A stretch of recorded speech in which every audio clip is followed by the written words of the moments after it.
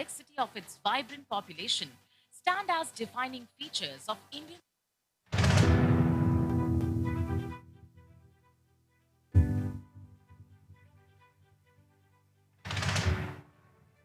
India's journey of growth and transformation has always been powered by data.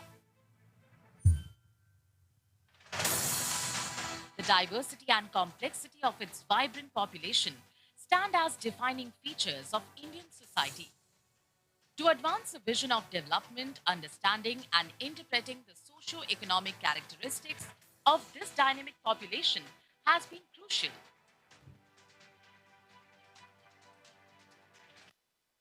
The journey of national sample surveys started in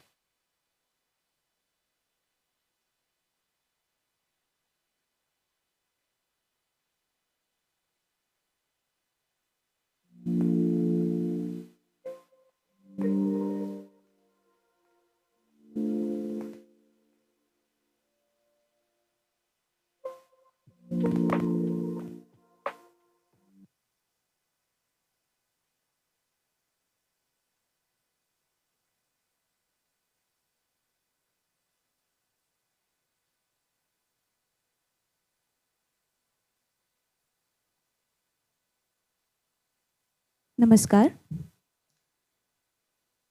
अनगिन से निकलकर एक तारा था। एक तारा बाहर कैसे निकला था? अनगिन से अलग होकर अकेला एक देर। हवा का झोंका जो आया वो भी हवा के झोंकों का पहला झोंका। अनगिन से निकल पहली बस कुछ पल। अनगिन का अकेला अकेले अनगिन।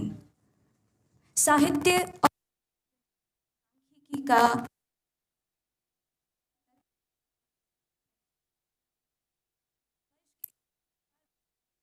की कविता की याद मेरे साथ को इस समय हो आती है।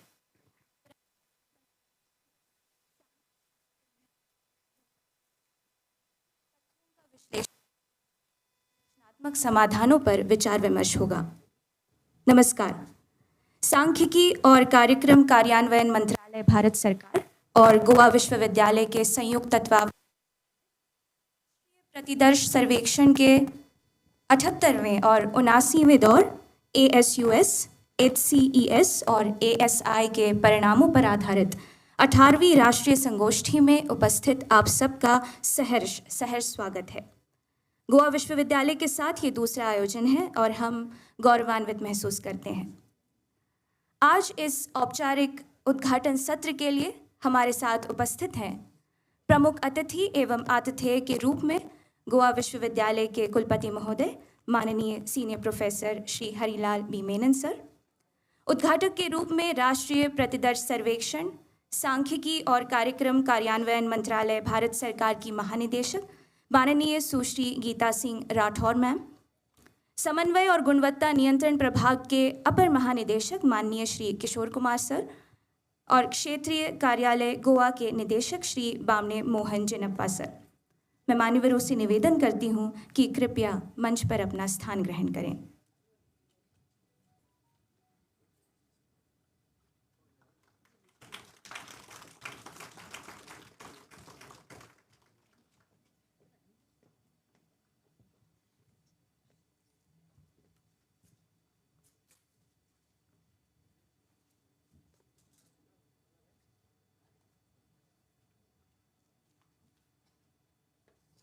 बहुत बहुत धन्यवाद। आप सबका फिर एक बार हार्दिक स्वागत। अब मैं सभी मान्यवरों से निवेदन करती हूं कि कृपया ज्ञान का प्रतीक दीप प्रज्वलित कर इस कार्यक्रम का औपचारिक उद्घाटन करें।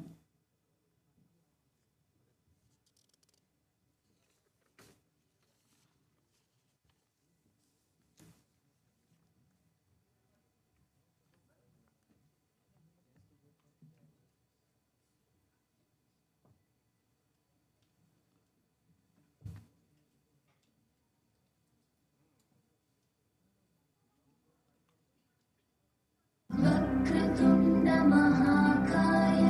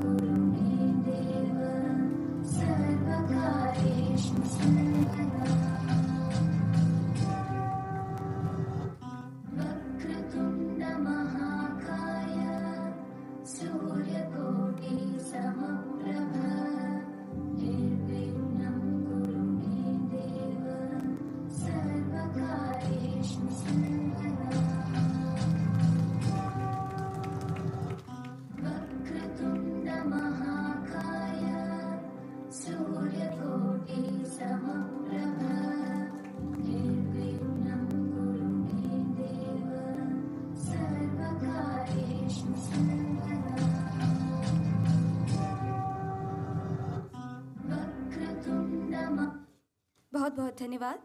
ज्ञान, विज्ञान, प्रेम और संवेदनशीलता का दीप सतत हमारा मार्गदर्शन करता रहे। अब हम हमारे मान्यवरों का स्वागत, प्रेम की भेंट पुष्प, गोवा को जीवंतता देने वाले गोवा के सुपुत्र मारियो मिरांडा के कैरिकेचर चित्र और एनएसएस के स्मृति चिन्ह से स्वागत करेंगे। मैं निवेदन करती हूँ समन्वय और गुणवत्ता नियंत्रण प्रभाग के उप महानिदेशक श्री सुब्रमण्य राव सर से कि आप राष्ट्रीय प्रतिदर्श सर्वेक्षण, सांख्यिकी और कार्यक्रम कार्यान्वयन मंत्रालय, भारत सरकार की महानिदेशक माननीय सुश्री गीता सिंह राठौर मैम का स्वागत एवं सम्मान करें।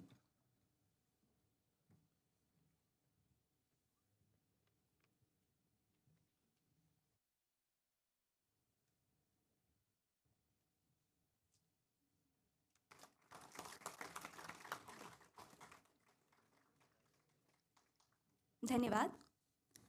निवेदन है समन्वय और गुणवत्ता नियंत्रण प्रभाग के निदेशक श्री अतुल कुमार शर्मा से कि आप गोवा विश्वविद्यालय के कुलपति महोदय माननीय senior professor Shri Harilal B Menon sir का स्वागत एवं सम्मान करें।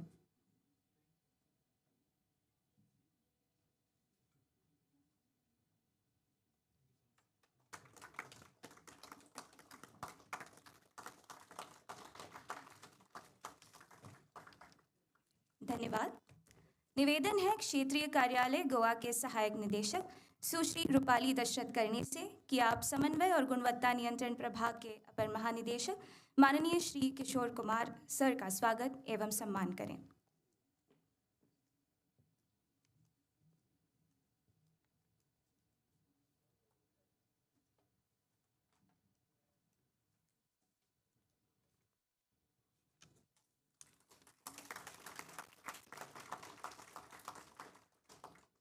धन्यवाद। निवेदन करती हूँ समन्वय और गुणवत्ता नियंत्रण प्रभाग के उप निदेशक श्री पंकज कुमार से कि आप क्षेत्रीय कार्यालय गोवा के निदेशक श्री बामने मोहन चिनप्पा का स्वागत एवं सम्मान करें।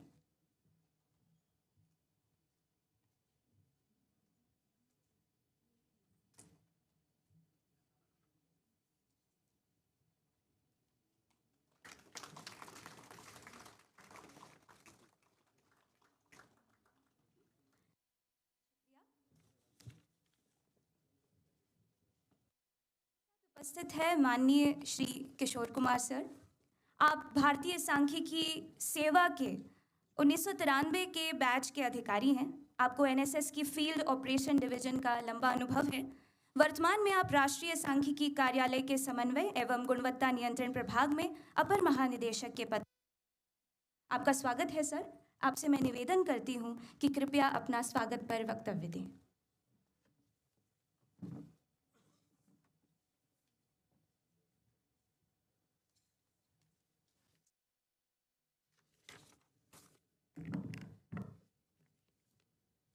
Good morning, everyone.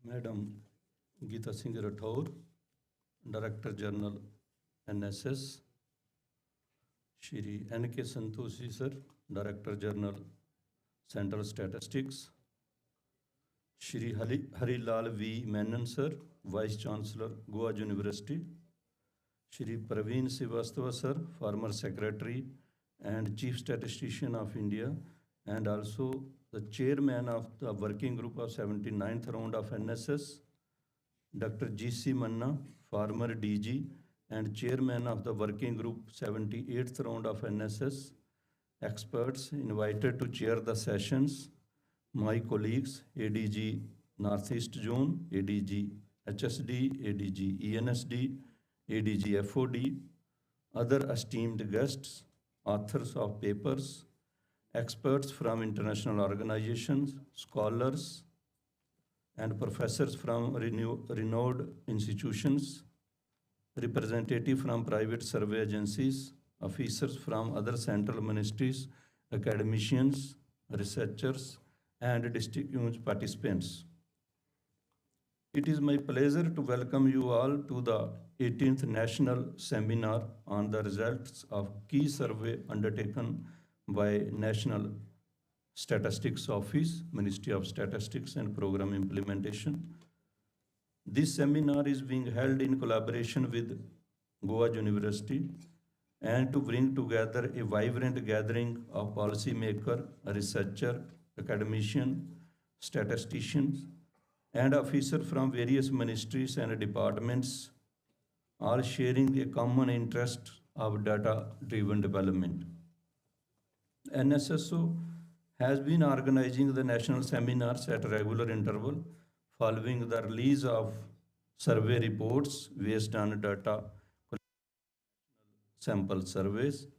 These seminars serve as important academic platform where expert researchers, academicians, and government officials from across the country discuss analytic papers derived from the survey findings. So far, 17 such seminars have been successfully held in prestigious institutions across India.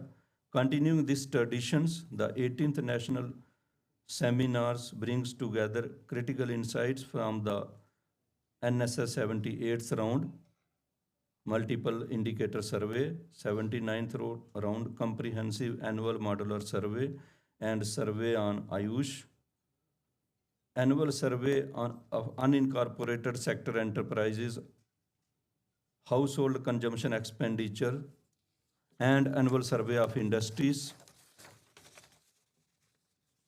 These surveys form the backbone of India's statistical systems and are important to understanding economic trends, consumption behavior, and emerging social dynamics in the country. At the very outset, I would like to extend my warm welcome to Madam Geeta Singh Rathore, Director General NSS. Madam, your visionary leaderships and continuous guidance have significantly accelerated the progress of the NSS. Under your leadership, numerous important developments have taken place, right from issuing the advance release calendars of NSS. Survey results are released within a period of 3 months, roll for the next 3 years, provision for generating the district level estimates, providing CAPIs and other cloud service support to the state government and union territories, and many other initiatives. Your esteemed presence here today to inaugurate this session is truly meaningful. It is not only underscores the importance of future surveys, but also highlights the critical value of analyzing the outcomes of the previous survey undertaken by NSS. I would also like to welcome Shri N.K. Santoshi, Director General Statistics, sir. Your presence will undoubtedly enrich the sessions ahead and add great value to the proceedings. It is my honor to extend a warm welcome to Shri Harilal V. Menon, sir, Vice Chancellor of Goa University, for graciously accepting our request and collaborating with us in organizing these events in the university campus.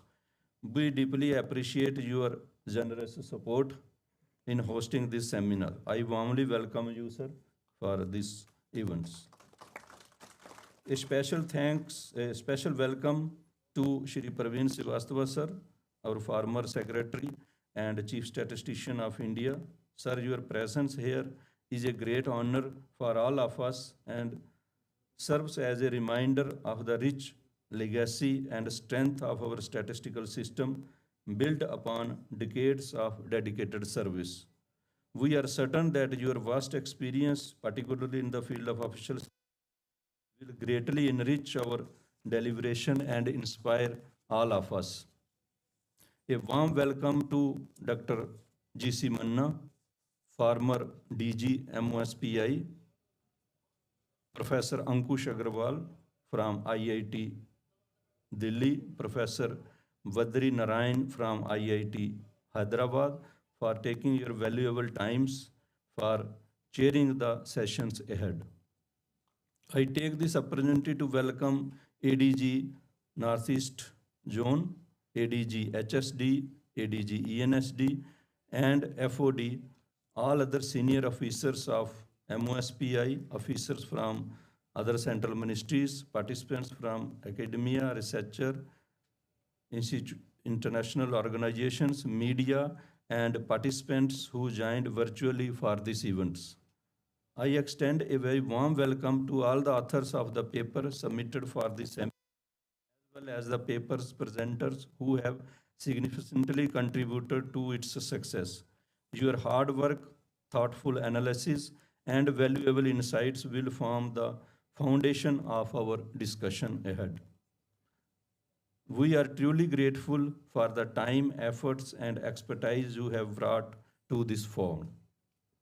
This seminar is not merely an occasion for disseminations, but a vibrant platform for critical dialogue, learning, and collaborations. With over 200 participants from diverse institutions and backgrounds, we eagerly anticipate thought-provoking discussions that will deepen our understandings and contribute to the development of more inclusive and effective public policies. I once again warmly welcome each one of you and request for your active participation in the discussions over the next 2 days.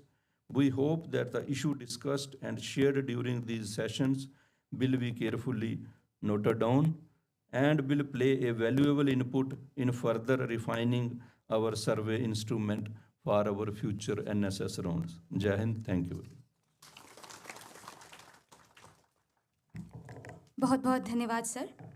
अब मैं निवेदन करती हूँ कार्यक्रम के प्रमुख अतिथि एवं आतिथेय के रूप में उपस्थित गोवा विश्वविद्यालय के कुलपति महोदय माननीय senior professor Shri Harilal B Menon sir से कि कृपया सभा को संबोधित करें।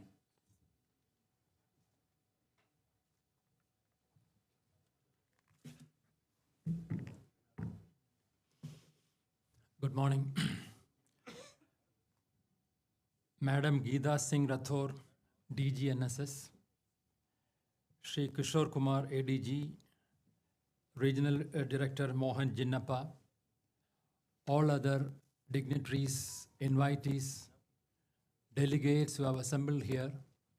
In fact, I would say that brilliant minds who had joined here, brilliant minds, especially in statistics, in economics, in public policy, joined here to discuss various aspects, emerging out of the data generated from the 78th and 79th rounds of NSS. So my hearty welcome to Goa University for this 18th National Seminar. In fact, I consider this as an, very good opportunity for those students and researchers from Goa University and of course from across the academicians from across the state of Goa to interact with these experts in statistics, in economics, in public policy and various different disciplines so as to understand that what is emerging out of this conference. In fact, I also understand that the thrust area is, household consumption and then annual survey of industries and ASUSE, that is, I don't remember the expansion of that. So all those different aspects. ASUSE, what I understood is that authorized or unorganized sectors. Such a data would certainly help the government once you discuss and come out with. That will certainly help the government to come out with shaping the policy. Because our, whole idea behind this NSS is that how to understand which are the unauthorized sectors, what is the household consumption in terms of education, in terms of, medication, in terms of many other aspects. So therefore, how to have an idea about this? I would say that, being an academic institution, I would discuss something in terms of academic activities or the research activity.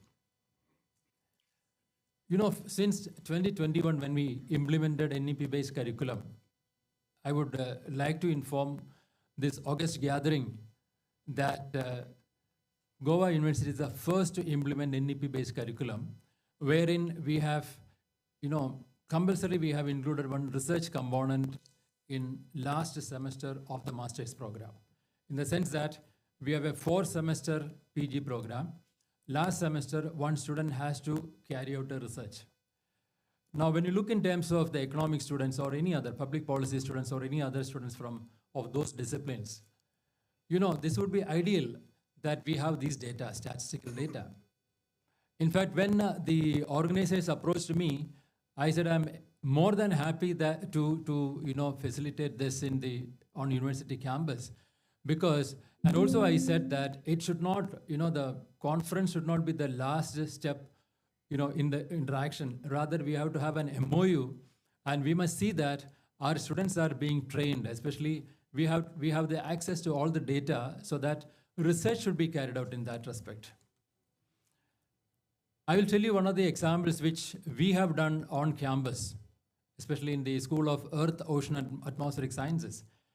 We started with how effectively we can use satellite data for identifying potential fishing zones so as to reduce house consumption, in the sense that we have 25% of the people in Goa depending on fishery related activities. Now, to identify which area you get maximum fish, how we can do the research which we carry out in the laboratory, how we can have an approach of lab to land approach, and then how can we help them so that they will spend less from their pocket, they get the maximum catch. I would say that we have been working on that. We first started with a model development, numerical simulation, numerical model, wherein atmosphere has been divided into different layers of Rayleigh scattering, Mie scattering, many others. And then we try to understand how each photon travels through the atmosphere and when it interacts with the sea surface, because basically, potential fishing zone.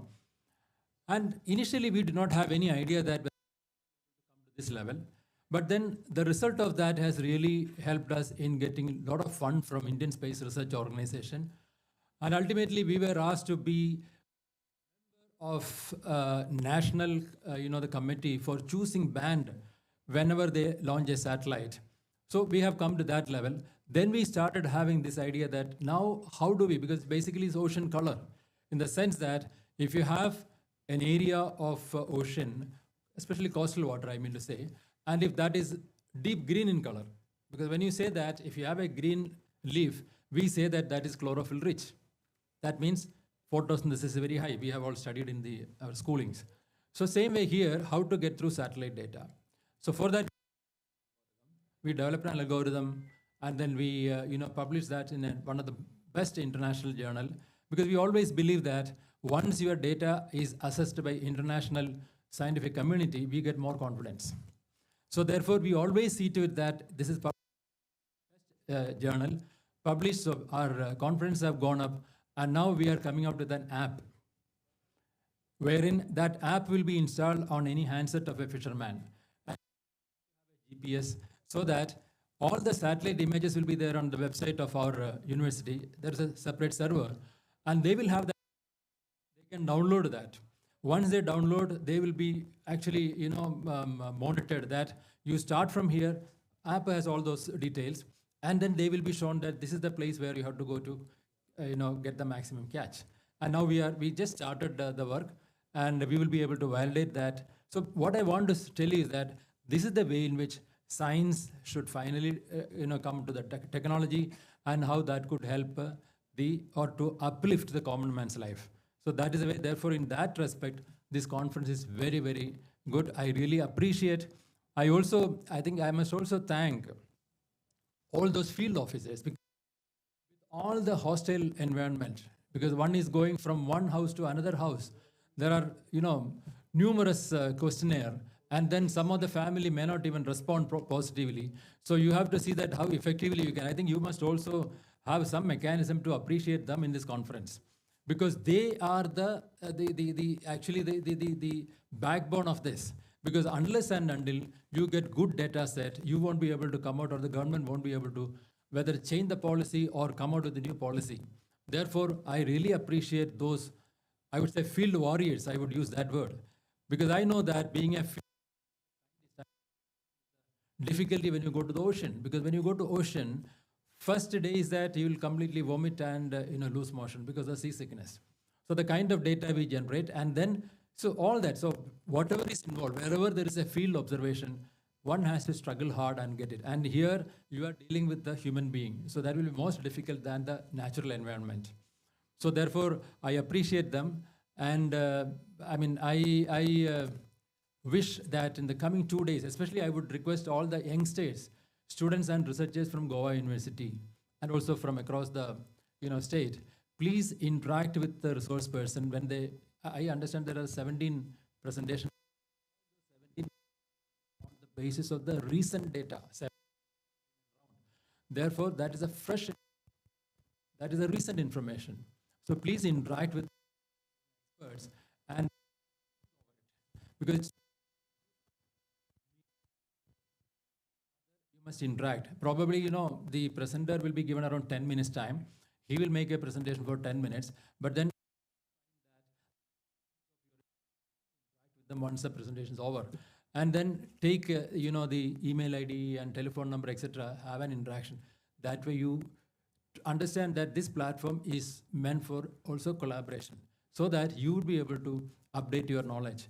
I wish all the very success for this conference, and I must also say that when you have some free time, please go to beach, because Goa is very beautiful.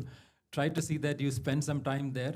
And once again, I thank Madam Geeta and all the organizers. Especially I must thank Professor Pranab, because my colleague Professor Pranab, he is from economics discipline.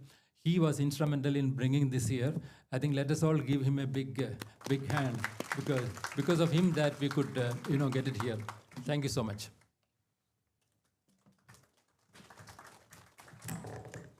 बहुत बहुत धन्यवाद sir, आपका सार्थक नेतृत्व, मार्गदर्शन और गोवा विश्वविद्यालय में वैज्ञानिक प्रवृत्ति का प्रोत्साहन हमें प्रेरित करता है। आपके वक्तव्य के लिए बहुत बहुत धन्यवाद। आज हमारे साथ उद्घाटक के रूप में उपस्थित हैं माननीय सुश्री गीता सिंह राठौर। आप भारतीय सांख्यिकी सेवा ISS की 1992 की बैच की अधिकारी हैं और वर्तमान में NSS NSO सांख्यिकी और कार्यक्रम कार्यान्वयन मंत्रालय भारत सरकार में महानिदेशक के पद पर कार्यरत हैं। सांख्यिकी के क्षेत्र में एक विशिष्ट करियर के साथ आपने भारत की सामाजिक आर्थिक सर्वेक्षण प्रणाली को सुदृढ़ बनाने में महत्वपूर्ण भूमिका निभाई है।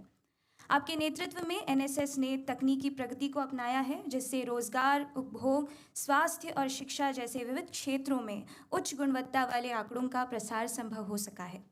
आपने household consumption expenditure survey और the periodic labour force survey जैसे महत्वपूर्ण सर्वेक्षणों का पर्यवेक्षण किया है, जो साक्ष्य आधारित नीति निर्माण और आर्थिक योजना के लिए अत्यंत ज़रूरी है।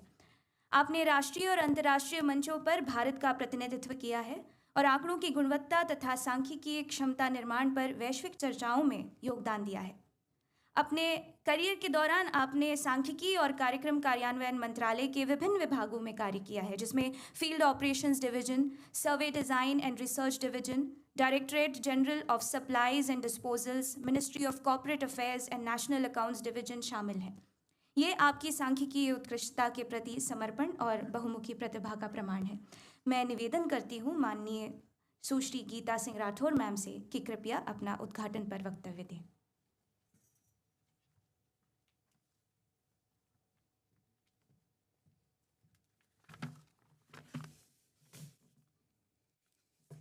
Good morning, everyone. Respected colleagues, distinguished guests, ladies and gentlemen. It's an honor to stand before you today to inaugurate the 18th National Seminar, where we'll explore the findings from some of our most significant sample surveys. First, I want to extend my thanks to Professor Harilal B. Menon, Vice Chancellor of Goa University, for graciously hosting this seminar, and to his dedicated team for their outstanding support. A special note of appreciation goes to researchers, academicians, students from various universities, and ISS officers who submitted paper for this seminar. A special congratulations to the authors of the selected papers. Your rigorous analysis forms the backbone of today's discussion. This year is particularly special as we celebrate the 75th anniversary of National Sample Survey, a milestone that marks over 7 decades of pioneering work in statistical data collection across. Since its inception in 1950, the NSS has been at the forefront of developing methodologies for large-scale surveys that cover the entire country. Its remarkable journey over the past 75 years has made it clear in shaping India's policy decision and development strategies. Over the year, NSS has evolved to meet the changing need of our nation.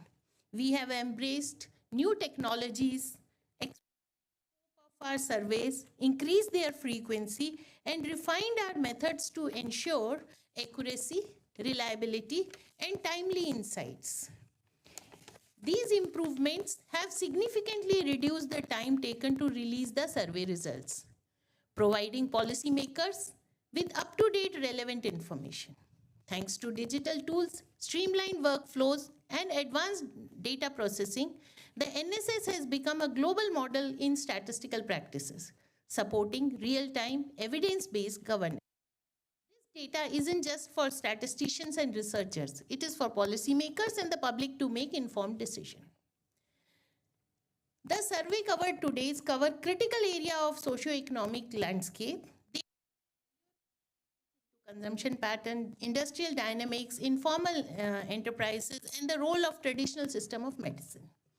In addition, the NSO is conducting several major surveys, including periodic labor force, social consumption on health, and comprehensive modular survey focusing on telecommunications. We are also preparing to launch domestic tourism survey and the national household travel survey in July 2020. To make our labor market statistics more responsive, we introduce monthly estimates through the PLFS starting from January 2025, offering more frequent insights into employment trends. We have expanded quarterly and through partnership with state governments, district level estimates data. These efforts are supported by technical and financial assistance, reinforcing our data system at every level of the governance. This national seminar is more than a platform to present research. It's a place for collaboration and meaningful dialogues. We deeply value the active participation of authors, researchers, and attendees from diverse universities. Your insights, suggestions, and critique are crucial in refining our understanding and approaches. Together, we aim to ensure that the data we generate is not only accurate, but also meaningful and society's evolving need. As we look ahead to Amrit Kal, the next 25 years, leading up to India's 100th independence anniversary, let us continue our journey of innovation and inclusion. Just to keeping up with emerging technologies and data demand, but to leading the way in creating a future-ready statistical system that champions transparency, accountability, and citizen-centric governance. Once again, thanks to Goa University for your warm hospitality and to all participants for your active involvement. With this, I look forward to 2 days of rich discussions and productive exchange. Thank you. धन्यवाद ma'am आपके महत्वपूर्ण कार्य के लिए, आपकी और आपके वक्तव्य। अब हम औपचारिक सत्र के अंत मैं निवेदन करती हूँ क्षेत्रीय कार्यालय गोवा के निदेशक श्री बामने मोहन जिनप्पा सर से कि कृपया कार्यक्रम का औपचारिक धन्यवाद ज्ञापन करें।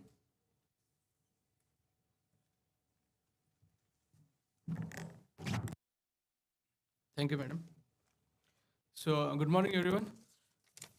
On this occasion of 18th National Seminar we are conducting today, first and foremost, I would like to express my deepest gratitude to the respected Vice Chancellor Sri Harilal Menon sir for providing his consent to jointly organize this event.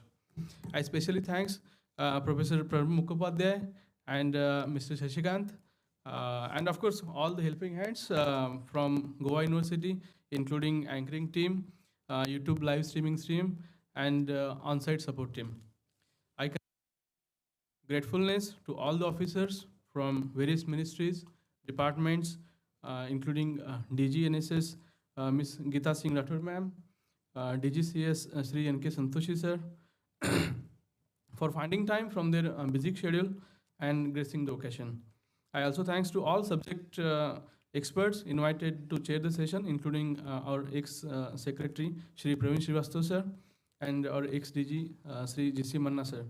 And other all eminent personalities from various institutions. Also, I take this opportunity to thank all the participating officers from state DES offices of Goa, Kerala, Tamil Nadu, and Andhra Pradesh. I sincerely thanks all the professors, authors of the selected papers for presentation, faculty member, research scholars, academicians, and media person present over here, especially media and publicity unit of MOSPI. I must thanks to our NSS team at FOD headquarters, headed by our ADG Sunita Bhaskar ma'am, for giving this opportunity, ma'am, and ensuring interesting us for this work. A team of coordination and officers are in continuously touch with us since last 15 days, and their support we have received 24/7. I express tons of thanks to the whole team of CQCD, headed by ADG Sri Kishore Kumar sir. Last but not least, I am thankful to the team members of all the arranging team, and thank you everyone for your participation, and I hope everyone takes away the benefit of this 2 days program. Thank you all. धन्यवाद sir. ये संगोष्ठी सफल और सार्थक हो, इसी उम्मीद के साथ आप सबका बहुत बहुत शुक्रिया। ये औपचारिक कार्यक्रम यही समाप्त होता है। मैं मान्यवरों से विनम्र निवेदन करती हूँ कि अपना स्थान ग्रहण करें।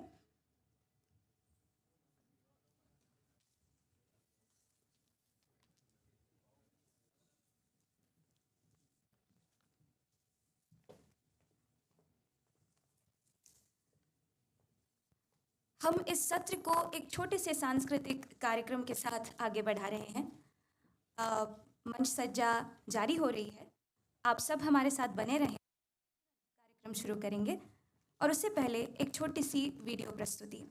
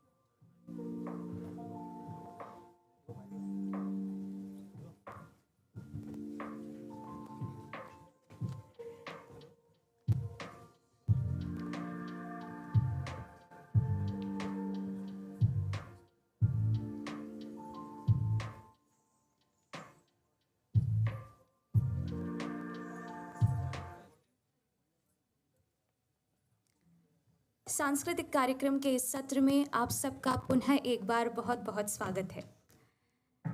इस कार्यक्रम की शुरुआत हम पुष्पांजलि से करेंगे और ये पुष्पांजलि आपके समक्ष प्रस्तुत करने वाले हैं दीपांकर मित्रा। दीपांकर मित्रा 2019 के बैच के ISS अधिकारी हैं। वर्तमान में आप नेशनल अकाउंट्स डिवीजन में डेप्यूटी डायरेक्टर के रूप में कार्यरत हैं और आपने अपने भरतनाट्यम का प्रशिक्षण प्रसिद्ध भरतनाट्यम और विलासिनी अट्टम नृत्यांगना पूर्वाधनश्री से लिया है। आप पुष्पांजलि प्रस्तुत करने वाले हैं, ये एक नमन है। इस परंपरा में नर्तक के द्वारा पुष्पांजलि ईश्वर, गुरु या दर्शक को समर्पित की जाती है। आज की ये पुष्पांजलि समर्पित है ज्ञान और बुद्धि के प्रतीक गणेश को। पारंपरिक ताल के बोल और उपरांत गणेश वंदना के साथ।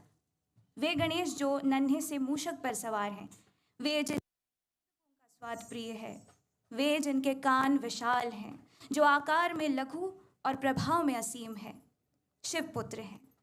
भाव, राग और ताल के पुष्पों से ये प्रथम नृत्य आपके समक्ष प्रस्तुत है पुष्पांजलि। राग नट्टई, ताल आदि ताल में।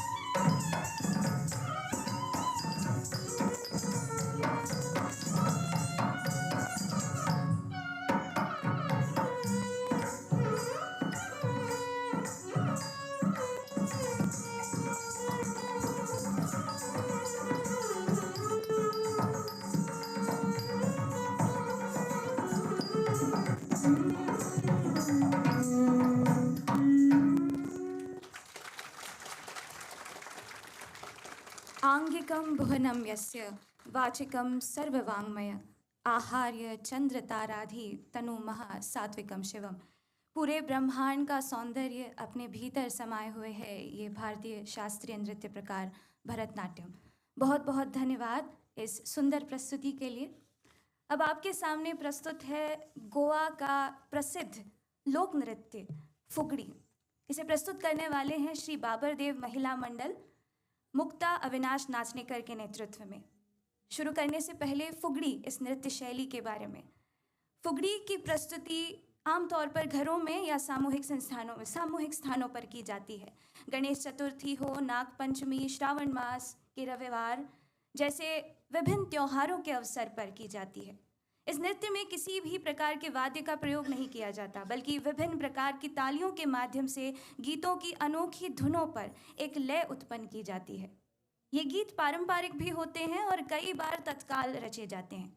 इस नृत्य में संवाद, शारीरिक हाव भाव और अभिव्यक्तियां शामिल होती हैं। इस नृत्य में कई बार आदिम संस्कृति की झलक दिखाई देती है। साथ ही गोवा के समाज की संरचना, स्वतंत्रता की इच्छाएं, आकांक्षाएं, बचपन और मायके की स्मृतियां और भेदभाव के प्रति कई बार दृढ़ प्रतिरोध को व्यंग, हास्य और साहस के साथ प्रस्तुत किया जाता है। प्रस्तुत है आपके सामने फुगड़ी।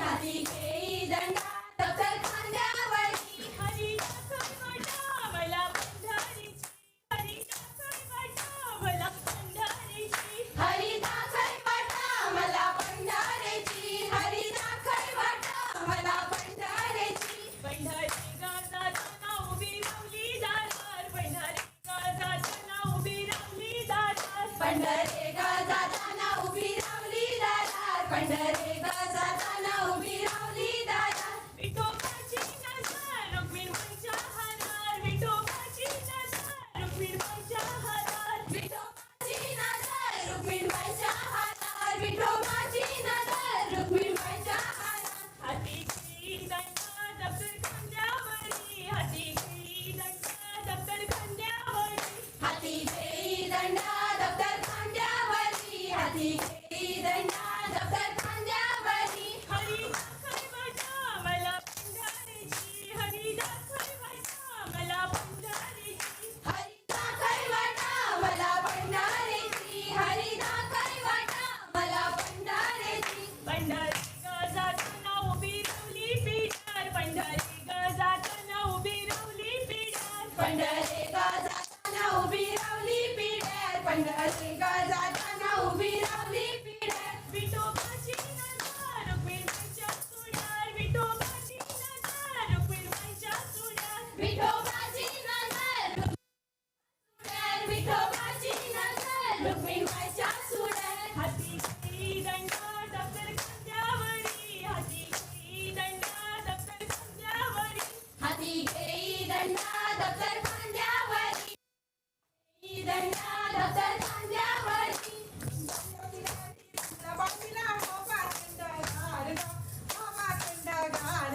दर्या किनारी बंगला बांधला हवा थंडगार ग हवा थंडगार ग त्या बंगल्याला रंग काढला पिवळा हिरवा लाल ग त्या बंगल्याला रंग काढला पिवळा हिरवा लाल ग पिवळा हिरवा लाल ग त्या बंगल्याला नाव ठेवले बाबा आमचे थोर ग बाबा आमचे थोर ग त्या बंगल्याला नाव ठेवले बाबा आमचे थोर ग बाबा आमचे थोर ग झिम्मा खेळूया ग बाई उडी घालूया ओवाळीच्या झाडाखाली फुले वेचूया दोघी मैत्रिणी जोडीच्या हातात वाटल्या तोडीच्या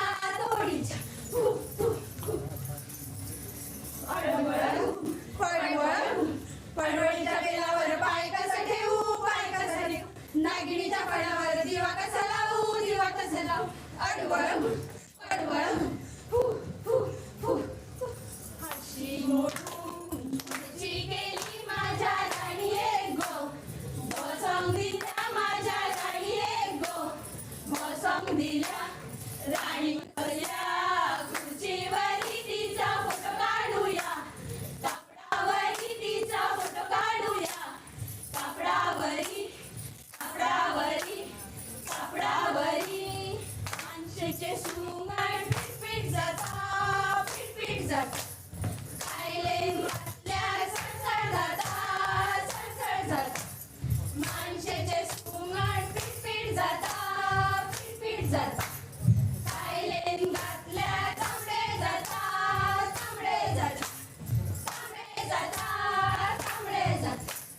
बेटीच्या माते थैलो नळो बेटी नाचता सगळं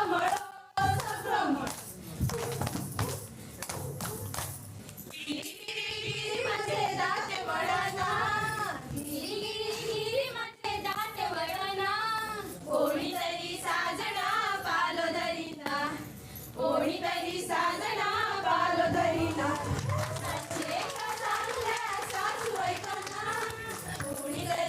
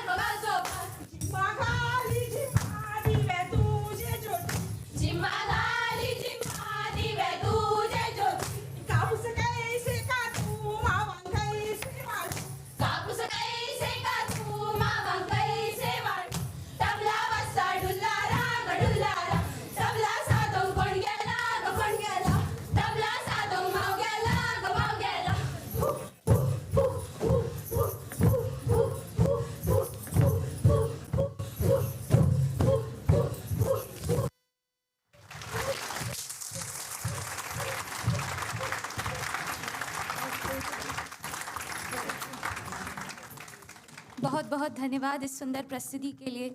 इस फुगड़ी में प्रेम है, प्रकृति है, साहस है, गुणार्थ है और धैर्य की देवी देवताओं को भी खींचकर अपने समकक्ष खड़ी कर सकें।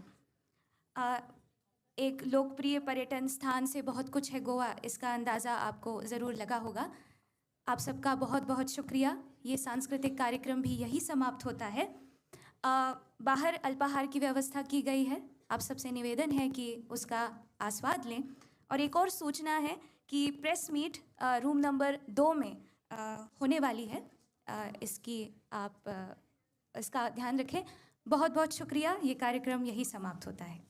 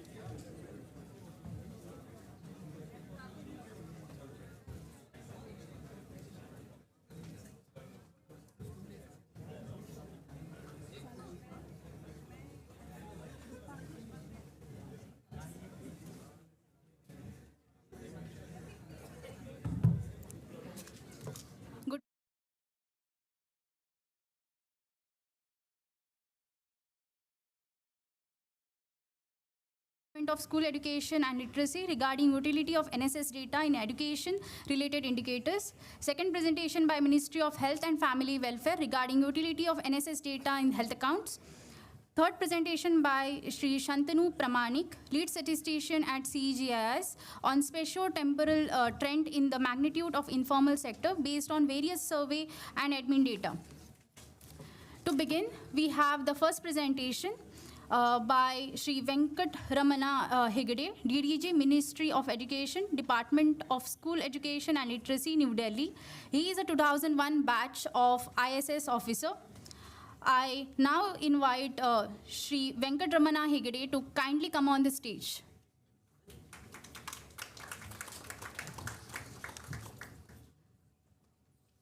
I kindly request Ms. Rupali to welcome Sri Venkat Ramana Hegde, sir, with a token of appreciation.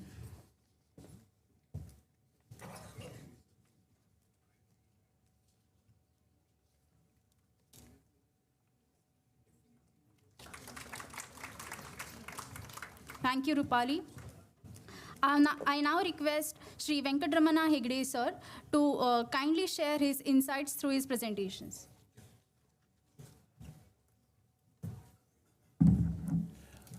Good morning to everyone, respected DG NSSO, DG CSO, or XCSI, sir, all other esteemed colleagues and participants from Goa University and other all research-minded fellows who are following through YouTubes. Today here I would like to show some of the smallest point. We usually call it as a very big data.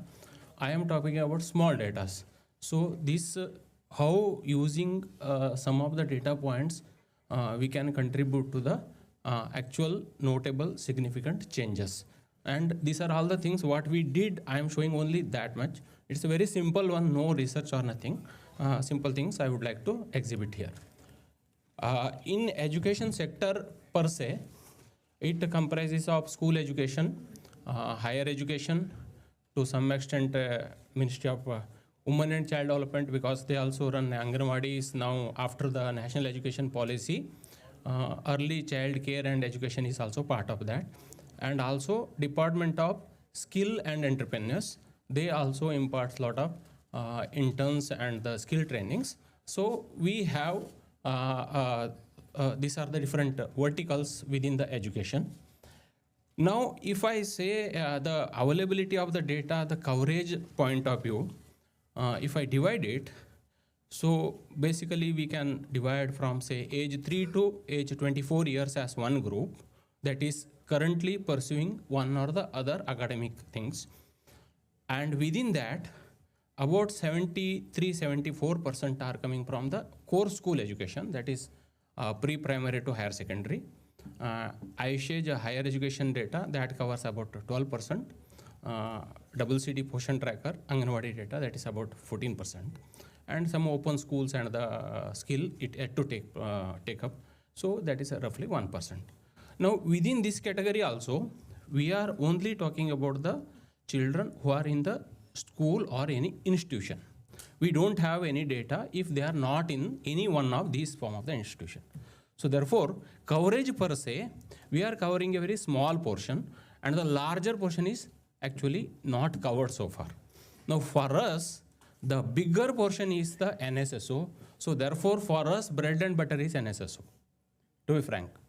And most of the things, the 25 years and above, and those children of school going age who are not in any of the institutions, school, higher education, or the skill, or whatever may be. So that data also, we are fully depending on NSSO. Sometimes people used to refer NFHS survey data, and also some NGOs, Pratham and all, they conduct a survey. But of late, since NSSO is also coming up with a very quick release, and also coming up with a variety of publications and the data collection. Now, after seeing all these, many of the ministries now completely depending on NSS, and big thanks to the field officers and the efforts made by NSSO. This is one of the backbone. Now, within school, that 73% part, just I will show you, because I will take this opportunity to tell you what we do. We also, through online portal, it's our UDICE is an online portal, where all the schools, irrespective of the management, whether it is private or government aided, or even minority institutions like madrasas, we have allocated a unique code to that is called UDICE code. Through that we measure, and these schools, we collect a lot of data points from each of the schools, like infrastructure availability, constituency fall, then teachers facility, etc. Similarly, in these schools, we cover, as per our data, around roughly 98 lakh teachers are imparting one or the other kind of teaching in the schools.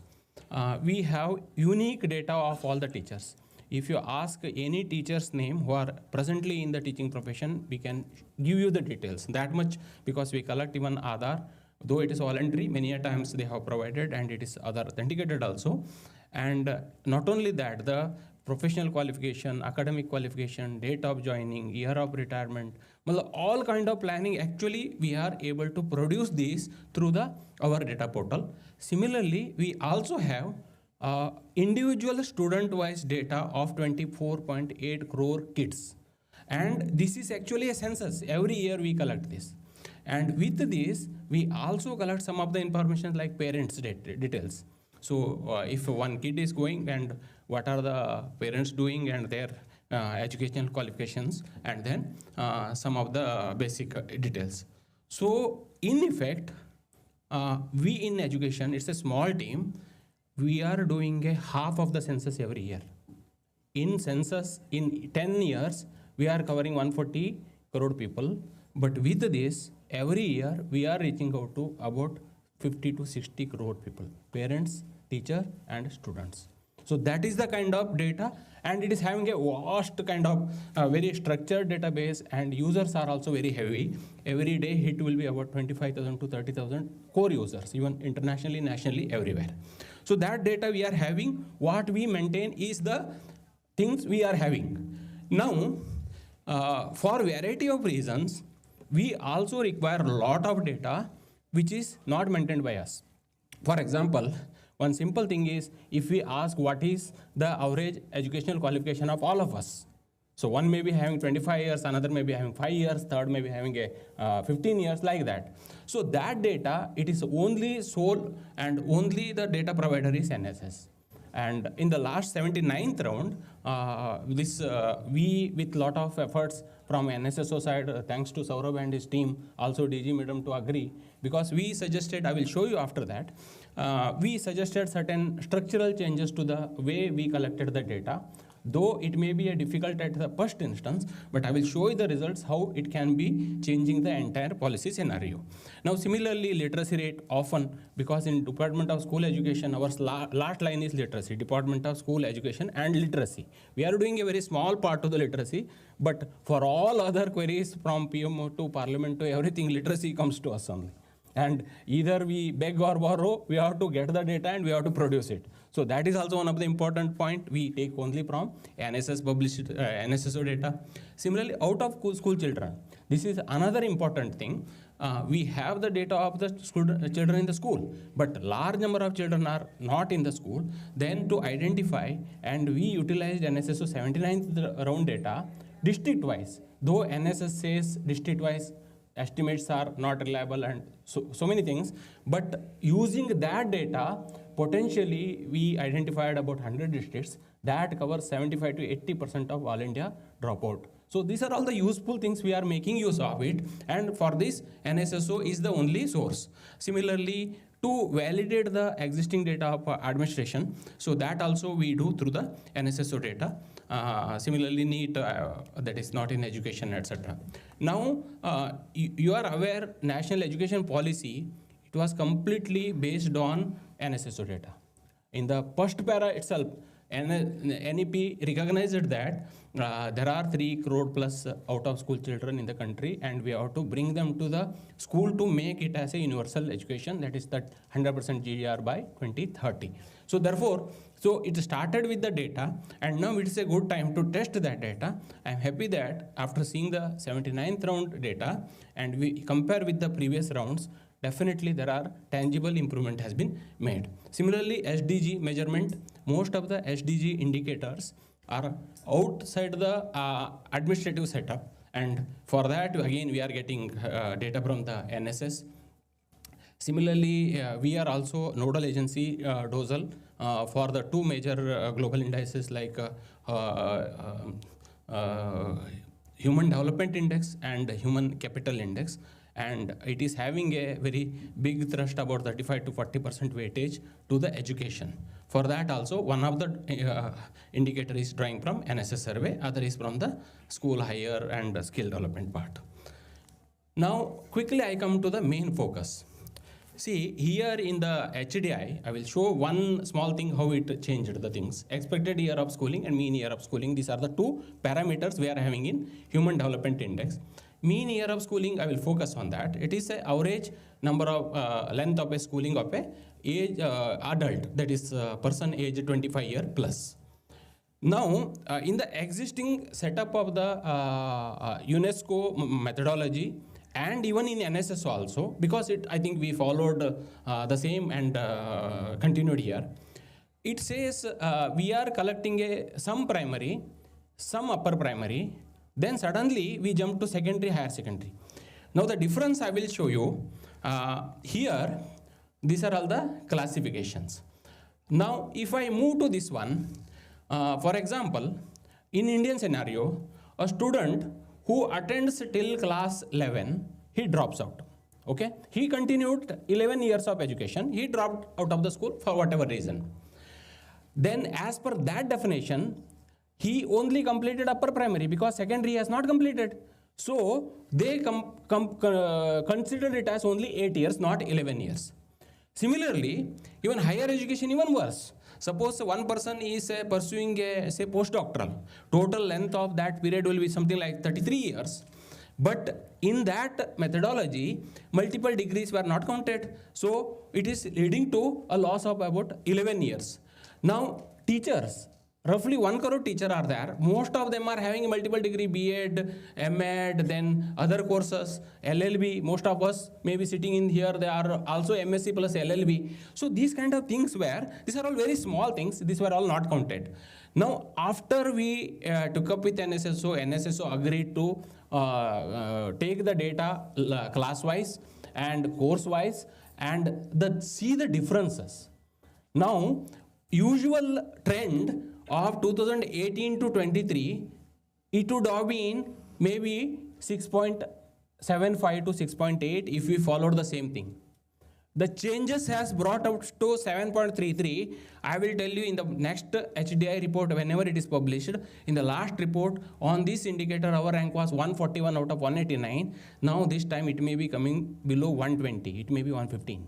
So that is the kind of gain we are having if we look into the structural changes. Small things we have to pay the attention, and if you get, and for this it is possible only because of FOD. Because FOD also agreed to collect the change in definition. Because always we are rigid about the changing the definition, changing the structure, changing the methodology. It will not harm, because in international context, nobody leaves the school once enter from class 1 to, they will exit only at class 12. For them, it is not at all affected. But for us, many of them are leaving the school at a different point of time. For us, it is very important thing. Now we are able to show the result based on such kind of changes. Therefore, we are using the survey data regularly for our policy making and also showing improvement. Now, another point I will tell you, the earlier one we have already convinced UNESCO and it has already been published. We succeeded. Now on this part, we are halfway. We have taken up with the UNESCO. Now hopefully maybe in next 6 months time, 1 year time, we will not leave it. It will be reflected. Now the problem is, in India, mostly we start schooling from class 1. Of late it started from pre-primary. But in other countries, invariably it is from the pre-primary, age 3. Now in the international scenario, in classification, it doesn't matter whether you having a pre-primary or primary, length of the education. So there also we highlighted, we have to go by this. The third part is very interesting. In India, NSS survey data, if you take it PLFS or 79th round or maybe the earlier round, around 8 crore kids of age, 8 crore youth of age 15 to 24 years who are supposed to be a part of the education system are not in education system, they are in the labor force. So for this expected year of schooling, what the formula says, denominator is the total population of age 4 to 24 years. So everybody has been counted. In the numerator, those who are in the enrolled, presently enrolled are being counted. Now in that age group, 8 crore people, I have accommodated more in the denominator, but in the numerator, no chance to adjust it. So what we said is, you take this data, you either come up with a correction factor. For countries which is having a large number of people going to the skill side or they are not currently pursuing, you have to make a correction factor or you have to adjust the denominator accordingly. So we are halfway. They are suggesting for a expert committee to study and come up with a report and all. But if that is done, then our actually expected year of schooling is going up to 13.36. That is, on an average, our kids who are joining the school are completing 13 years. Matlab, class 12 plus 1 year kind of thing. But if that is done, it will go up to something like 15 and a half. In that case, our rank presently is 118 after this exercise. Now that can come to below 100. This is not a joke. We could not manage it for my last 25 years. But if we do that, then that will be a huge success. For that, unless we have the data, it is difficult to convince any agency. If I say something theoretically, nobody will agree. They ask for it, show the data. When we present the data, see that the things, these are the kind of things happening, then they definitely have to agree. So because otherwise they have to produce the alternative data. So therefore, for us, NSSO is the only source to defend such kind of things, and it is actually helping, ultimately resulting to some of the policy improvement. Now the third part I will tell you, it is an introspection of our own work. Now in UDIS, after the RTE came into force in 2009, collective effort was to bring all the children to school, and effort was to bring more and more children. Now earlier UDIS publication, it says in 13-14, 25.85 crore children. I have not made any adjustment because our expert from NSSO say that, and then also it will be same, proportion will be same. Now NSSO said it was only 24.33 crore children are attending the school. UDIS said 25.85. Our difference was 1.5 crore. Similarly, it reduced a little bit by 2016-17, but still there were roughly 1 crore difference. Now if you see that, what is the change? Because from 20 to 23 onwards, we shifted our gross collection from the school to actual by name, Aadhaar number and all other unique identification. So if somebody asks the person outside, how many are there in this hall? He may say maybe 500. Then if you ask him to write down the name of 500, he may end up with having a 250. So that is what it happened. Actually, there were same set of people, students were registered in 2-3 schools and all. So we eliminated most of the ghosts or deduplication exercise take place. Now, and their questions were raised, where this 1.5 crore, because 21 to 22, 22 to 23, we had a drop of 1.5 crore children. So it was very difficult to explain to everybody, till our own bosses to higher ups. But when the question comes, where I have to go? I have to see the NSS data. Now see this, writing on the wall is very clear. Now we are bridging that gap. It was never there. We have shown it was a notion, it was not there. But today when you count actually, now we both are almost same. So this is the kind of application we can use using the actual administrative data can become more strong if we have such kind of good supporting survey data also. Similarly, again, many of the cases in our higher education, higher secondary schools, GR and retention, whatever you take, it is roughly 55 to 60% range. Means a person, 100 students entering class 1 are end up with reaching maybe 55, 60 to class 12. Rest will go away. So where they go? So usually in our internal own discussions, we will say, no, they are in the skill, they are in this, they are in that and all. So how to complement it? Now, if I mix that with the actually labor force survey or education survey data, so that clearly says the distribution and it is almost matching, There are some places like Delhi, it may be little overestimated because everybody knows everyone is coming to Delhi and all. Otherwise, by and large, it will support the kind of things and we use actually all this information. Again, it is not in training NEET, I explained. Again, to track the students who are not coming to the school, we use this data. Then, this is very interesting. Actually, RTE set a very stringent target of bringing everybody to school. And one of the thing was access. School should be there everywhere. Within 1 kilometer, there should be a primary school. Within 3 kilometers, upper primary school and all. Now, states, when you ask a state, nobody will say that it is not there. We come up with the data, it says every school is there. Now, how to counter it? How to verify it? How to validate it? Now, this is the another thing. See, if you see this NSS data with our own administrative data in UDICE or the data filled by the state government, it almost matches. So what does it say? Our field also, we always criticize NSS data is wrong, our field officials are not going to field. It's wrong. They are doing a very good job. Actually, we have to appreciate that part. That also can be drawn out of this. And I also say our administrative data is also good because somebody independent who is not in my control also saying the same thing. When two things are telling, this is one of the advantage. And then this just a small belief, like we always saying that our per hour return is say $8 and whether US this much, China this much, and why it is that? If you see that, again NSS data, I am not using any administrative data, it's the NSS data. It clearly says, if you see that in India, mostly about how much, 47 plus 26% are up to primary level.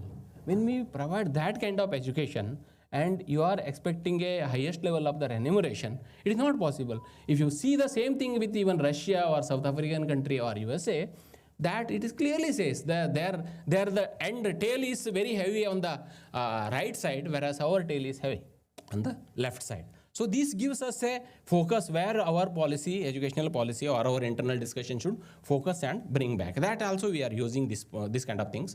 Then we run maybe 15-20 days campaign.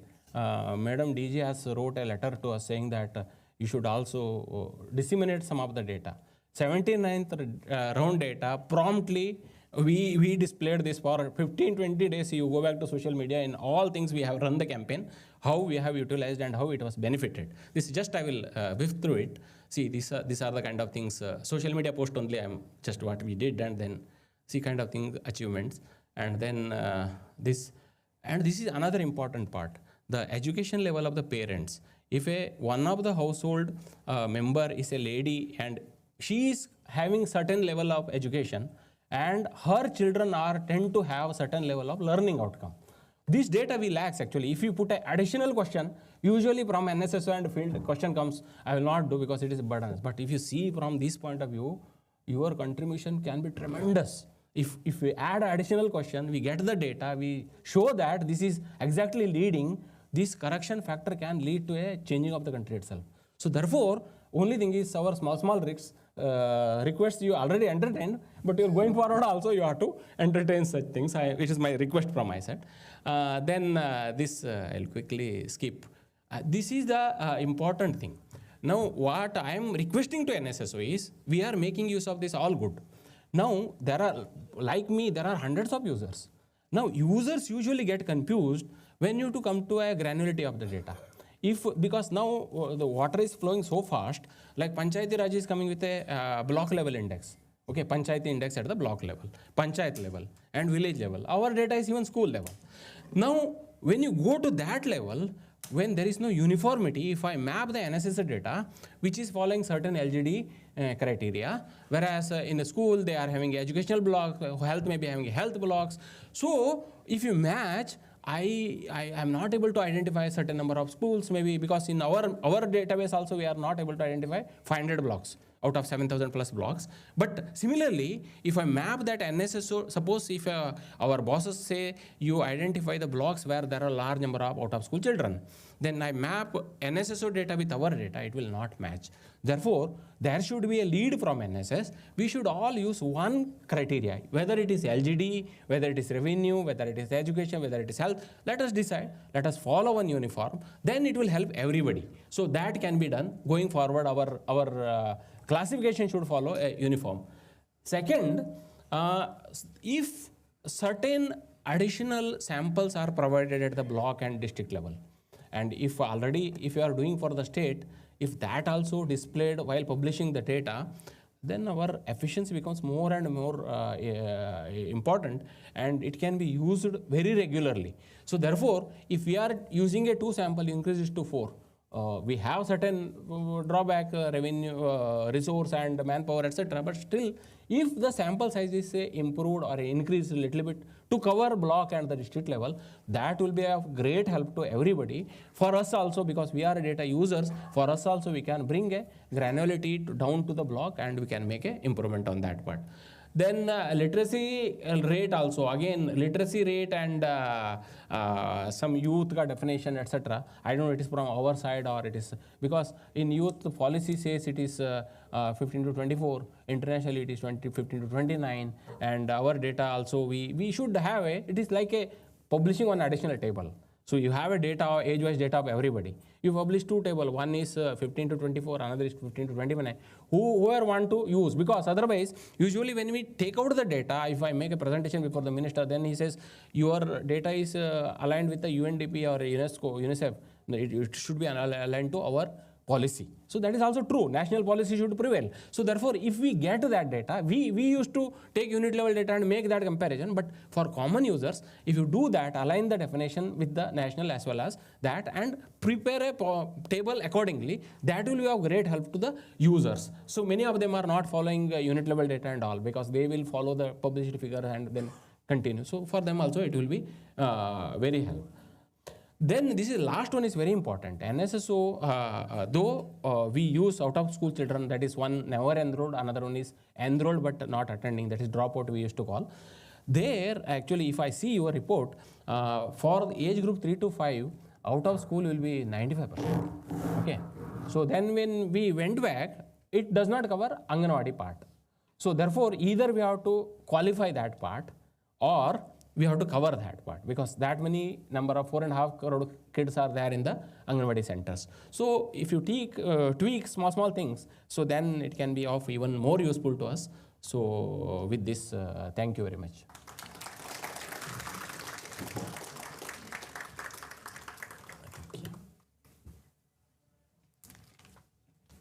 Yeah.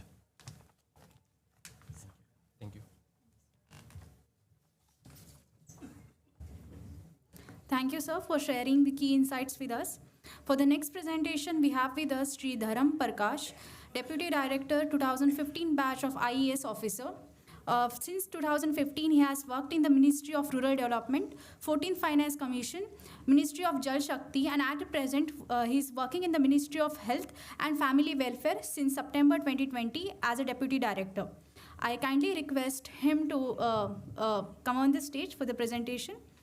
I now kindly request Ms. Antima Chaudhary, SSO RO Penjim, to welcome sir with the token of appreciation.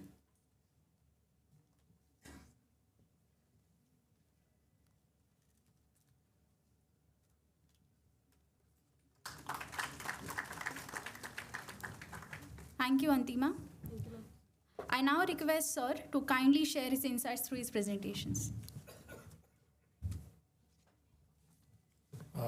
Good afternoon everyone.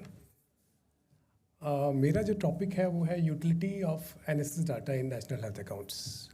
National health account आखिर है क्या? मैं थोड़ा सा पहले brief कर देता हूँ अपनी प्रेजेंटेशन से पहले, ताकि सबको अच्छी तरह से ये पता लग जाए कि आखिर किस तरह हम यूज़ करते हैं एनएसएस का डाटा अपने नेशनल हेल्थ अकाउंट के लिए. तो नेशनल हेल्थ अकाउंट हमारा है कि हेल्थ के ऊपर हमने कितना खर्च किया. तो इसके दो फैक्टर हैं. एक है कि गवर्नमेंट ने कितना खर्च किया, और दूसरा है कि आउट ऑफ पॉकेट से, यानी कि पब्लिक ने कितना खर्च किया. तो जो गवर्नमेंट का खर्चा है वो तो गवर्नमेंट के अकाउंट्स है, बहुत सारे उससे मिल जाता है. लेकिन जो पब्लिक जो खर्च करती है, हाउस होल्ड जो खर्च करता है, वो डाटा मिलना मुश्किल होता है. तो वो ये काम एनएसएस करता है. जो इसके जो स्पेसिफिक हेल्थ के ऊपर जो सर्वे हुए हैं उसके हिसाब से हम डाटा इसके अंदर लेते हैं, और जिसके अंदर हमें आउट ऑफ पॉकेट डाटा मिलता है. तो ये टोटल मिला के हमारा ये नेशनल हेल्थ अकाउंट बनता है. और नेशनल हेल्थ अकाउंट हम करके हम अपनी जो इकोनॉमिक के ऊपर बहुत सारे एनालिसिस उसके लिए करते हैं, जो हमारी फर्दर पॉलिसीज़ के लिए काम आते हैं. Let's start my presentation.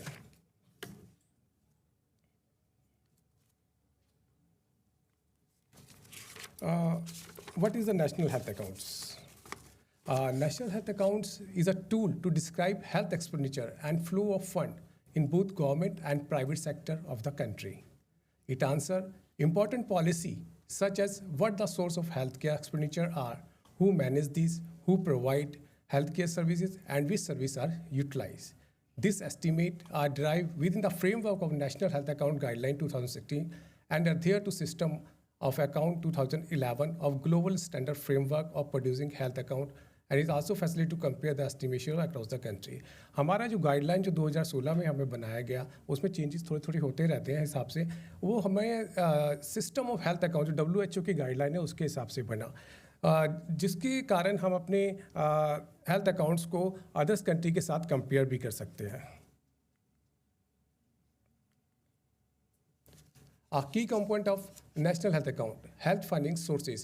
Health funding sources, health का मतलब है कि health का जो फाइनेंस है वो कहाँ से आता है.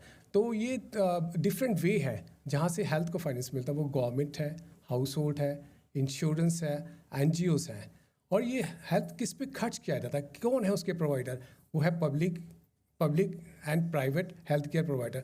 पब्लिक में जो है, जैसे हम गवर्नमेंट हॉस्पिटल है, CSC है, PSC है, गवर्नमेंट स्कीम्स है, ये सब हमारा पब्लिक प्रोवाइडर्स में आता है. और जो प्राइवेट है वो है जैसे private hospital, private diagnostic centre, corporate hospital, और डॉक्टर जो प्रैक्टिशनर है वो है. और मेन है आउट ऑफ पॉकेट एक्सपेंडिचर, जो कि जो एक हाउस होल्ड अपनी जेब से खर्च करता है, और वो मेजर कंपोनेंट है हमारे हेल्थ अकाउंट का, वो हमें NSS से मिलता है. मेजर डाटा सोर्स हमारा जो है वो detail demand for grants ministry of health affair का, और फिर डिटेल डिमांड फॉर ग्रांट्स क्या कहते हैं स्टेट डिपार्टमेंट्स का, और CGA से हम रिमबर्समेंट का डाटा उठाते हैं, expenditure statement, annual report, municipal corporation, national sample survey से हम उठाते हैं. जो मिनिस्ट्री ऑफ स्टैटिस्टिक्स का है वो आउट ऑफ पॉकेट एक्सपेंडिचर. तो यूटिलिटी वो NSS को provide the important role level of data calculation. जो NSS का 75th राउंड है वो सोशल कंजम्पशन हेल्थ के ऊपर. This is round is one the main source of the most recent data NHA. हमारा मोस्ट रिसेंट जो publications है वो 2021-22 है, जिसके अंदर से हमने NSS का 75th राउंड का डाटा यूज़ किया हुआ है. और it's provide the data detail on, और ये हमें जो डाटा जो प्रोवाइड करता है वो हॉस्पिटल्स और नॉन हॉस्पिटलाइजेशन कि हॉस्पिटल और नॉन हॉस्पिटलाइजेशन में कितना खर्च हुआ, type of health care service provider, public provider है, प्राइवेट है, इसके अंदर पता लगता है. मेडिकल एक्सपेंडिचर के कौन कौन से कंपोनेंट हैं, डिफरेंट हेल्थ केयर प्रोवाइडर्स कौन है, अमाउंट रिम्बर्समेंट क्या है, ये सब हमें NSS सर्वे से पता लगता है. मेटर्निटी केयर में source of prenatal and postnatal care provider, expenditure of prenatal and postnatal care, immunization of children, main source of the immunization is provider. और कौन कौन से प्रोवाइडर, गवर्नमेंट है, कि प्राइवेट है, ये सब हमें NSS के डाटा से पता लगता है। एक्सपेंडिचर और इम्यूनाइजेशन पे जो एक्सपेंडिचर होता है वो किस तरह से लेते हैं, कि किस पे खर्च किया जाता है, कौन प्रोवाइडर है, ये सब हमें NSS से पता लगता है।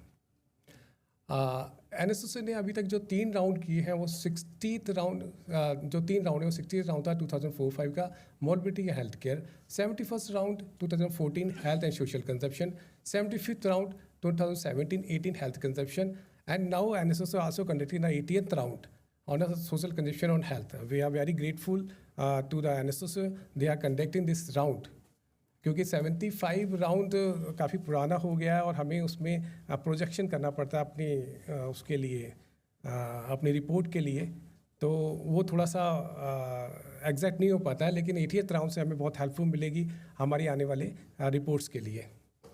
तो this all rounds cover utilization of out of pocket expenditure and insurance coverage. अब हमारा जो रिपोर्ट जो बनता है उसके एग्रीगेट्स क्या हैं? उसके एग्रीगेट्स हैं टोटल हेल्थ एक्सपेंडिचर। जो टोटल हेल्थ एक्सपेंडिचर होता है consist of total expenditure on health by government, house hold and private entity. Current health expenditure constitute recurrent expenditure. Current expenditure जो टोटल एक्सपेंडिचर से capital expenditure को हम हटा देते हैं तो वो करंट एक्सपेंडिचर बन जाता है। गवर्नमेंट हेल्थ एक्सपेंडिचर, गवर्नमेंट जो खर्च करती है, जो स्टेट गवर्नमेंट है, लोकल सेंट्रल गवर्नमेंट है, स्टेट गवर्नमेंट है और लोकल बॉडीज़ है, ये जो खर्च करते हैं वो हमारा गवर्नमेंट हेल्थ एक्सपेंडिचर में आता है। Out of pocket expenditure, expenditure directly made by the house hold at the point receiving health care. And social security expenditure on health, payment of premium for government finance health insurance and employee benefit scheme, reimbursement made to government employee for healthcare purpose, social health insurance scheme, etc. Private health insurance expenditure where household or employee pay a premium, external donor funding of health, all funding available the country by assessing the donor. ये हमारे कुछ major trends हैं जिसके अंदर हमने बता रखा है कि टोटल एक्सपेंडिचर का क्या ट्रेंड रहा है। और जैसे टोटल एक्सपेंडिचर का हमारा ट्रेंड रहा है कि 2013-14 में 4.53 लाख करोड़ हमारा एक्सपेंडिचर था जो गवर्नमेंट और प्राइवेट का मिला के था, जो बढ़ के 21-22 में 9.04 करोड़ हो गया है। इसी तरह से करंट एक्सपेंडिचर का भी ट्रेंड बता रखा है जो कि 4.21% है और 7.9% हो गया। ऐसे ही गवर्नमेंट हेल्थ एक्सपेंडिचर जो कि मेन यही है 1.3%, एक 13-14 में था वो 4.3% हो गया है। आउट ऑफ पॉकेट एक्सपेंड 2.91% था जो 21-22 में बढ़ के 3.56% हो गया। इसी को हम GDP और से THE से GHE से GG से कंपेयर करते हैं, उसका परसेंटेज निकालते हैं जो कि फर्दर पॉलिसी के लिए पॉलिसी मेकर्स के लिए बहुत ज़्यादा इंपॉर्टेंस होता है। ऐसी सोशल सिक्योरिटी का भी है और एक्सटर्नल डोनर का भी इसी तरह से ये ट्रेंड दिया हुआ, ये हमारा ट्रेंड है। और की फाइंडिंग जो हमारी मेजर की फाइंडिंग है वो 2 फैक्टर ही है, एक गवर्नमेंट का और एक हाउस होल्ड का जो की फैक्टर होते हैं। तो हम इसमें दिखा रखा है कि as per government health expenditure as percent of GDP increased from 1.15% in 2013-14 to 1.8% in 21-22. Our government health as per GGA increased from 3.78% in 2013-14 to 6.12% 21-22. As percent of THE increased from 28.6% in 23-24 to 48 in 2021. It's a major chunk. Household expenditure, out of pocket expenditure as percent of THE decreased. ये हमारा reverse में चलता है क्योंकि government का जितना expenditure बढ़ेगा out of pocket में उतना एक्सपेंडिचर कम होगा, which is the benefit for the peoples. तो ये हमारा डिक्रीज़ हुआ है, 39% तक हम डिक्रीज़ ले आए हैं जो कि 64% था 13-14 में। सोशल सिक्योरिटी पे भी हमने अभी एक PMJY उसका आयुष्मान भारत प्रधानमंत्री जन आरोग्य योजना जो शुरू किया है उसका इफ़ेक्ट पड़ने लगा है, लोग उसको क्लेम करते हैं और होता है, उससे सोशल सिक्योरिटी एक्सपेंडिचर पे भी काफ़ी फ़र्क पड़ा है। जो पहले 2013-14 में 6% था वो 21-22 में 7% हो गया है। The share of private health insurance वो भी थोड़ा बड़ा है 3.4% से, यानी लोगों में जागरूकता आई है इंश्योरेंस के लिए और वो 7.4% हुआ है। अब मैं बताता हूँ कि आउट ऑफ पॉकेट के क्या क्या हम जो NSS सर्वे प्रोवाइड करता है, उसमें इन पेशेंट केयर पे जैसे हम 21-20 ये एक सीरीज़ है जो 24-25 से लेकर 21-22 का है, वो इन पेशेंट केयर पे कितना खर्च हुआ। 21-22 हमारी लेटेस्ट रिपोर्ट है, उसमें 29% इन पेशेंट पे खर्च हुआ, आउट पेशेंट पे 10% खर्च हुआ, मेडिसिन पे 43% हुआ, लेबोरेटरी इमेजिंग पे 7% हुआ और पेशेंट ट्रांसपोर्ट पे 6% के, तो अदर 5%। ये NSS के द्वारा प्रोवाइड किया जाता है, जो कि हमारी रिपोर्ट में बेनिफिशियरी है।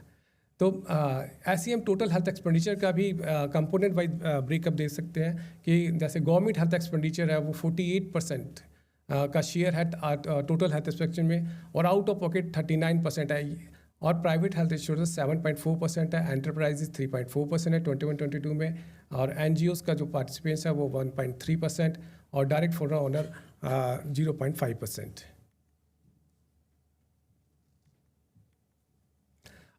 ये बहुत इंपॉर्टेंट है, इसको आप देखिएगा। इसमें आप दिखाएंगे गवर्नमेंट हेल्थ एक्सपेंडिचर, देखिए जो 23-24 में 28.6 था, वो बढ़ के 48% हो गया है, ये ट्रेंड दिखा रहा है। और जो आउट ऑफ पॉकेट एक्सपेंडिचर था वो 64.2% था 23-24 में, और जो बढ़ के 2021 में जो घट के 39% हो गया है। यानी कि गवर्नमेंट हमारी सही डायरेक्शन में जा रही है और सही से प्रोग्राम को इम्प्लीमेंटेशन हो रहा है, जिसके कारण आउट ऑफ पॉकेट जो 64.2% था वो घट के 39% आ गया और गवर्नमेंट हेल्थ एक्सपेंडिचर 48 तक पहुंच गया है। ये हम स्टेट वाइज कंपेरिजन करते हैं GHG पर कैपिटा का, जो हमारा इंडिया का एवरेज है वो 3169 है, और जो सबसे ज़्यादा जो खर्च किया है वो हिमाचल प्रदेश है, जिसने 5581 रुपया पर कैपिटा पे खर्च किया गवर्नमेंट ने, और नीचे बिहार जो सबसे कम खर्च कर पा रहा है गवर्नमेंट हेल्थ एक्सपेंडिचर, उसका ये एक ब्रेकअप है। आउट ऑफ पॉकेट का भी हमने इस प्रकार से पर कैपिटा का एक कंपेरिजन दिया है, जहाँ पे इंडिया का जो एवरेज है वो 2600 है, और जिसमें से सबसे ज़्यादा खर्चा केरला पे हुआ है per capita out of pocket expense 7889। ये माइट भी या कोविड के कारण ऐसा हुआ है, केरला सबसे ज़्यादा खर्चा कर रहा है। कंक्लूजन में हम इतना कहना चाहेंगे कि NSS data is a crucial for understanding house hold health spending, provide detailed data on morbidity, hospitalization, healthcare utilization, and expenditure pattern at the household level. Support accurate estimation of household out-of-pocket expenditure, a crucial component of the National Health Program. Help in program evaluation of the ministry. Thank you.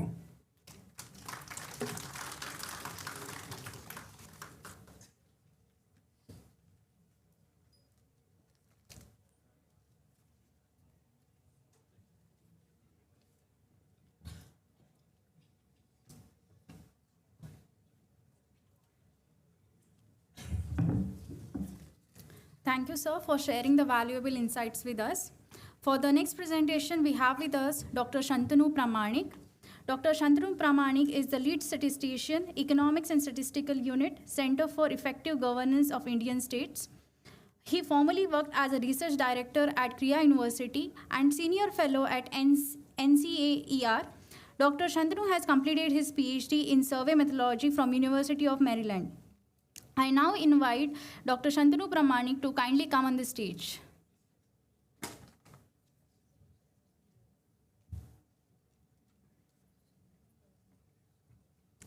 I kindly request Ms. Neelam Basant, SSO EQCD, to kindly welcome the sir with a token of appreciation.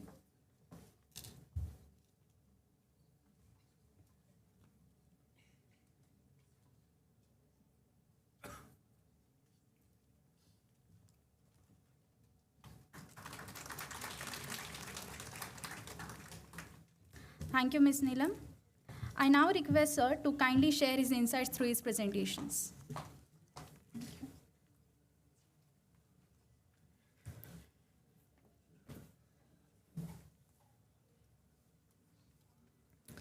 Hello, good afternoon, everyone. So two of my previous speakers have spoken about the usefulness of NSS data in the context of education and health. So I'll briefly talk about its usefulness in the context of the enterprise, I mean, mainly using the enterprise survey in the context of informality. I mean, this is a work in progress, so I'll present some preliminary results, but the key thing is that I'll share some of the reflections and some of the key concepts that are very important in the context of measuring informality.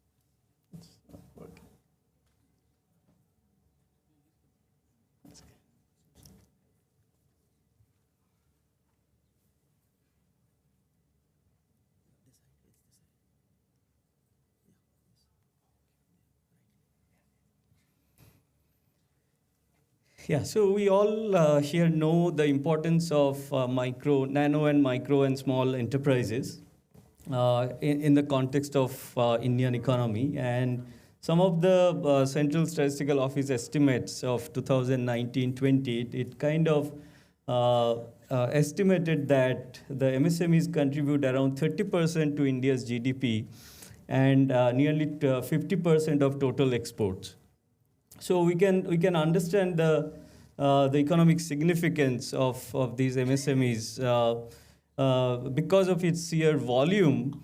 But we also know that MSMEs face persistent challenges in employment generation and growth.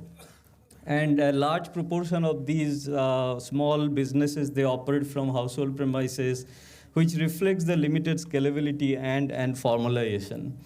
Also, it restricts their potential for innovation, economies of scale, job creation, and quality improvement. And one sort of very basic aspect which can enhance some of these or improve some of these challenges are the registration, some kind of registration, which can help policymakers to provide the basic services, at least such as training, access to credit, and participation in government schemes, and which becomes very important, particularly during crisis situation like COVID pandemic that we have seen. And there are sort of broadly there are two key concepts around formalization. One is the capital view of formalization, another is the labor view of formalization. There have been a lot of work has been done in this regard by researchers like Santosh Mehrotra, Jimal Unni, and many others.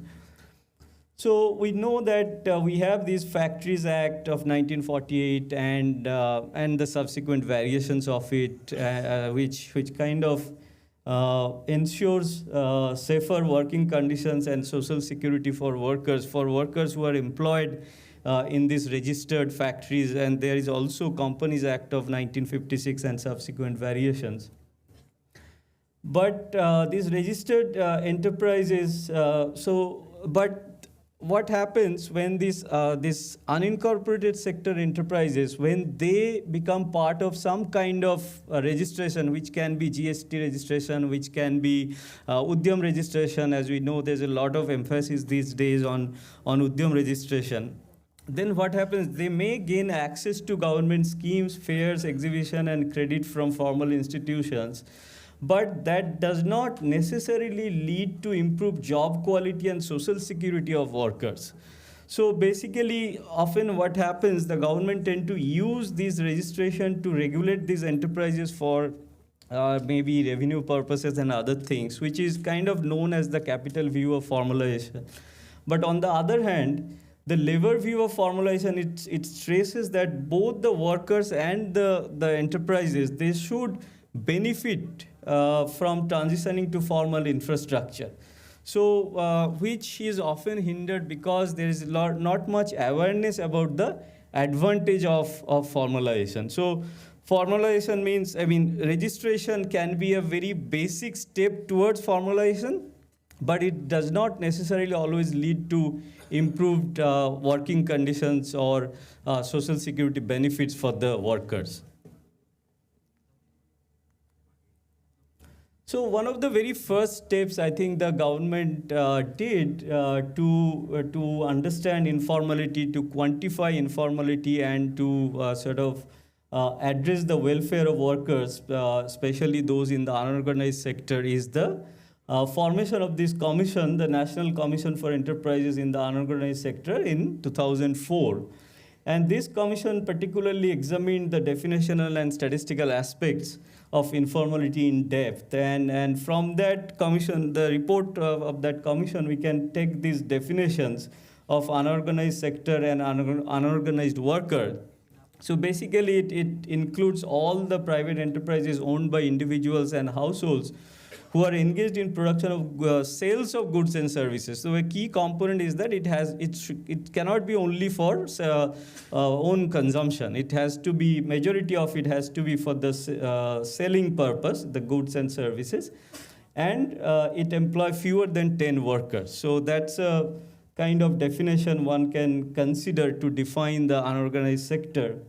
And unorganized workers are those who work in these unorganized enterprises or households and do not receive the employment and social security benefits such as, the Provident Fund, the Employee State Social Insurance Scheme, or any other health insurance, etc.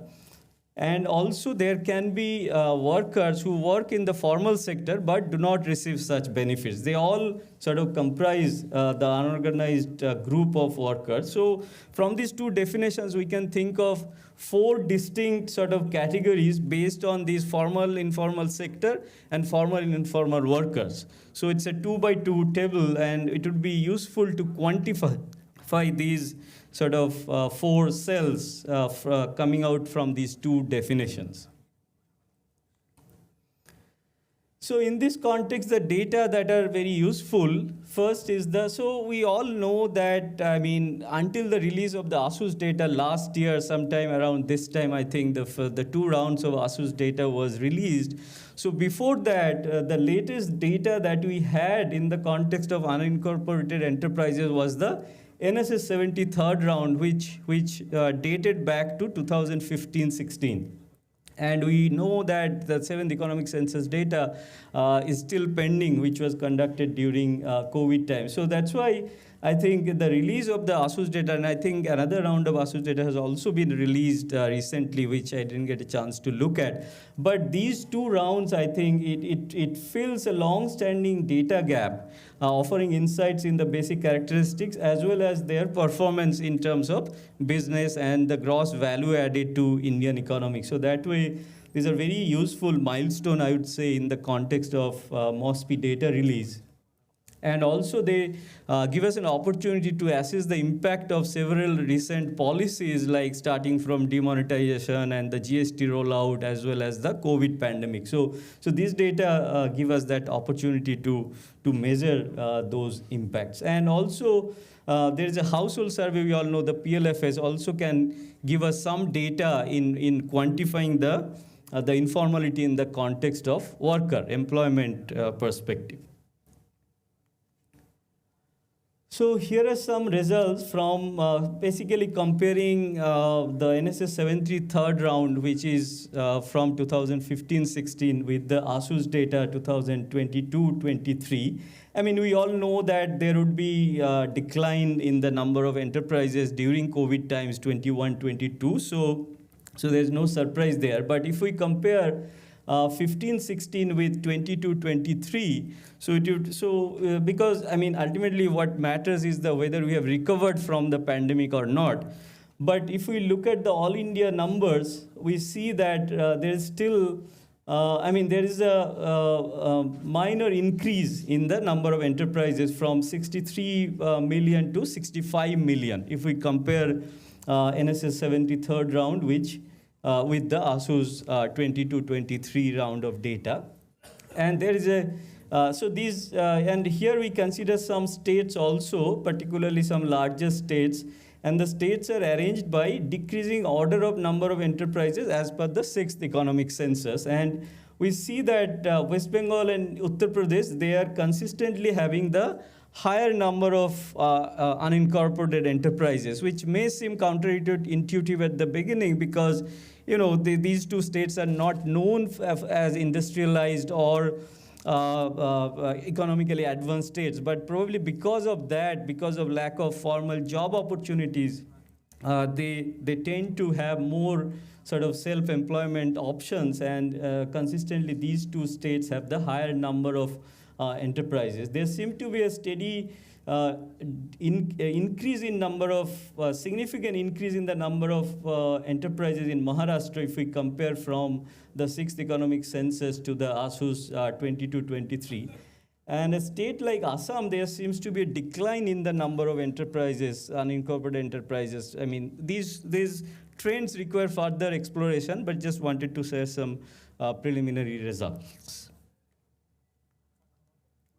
Now, if we look at sector-wise, again, as I said, like the key is to compare the 73rd round with the ASUS 22-23, not focusing too much on the round that happened during the COVID times.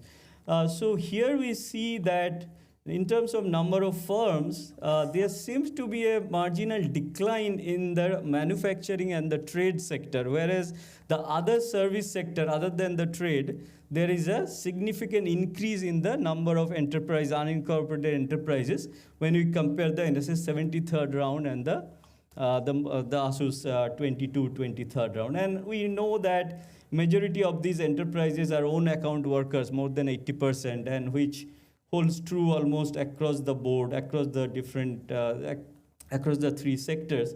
And in terms of ownership of these enterprises, there seems to be almost equal distribution of male-female when it comes to the manufacturing sector. But when it comes to trade and other services, there seems to be a huge dominance of the male ownership compared to female ownership. You see that out of, say, 23.8 million in the enterprises in the trade sector, 21.1 are owned by male individuals. Okay, only 2.1 million enterprises are owned by female.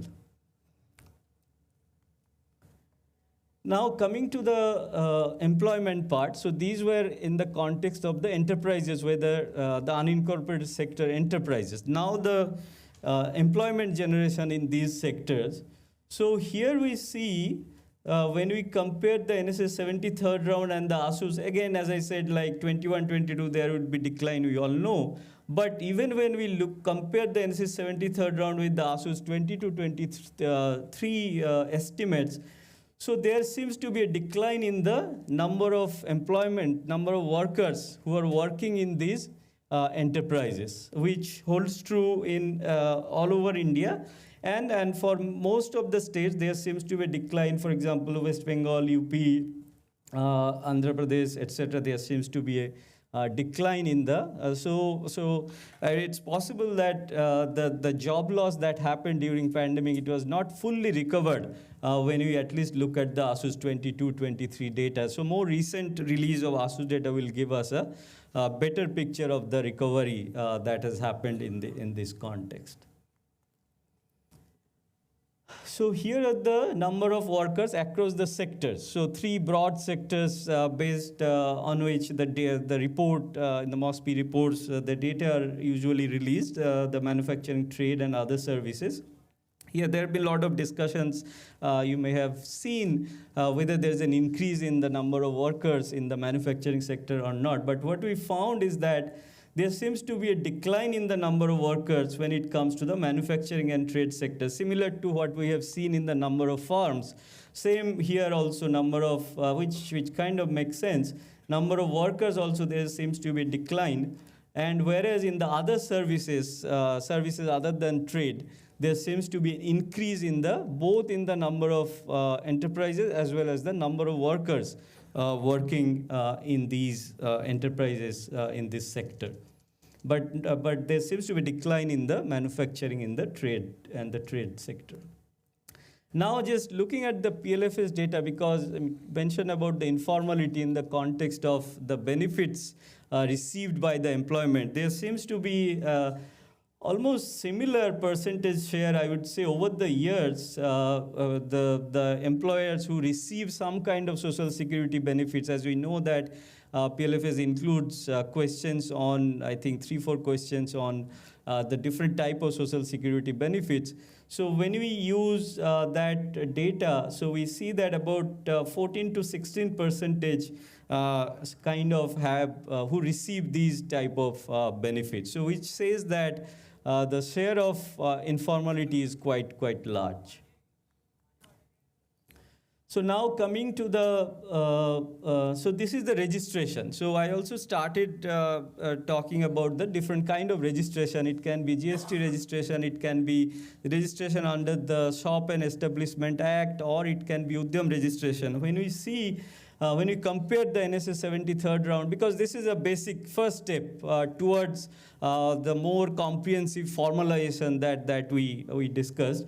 So here we see there is a significant increase in the percentage of these unincorporated enterprises who are part of is any kind of registration. Okay, so from like 30.9% to 36.8% when we compare the NSS 73rd round with the ASUS 22-23 round.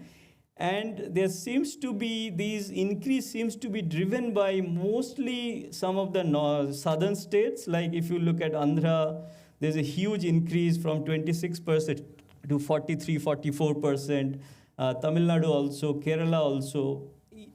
Among the northern or western states, Gujarat seems to be, there seems to be a huge increase in the number of registered enterprises. And on the right panel, we have presented the number of farms, and there seems to be an increase in the number of farms when you compare the NSS 73rd round and the ASUS.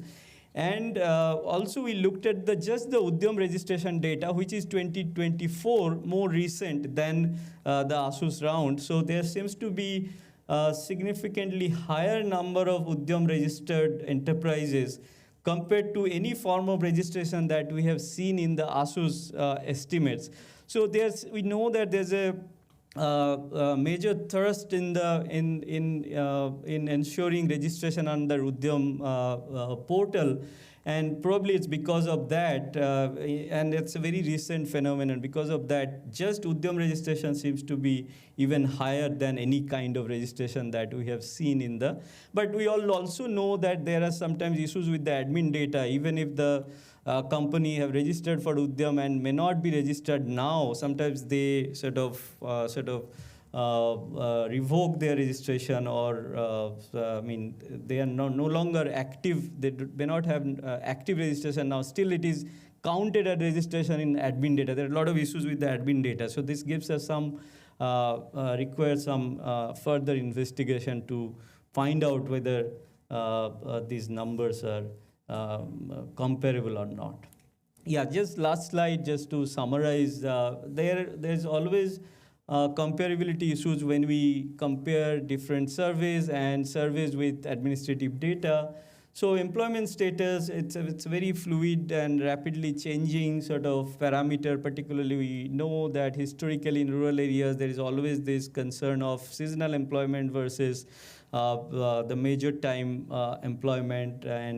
And also now these days in urban areas with gig economy, there are a lot of fluidity we have experiencing. So the government surveys, the NSS surveys, sort of tries to capture these issues by considering different activity status like principal versus subsidiary, also different reference period, etc.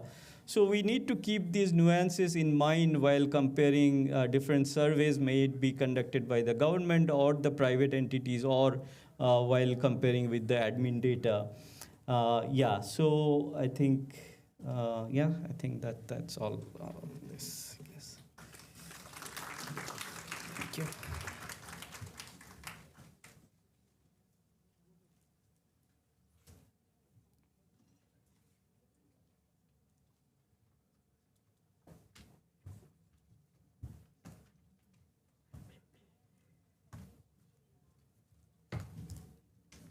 Thank you, sir, for sharing the valuable insights with us.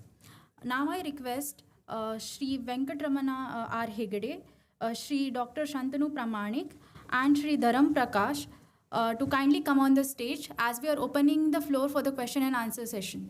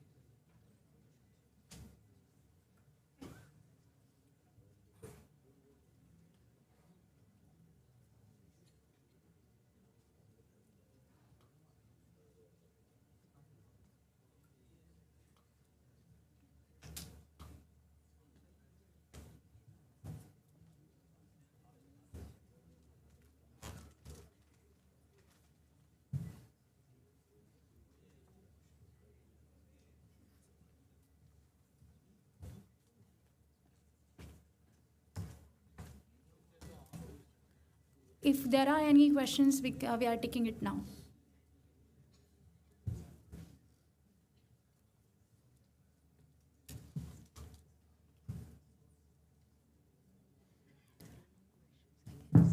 Can I ask a question? Oh. To the national health accounts. अच्छा, so जो estimates आपने present किया, the comparison between 2013-14 to I think 21-22. So those are at the current prices, right? When you have you compared with the constant prices with 13-14 as the base? Is there any change? Or?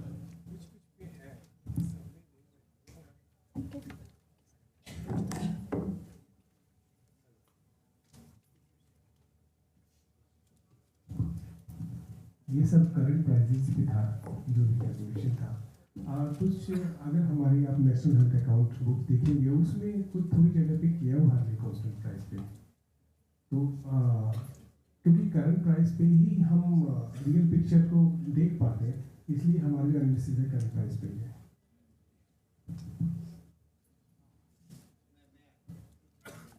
There is a question there.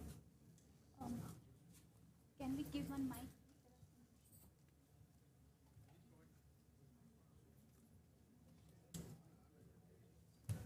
I want to ask one question to the Greg. Regarding this, many times we have seen that we are not calculating the expenditure on education. Even in 88th round, we are not being considered. Is there any data is available in there? Because even higher education, we are spending a lot of things for even for private tuition to get into the for professional like engineering or medical. So I want to know the data which is available in the Actually, data is available and DDG higher education is also available. So, but to make it short, government expenditure is available, budgeted expenditure of the state government and the central government higher education will bring. That is that. But you are right, household expenditure or out of pocket expenditure also latest we require. Often what we see is we are facing, your question is actually my challenge also. Every day if somebody tweets in the social media saying that my child is going to Falana school and we are paying a 2.5 lakh rupees to the school fee and all kind of things, then we will be asked to counter it with a kind of data. When I go back and see the CPI, sir is also there, weightage in the CPI, it is about 4%.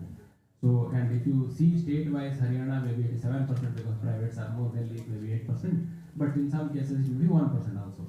Now, actually, to get that, we have to have a proper weighting, and we also requested NSS. So, hopefully, you will only conduct now in the coming next 6 months. You will collect that data, individual household wise, even not only schooling, even coaching and also transport, all kind of things we requested. Hopefully, once that data comes, then we can throw up a bigger basket and then that can be useful. And if anything is there, I think IFDG can come.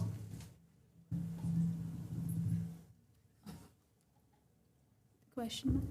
There is a question, yeah? Sorry, ma'am? Okay. Mike.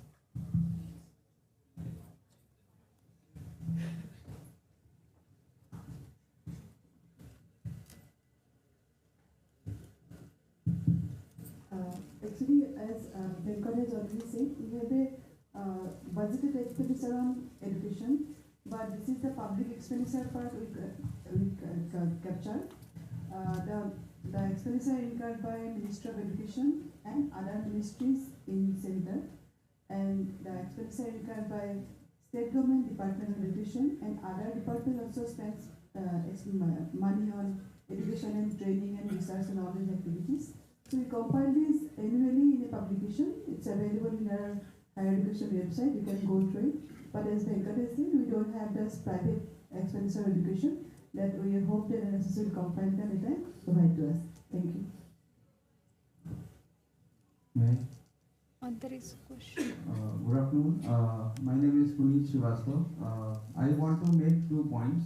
One is related with Hegde's presentation and another is related with Shantanu's presentation. So first I talk about Hegde's presentation. So I want to request to the officers here, mostly the officers. Actually, when I was doing my PhD, so I used 61st round, 68th round, 66th round. So my PhD topic was skill mismatch in labor market. So as you have rightly mentioned that when we are calculating this mean years of schooling, so we used to leave the if person having different degrees, so average years of schooling is coming less. So and also in 66 round there was a question on vocational education training whether this training has helped in gaining employment or not. So that question has been eliminated in further surveys. We are spending too much of in skilling and all, but there is no direct question in NSS or PLFS that whether whatever vocational education training or skill education a person is getting, whether how much it is helpful in getting the employment. So adding one question would definitely lead answers to many questions related to skill mismatch and all. Coming to Santanu's presentation, so we have also written editorial recently on 31st March in Hindu Business Line, basically on this ASUSE survey data. So the data says that the average size of average number of workers per establishment has actually declined, despite of growing all number of establishment, number of workers, GVA, all these things. But if you calculate the average number of workers per establishment, so that has declined. Okay, so we have what we have done is we have suggested that we should extend the scope of ELI scheme recently announced in last budget to the informal sectors, those who have registered basic registration as you have mentioned. That would definitely help in raising the employment and from informal to basically coming to the formal sector. So that these 2 points I would like to make here. So I think that's all from my side. Thank you.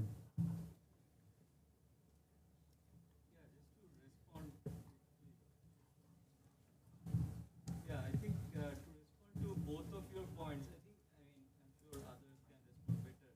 But the first point, that's probably more useful in a longitudinal study, like if you want to understand the impact of skilling program on their employment, that may not be possible to capture well in a cross-sectional survey. So that's first point. Second point on the, even we have seen that there is actually increase in the number of enterprises, but decrease in the number of workers. So it's possible that, as you said, the productivity, the employment per enterprise has So we are running out of time. So we Just will. a small one. Okay, sir. Hi, my name is Aditya. मेरा सवाल mister प्रकाश से है. Sir, आपने एक chart दिखाया था जहाँ पे health expenditure out of pocket was declining and government expenditure. I just want to know whether the sample of people is the same. नहीं, मैं ये जानना चाहता हूँ जो आउट ऑफ पॉकेट एक्सपेंडिचर है वो house hold expenditure on health है और गवर्नमेंट का सेम है, तो whether because the chart was showing increase in government expenditure vis-a-vis a decline in, so you can only consider it as a constraint when the populations are same. नहीं, देखिए जो हमारा government expenditure है वो एक जो DDG वगैरह government के जो डॉक्यूमेंट है उससे लिया जाता है, ठीक है. आउट ऑफ पॉकेट एक्सपेंडिचर है उसमें जो NSS सर्वे करके हमें बताता है कि हॉस्पिटलाइजेशन पे कितना खर्चा हुआ है, सैंपल सर्वे ही होता है. So this is only money. हाँ. The populations are really not. Yes. Thank you. So we are running out of time. So sorry, sir. Apologies for the same, but we have to move to the next technical session 1. Okay, sir.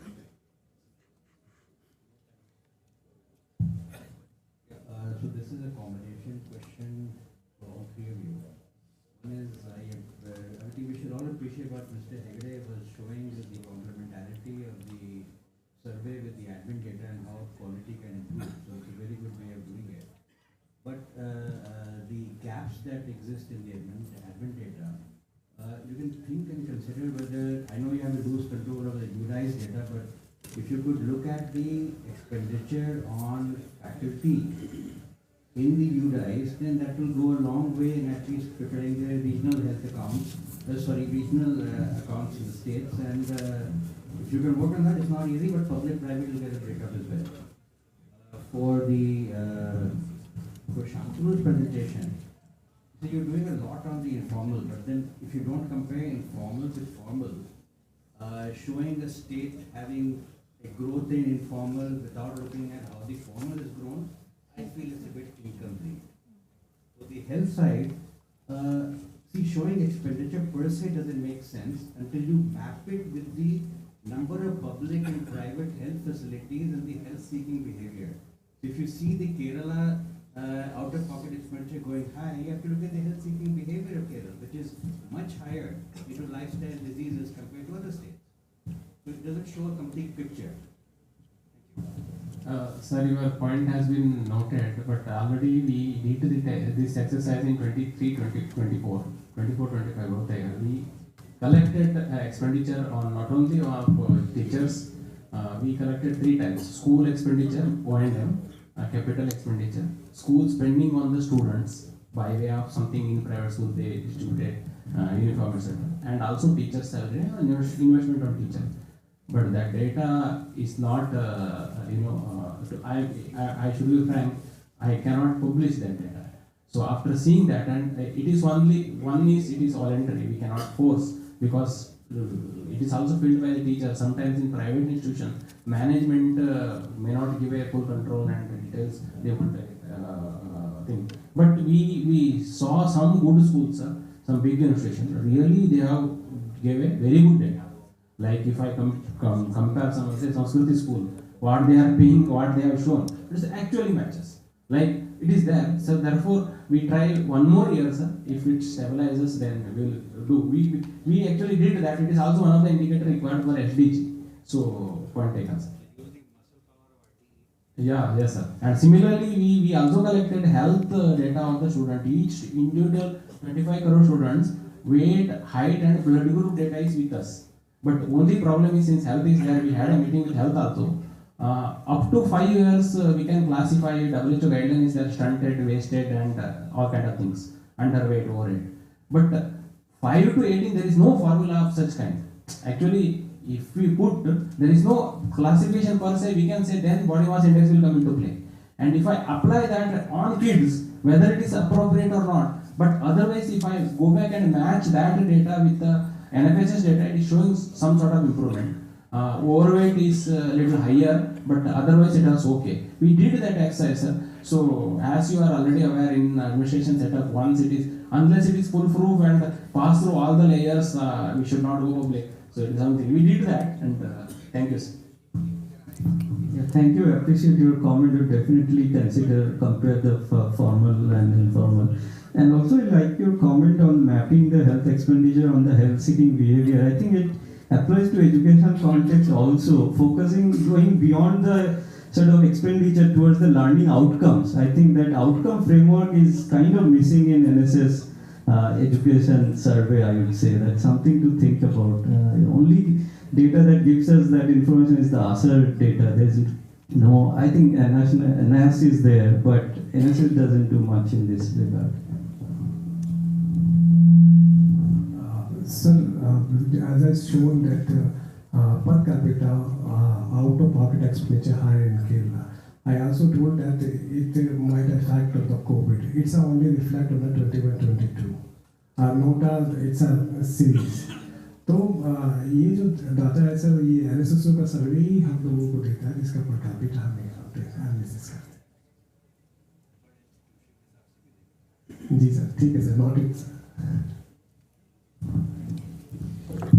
My apologies to all the people who wanted to ask a question, but since we are running out of the time, we are starting with the the first technical session now.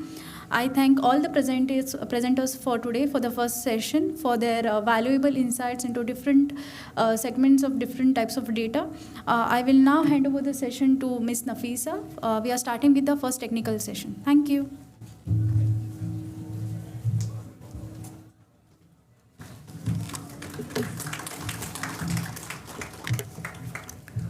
After those enlightening presentations which have set the tone, we now move on to the first technical session on the topic Multiple Indicator Survey, NSS 78th Round 2020-2021.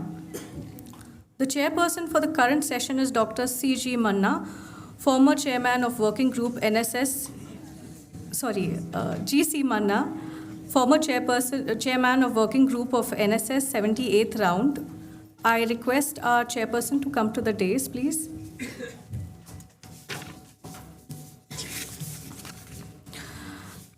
Dr.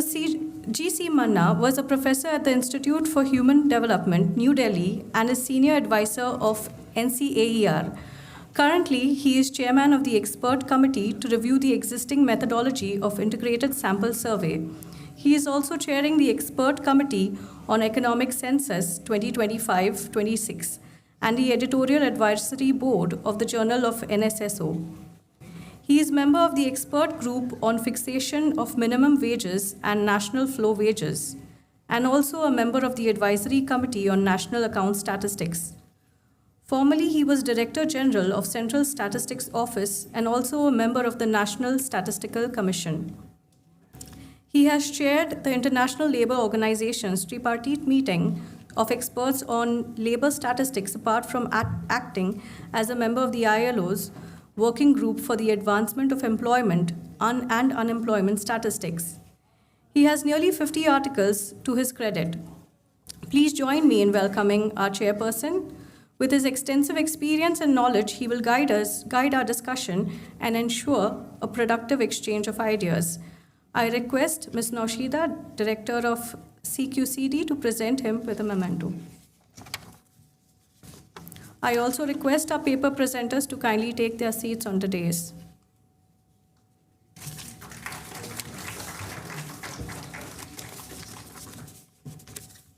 Our paper presenters, please, could you take your seats on the dais?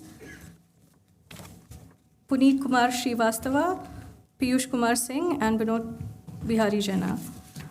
Since we are pressed for time, I also request our presenters to ensure brevity and try to conclude their presentations in about 10 minutes.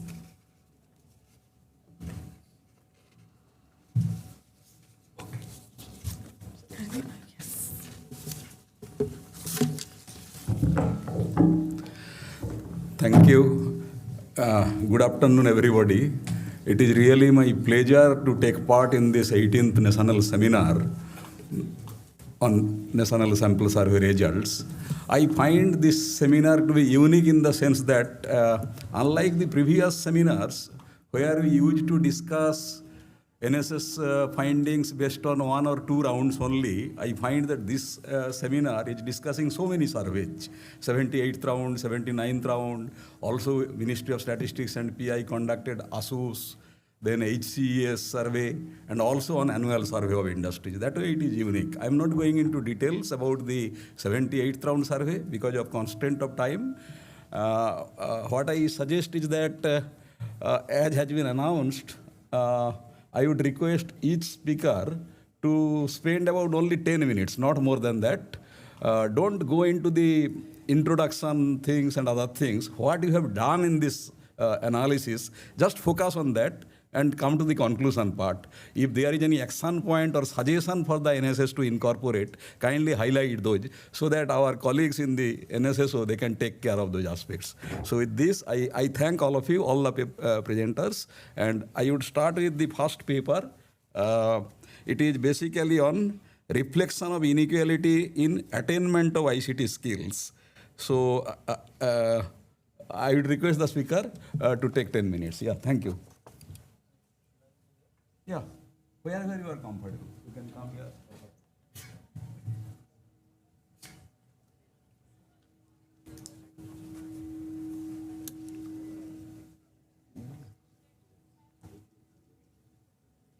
Thank you, Chair, and thank you, Mosby, for giving me this opportunity. So we have done joint work. This is a joint work by Dr. Nagen Kaur Maurya and me. So what we have done is we have taken MIS data, and we have tried to measure the inequality in attainment of ICT skills across the social groups in India as well as in Uttar Pradesh.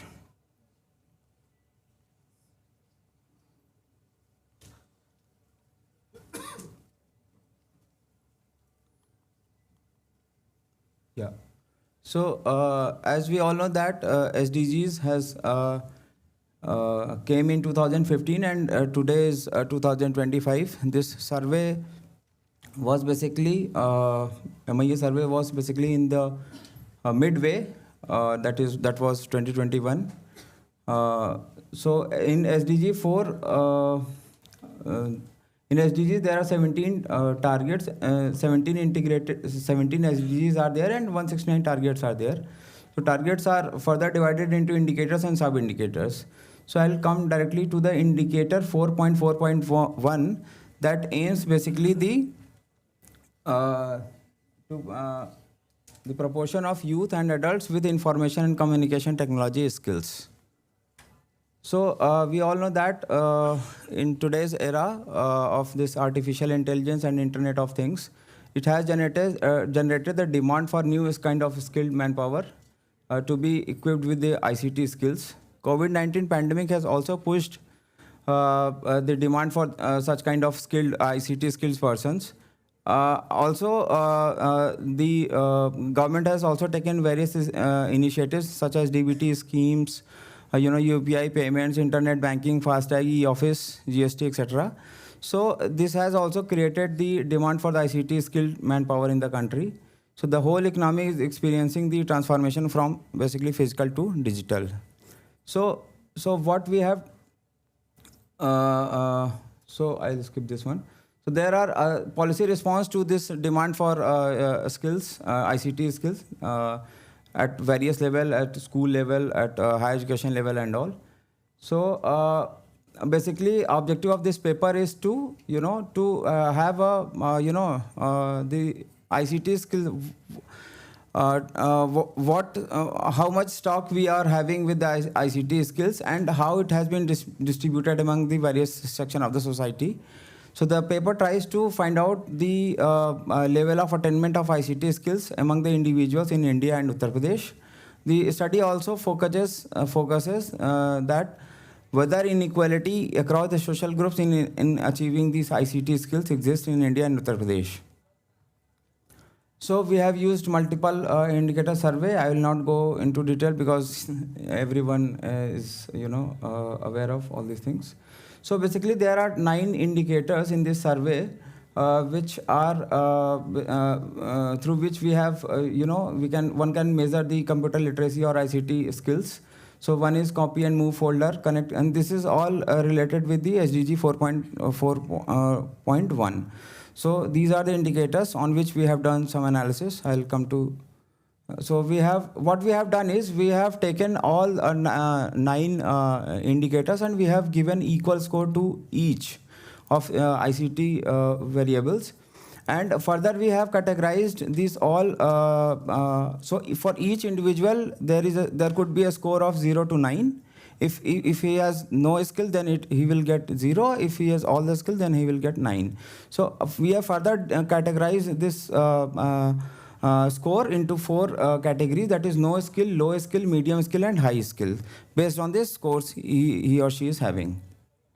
Further, we have used the Thiel and Atkinson model to measure the inequality decomposition, and also human opportunity index and Shapley decomposition for what are the main reasons for this inequality. So these are the preliminary results. One can see that these are different types of 9 skills, ICT related skills. So basically the broader trend is male are more into ICT skills than female for across all the 9 indicators. similarly, UP is behind the India. If we see in this era of this, artificial intelligence, DeepSeek and all, so writing a computer program using a specialized programming language. So the percentage all India is for all ages 1.45 for male and 0.5 is for the female. Similarly, in UP, it is less than 1%. Okay, so that was for all ages. This is for the youth population. So of course we have done better in terms of youth. So writing a computer program using a specialized program is 2.99%, almost 3% for male and 1.84% for female. And situation is again, the trend is similar in Uttar Pradesh as like previous slide. So this is the social category. We have social category distribution of the different ICT skills. So one can see that the ICT skills attainment also follows the existing social hierarchical structure in India as well as in UP. So others are having more ICT skills for each one of each ICT skills. Similarly in Uttar Pradesh, followed by OBC and SC and STs. So this is the overall trend which we have done for no skills, low skills, medium and high. We have done it for male, female, then rural, urban, then social group, then age group. One can see that clear-cut trend that urban is better than rural, male is better than female, others are better than other social groups, age group wise youth are better than other age groups. So the similar kind of result is there for India as well as for Uttar Pradesh. We have also done it for religion, education category and labor force. So for the labor force category, regular and wage salary workers, so basically they are having 15% of them are having lowest ICT skills, then medium are 22% and 17% are having, only 70% are having a high ICT skills category. But unemployed and casual workers, they are having lesser. So one can clearly see that regular wage and salary workers, which requires more, they are more dealing with the ICT skills, so they are having more ICT skills. They are more in ICT skills. So the decomposition result shows that the total inequality is decomposed in within group inequality and between group inequality. The share of within group inequality is much higher than the between group inequality. Means among the social categories there are inequality. The major source of inequality is within group inequality rather than the between group inequality, both in India and in Uttar Pradesh, and the trend are similar for all ages and youth also. So the Human Opportunity Index says that the higher the value of HUI, better the distribution of resources. Here the results suggest that low level of distribution of resources in terms of ICT skills. And the major contributor are the sector, that is rural and urban, and the primary contribution is the education, and the secondary is the sector, place of residence in attaining the ICT skills. So I'll come to the conclusion. The results from the preliminary analysis clearly shows that the biggest challenge lies in the existence of large population without ICT skills. Without rapid increase in ICT skills among the population, the goal of achieving the digital revolution will remain elusive. Only a handful of individuals are having advanced level of ICT skills in the country, and Uttar Pradesh. Gap between male and female is already I have talked about. The inequality also persists among the social category in attaining ICT skills at both state as well as country level. Education is a prime contributor to escalating the inequality in attaining ICT skills, followed by sector. There is a huge requirement of ICT skills equipped persons in coming near future, and thus there is need to invest more and more in creating ICT skills equipped human capital through inclusive policy measures. Thank you. Thank you. Thank you for maintaining time. Right. With this, we move on to the second paper. I think I will take one or two, maybe 2-3 questions after all the papers are presented. Now, second paper is basically predicting an NSS indicator value using a machine learning technique. So, yes, please.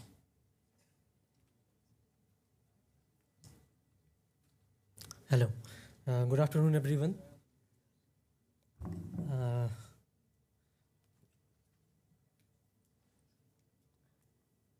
Yes, so my paper is predicting an NSS indicator value using a machine learning technique.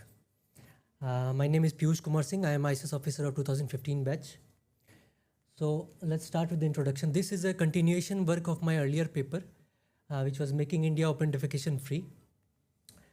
In this, we will see how ML models can be applied to do predictions across NSS rounds and how effective they are and whether this is a good idea or not.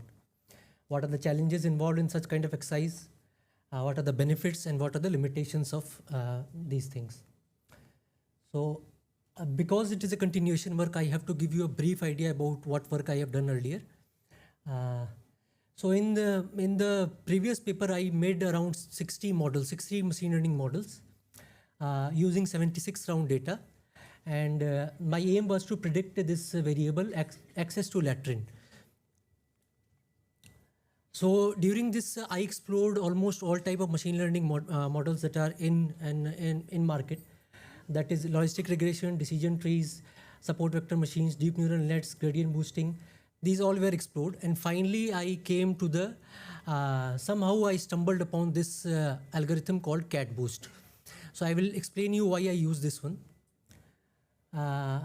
So when we start a machine learning model, we need some input variables and some output variables we need to predict. The output, as I told you, was access to latrine, and the input variables, I started choosing from this 14 variables. The variables that are given in the corner, UMC, age, and household size. These are discrete variables, that is numerical variables that take value at age for 55 years means he is aged 55. But all the other variables like social group, they are coded. So they are categorical variables. So this is one feature, one very important thing of my selection of variables. And in most of the NSS surveys, it happens like that, most of the variables are categorical variables. So initially, when I started with these 7 variables. I made some models on these 7 variables, tested it and see what kind of results they are giving. Then the results were not as good as I was expecting. It was better than any prevalent model, but still I wanted some improvement upon it. So I thought, why not let's add some more variables. So I added these 3. So first I created first model, I named it M1, suppose, with the 7 variables. Then second model M2, I made with these 10 variables. And one more model I made, one more type of model with these 14 variables, this I called M3. So based on my understanding of the variables and all, I created 3 type of models, M1, M2, and 3, various permutations and combinations of all those, which come to be around 62 models in total. But I, as a person, have a big doubt on my own understanding of variables. I was not very sure why only these 14, why not some other variable I have taken, why I have stuck to only this variable, and is any other variables can work maybe. And in the first I took this 7. Is this 7, the choice of this 7 is a good idea, or maybe the first 3 or maybe 2 from there is a good idea? So I was very confused about this. In what way should I go about it? So in total there are 14 variables, and the total number of permutations and combination of selection of variables is 2 to the power 14. That is around 16,384. So only using this 14, I could have made 16,384 models. But that is a big task, not possible for me to do. So what I tried, I asked the machine. I said, you tell me what you think are the most important variables out of this. Because you see, as humans, we have some limitation. We are beings of 3 dimensions, 4 dimensions. We can look only and understand in those dimensions. But machines, they work in an n-dimensional space. They can understand things which we cannot see. It's our limitation. We have to accept this. So I thought, let's try whether the machine can tell me something good or not. So I asked the machine, and the machine rated all these variables. All 14 it rated. And because I started first model with 7 variables, I give it a little challenge. I said, you tell me what are the top 6, with the top 6 lesser than what I started with. So the machine told me that these 6 variables are one of my suggestions, these are good variables. You should try and make a model based on these variables only. So I said, okay, let's try this out. So using these 6 variables, I make one more model, which I named as M4. Now we will see how these models performed. So these are the model names: model M1 7 variables, model M2 10 variables, M3 14. M4 is made only on 6 variables. The last one is the variables are suggested by the machine. All other are based on my intuition. And at the last row, we can see the performance metrics of the models. Slowly from M1 to M2 to M3, the performance increases, which is kind of understandable because we increase the number of variables. But M4, the number of variables are reduced significantly, even though the performance kept on increasing. This is a very big thing. Because I removed totally my bias, I asked the machine, and what the machine gave me was better than anything which I could have seen. So a simple diagrammatically, I am trying to show this, that on the x-axis we have the number of input variables, and on the y-axis are the matrix values. AUC PUR is the area under the precision recall curve. Then I have plotted F1 score. These are metrics of machine learning things. I'm not going into the details of that. And the blue line is the accuracy. So you can see in all the three part, the model with the least number of variables, that is the model M4 with the only 6 variables, it performed best among all of them. Okay, so this was my earlier work. Now we will see how we can deploy this model to do some prediction for 78th round. This all work was on 76th round only 76th round. Now we will try to use this model to make some prediction in the 78th round data. So before doing that, I wanted to improve my earlier model a little bit. So the earlier model was created using a test train ratio of 6:40. That is 60% of the data was used to train the model, and on 40% of the data, I tested the model 76th round. So I increased the test train ratio from 60:40 to 19:10 this time, because I have further data of 78th round this time available with me. The other challenge that I faced is that the 6 variables that I used to make the model, only out of 6, only 5 variables were available in the 78th round data. One variable, that is principal source of water excluding drinking, was not collected in 78th round. So this is a problem, because if I want to use this model, these variables has to be there. If the variable is not there, how I am going to go about it? So we have a challenge here. Either we make a new model totally, or we find a substitute for this missing variable, principal source of water excluding drinking. So I did some research again on the 76th round data, and I found that this variable, principal source of drinking water, is highly correlated with principal source of water excluding drinking. So even though principal source of water excluding drinking in the 78th round was missing, this variable, principal source of drinking water, was available in 78th round. So I thought, why to make a new model? I wanted to use my old model as much as possible without making changes. So I thought, why not let's use this variable and see what are the results. So this is the architecture of my model. The model, again I am repeating, this is the very important thing. Again I am repeating that the model is completely based on 76th round data. 76th round that was done in July to December 2018. The model was refined M4, done with the test train ratio of 19:10, and it was trained on these 6 variables: state code, household size, social group, land possession on date, UMCE, principal source of water excluding drinking. This was my model. I started with this. Now I want to use this to make predictions. So I am going to use 78th round data, these 6 variables, to feed into the model, and then I want to know what is the predicted variable, that is access of household to latrine, by using this kind of architecture. Again, one more thing, that the last 2 rows of the variables you see, I have again pointed it out with different colors, that this variable, principal source of water excluded drinking, which was used to train the model, was not available. I used a different variable to make inputs. Okay, so I will come to the results. So the results are like this. The first thing is, first column is our published figure, that NSS published figure, 78th round data. The second is the model-based figure which I generated using this machine learning algorithm, and the difference between the two. And I am trying to predict a percentage distribution of household having access to latrine. So the all India figure is like this. The published figure was 84.61%. Now the model, it predicted 83.55%, only a difference of 1.06% for all India level. Now let us have a look at the rural level. At rural level, the published figure was 78.72%, and the model-based figure was 78.48%, only a difference of 0.25%. The third is urban. that the published figure was 97.11 and the model-based figure was 94.35. Here, a little bit of difference is 2.76%. So these are my results. Now I will conclude it that I started with these restrictions of the models, that the model 70 was based on 76 round, and the model on the data on which I am predicting, they have a time gap of 1 to 2 years. Okay, 78th round was in January 20 to August 21. 76 was around 2018. I do not have the exact variables available in the 78th round. These are my restrictions. And my model, when I started, I wanted to be extremely simple. I did not want to make a very long model with a lot of input variables like that. So that's why I chose only 6 input variables. So even with these restrictions, we can see that the model did a very good job at predicting. What does this mean? This means that even if we have not collected this variable, this particular variable in 78th round, we could have predicted that using this model. So this means that we could have reduced the questionnaire by 1 question. If we have used this kind of modeling technique, it was possible.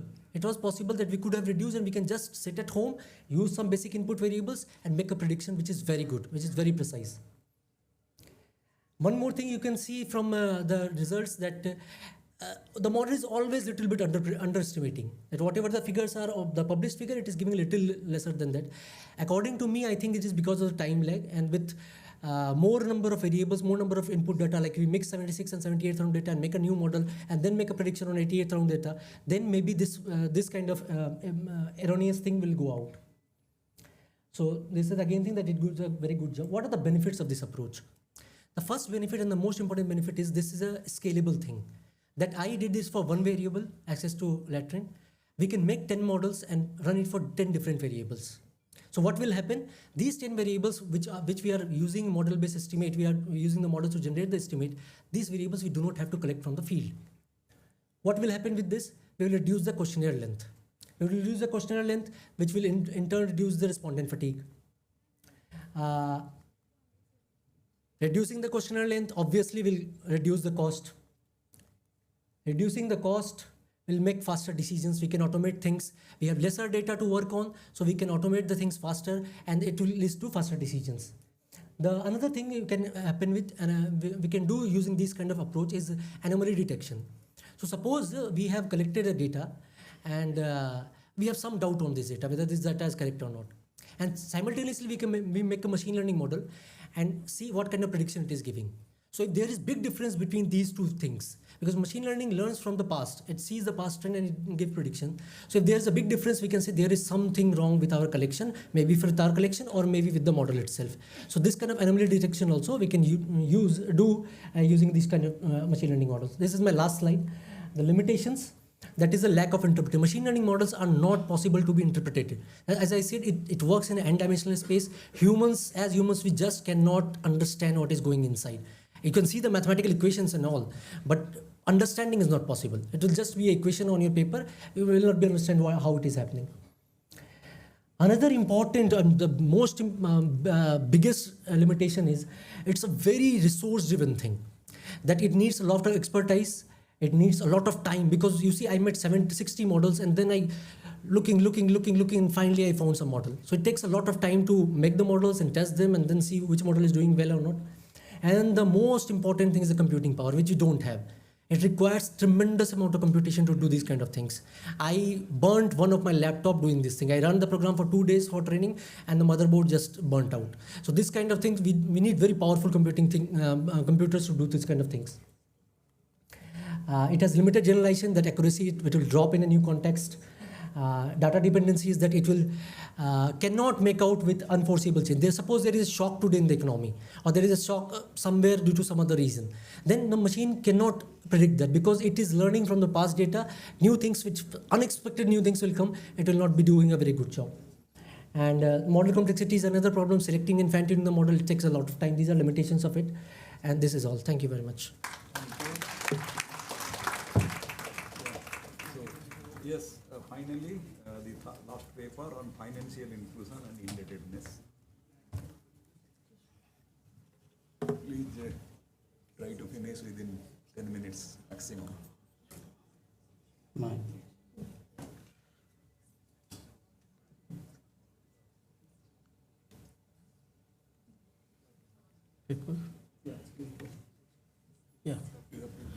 Good afternoon to all. This is my paper on financial inclusion and indebtedness in India.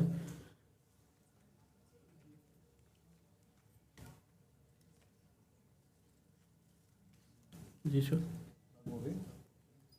Can somebody help? Yes, sir. No. It is coming.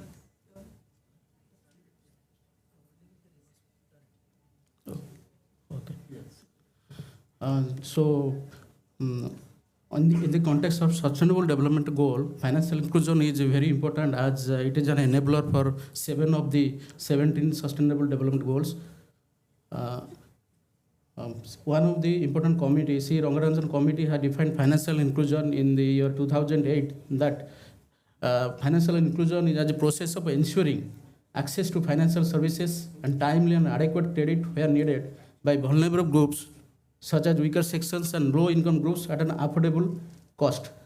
So, coming to points, as of 2021, 76% of the world's adult population had an account. And those who have unbanked adults most live in developing economies. In India, according to RBI's estimate, 50% population did not have an account in the year 2003. And in 2024, the financial inclusion index rose to 64 from 60 in 2023. So this is my objective. My objective is to study the current status of financial inclusion and indebtedness, then to examine the factors affecting financial inclusion and indebtedness in India. This survey contains basically 3 questions, only 3 questions to assess the status of financial inclusion and indebtedness. One is whether having an account individually or jointly in any bank or other financial institution, then the type of account held, and the third question regarding the indebtedness is whether indebted to any institutional or non-institutional sources.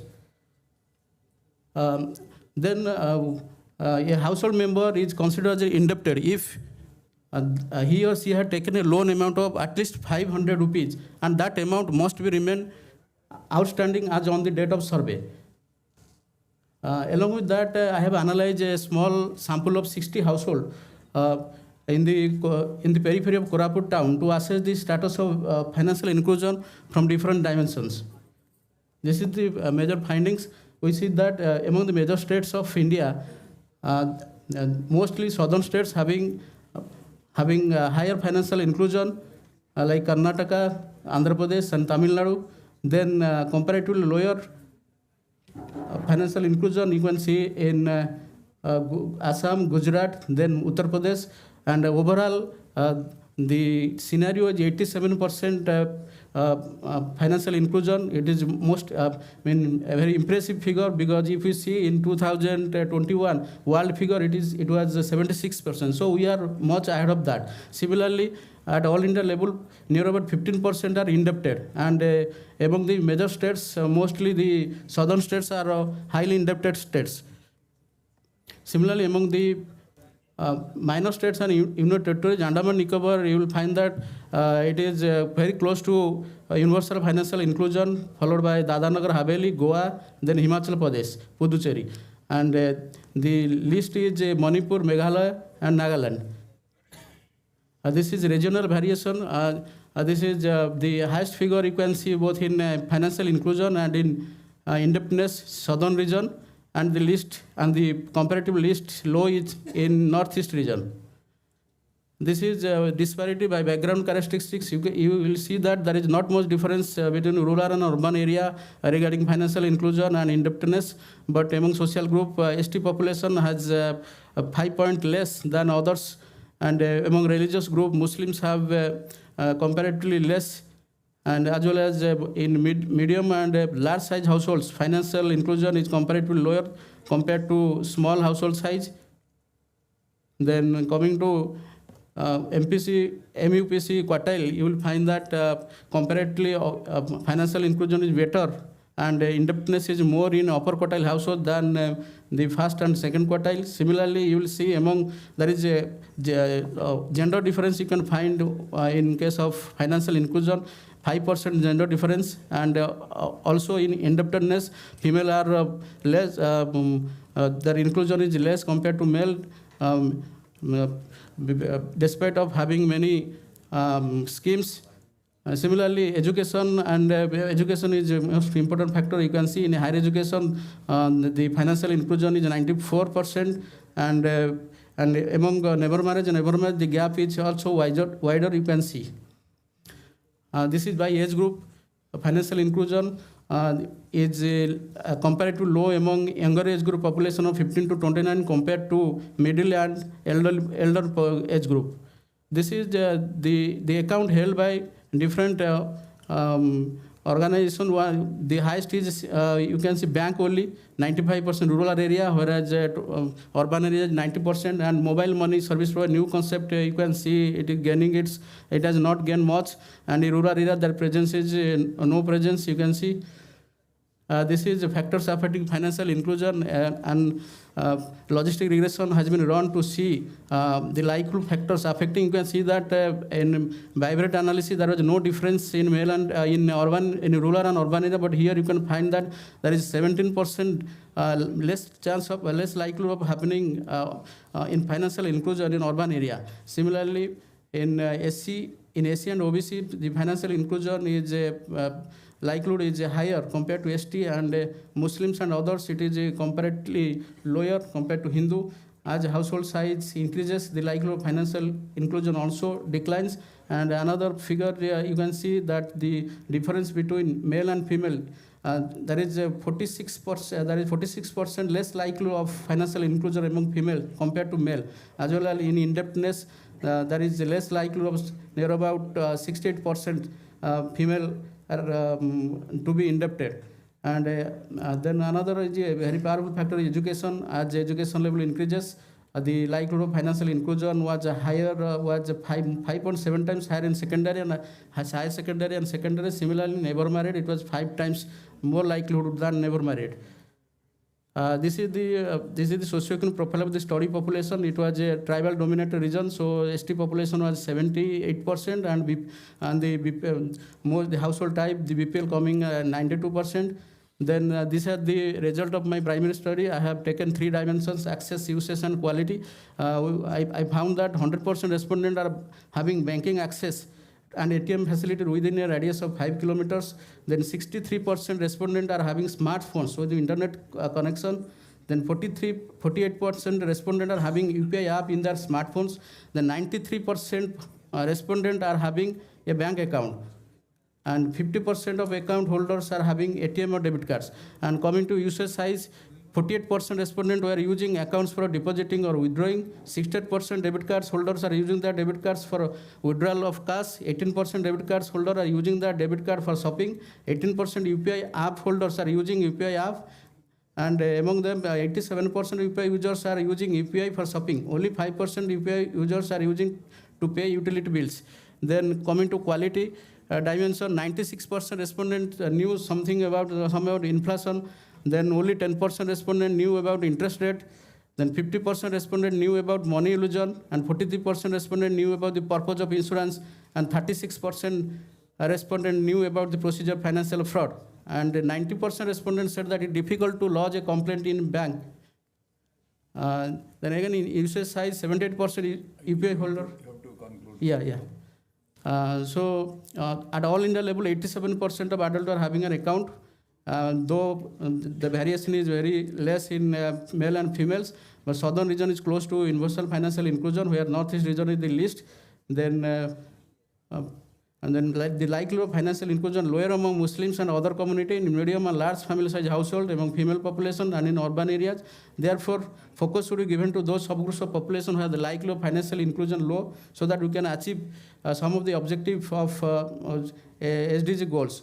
And I can suggest that since NSO has included only 2 questions, 1 question in financial inclusion, that is having an account. So I think it should include more dimension in different, more indicators from different dimensions like usage and quality also. Thank you. Thank you. Please have your seat. Yeah, let us give a big hand to all the paper presenters. It was, we are really sorry that enough time could not be given. I know you have put in a lot of efforts in preparing the papers, but This all happens in different seminars I have seen. Since we have to conclude very quickly, but I would like to give the chance to some of you if you have any important quick comments about these papers. Yeah, Praveen. Yeah, here, Mike.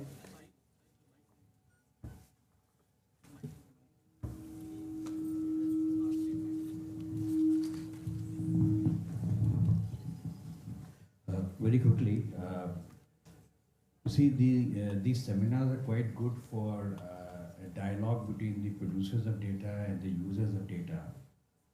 But as a policy maker, it is important that we also marry it with the administrative data available. So all three papers that you have presented are very good in isolation.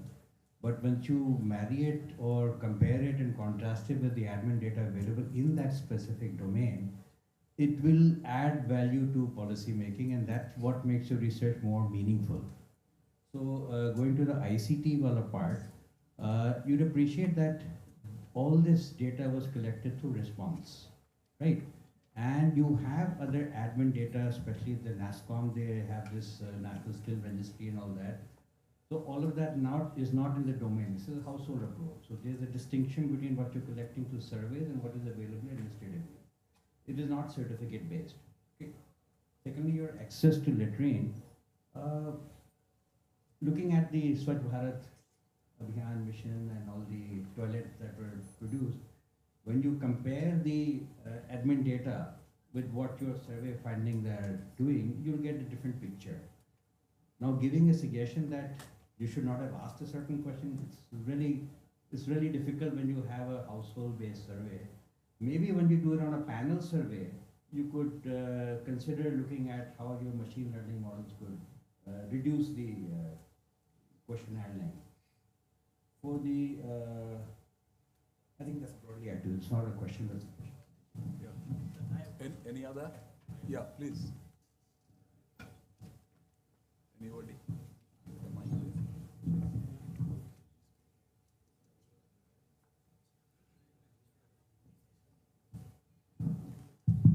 Thank you so much. All three presenters are really good. I have a question for Piyush. Piyush, your 84% is excess of the latin. What is your 83%? You are telling that these three factors which are influencing excess of the latin, 83% they influence, rest are not influence. What is this 83%? Because we are very clear that in India, 84% people have the excess of the latin. What is your 83%? Number one. Number two, that your conclusion, the broad conclusion is that even if you remove these, you are just concluding this 6 factors is not required to collect the information on that. So NSSO survey design has been made in such a way that we are generating a lot of bivariate tables and everything. So this conclusion, what we are concluding, if I agree that these 6 indicators are influencing excess of the latin, then your conclusion of not collection of the information on these 6 indicators may not be correct. Probably you have to reshape your conclusion. I would like to know what is this 83%, because excess of latin 84% and factor influencing 83%, both are totally different. Can you respond to these questions? Yeah. Okay, just one second. Please hold on. Another one or maximum 1 or 2 questions we'll take. My name is Kishore and my question is to Dr. Puneet. In one of the indicators was writing computer language, which is a special kind of skill, I would think, right? So if you drop that indicator and run the analysis, the scenario would be different. So what is your logic combining this indicator with other? Because that is, the other indicator doesn't require actually any special skill. One can learn very easily.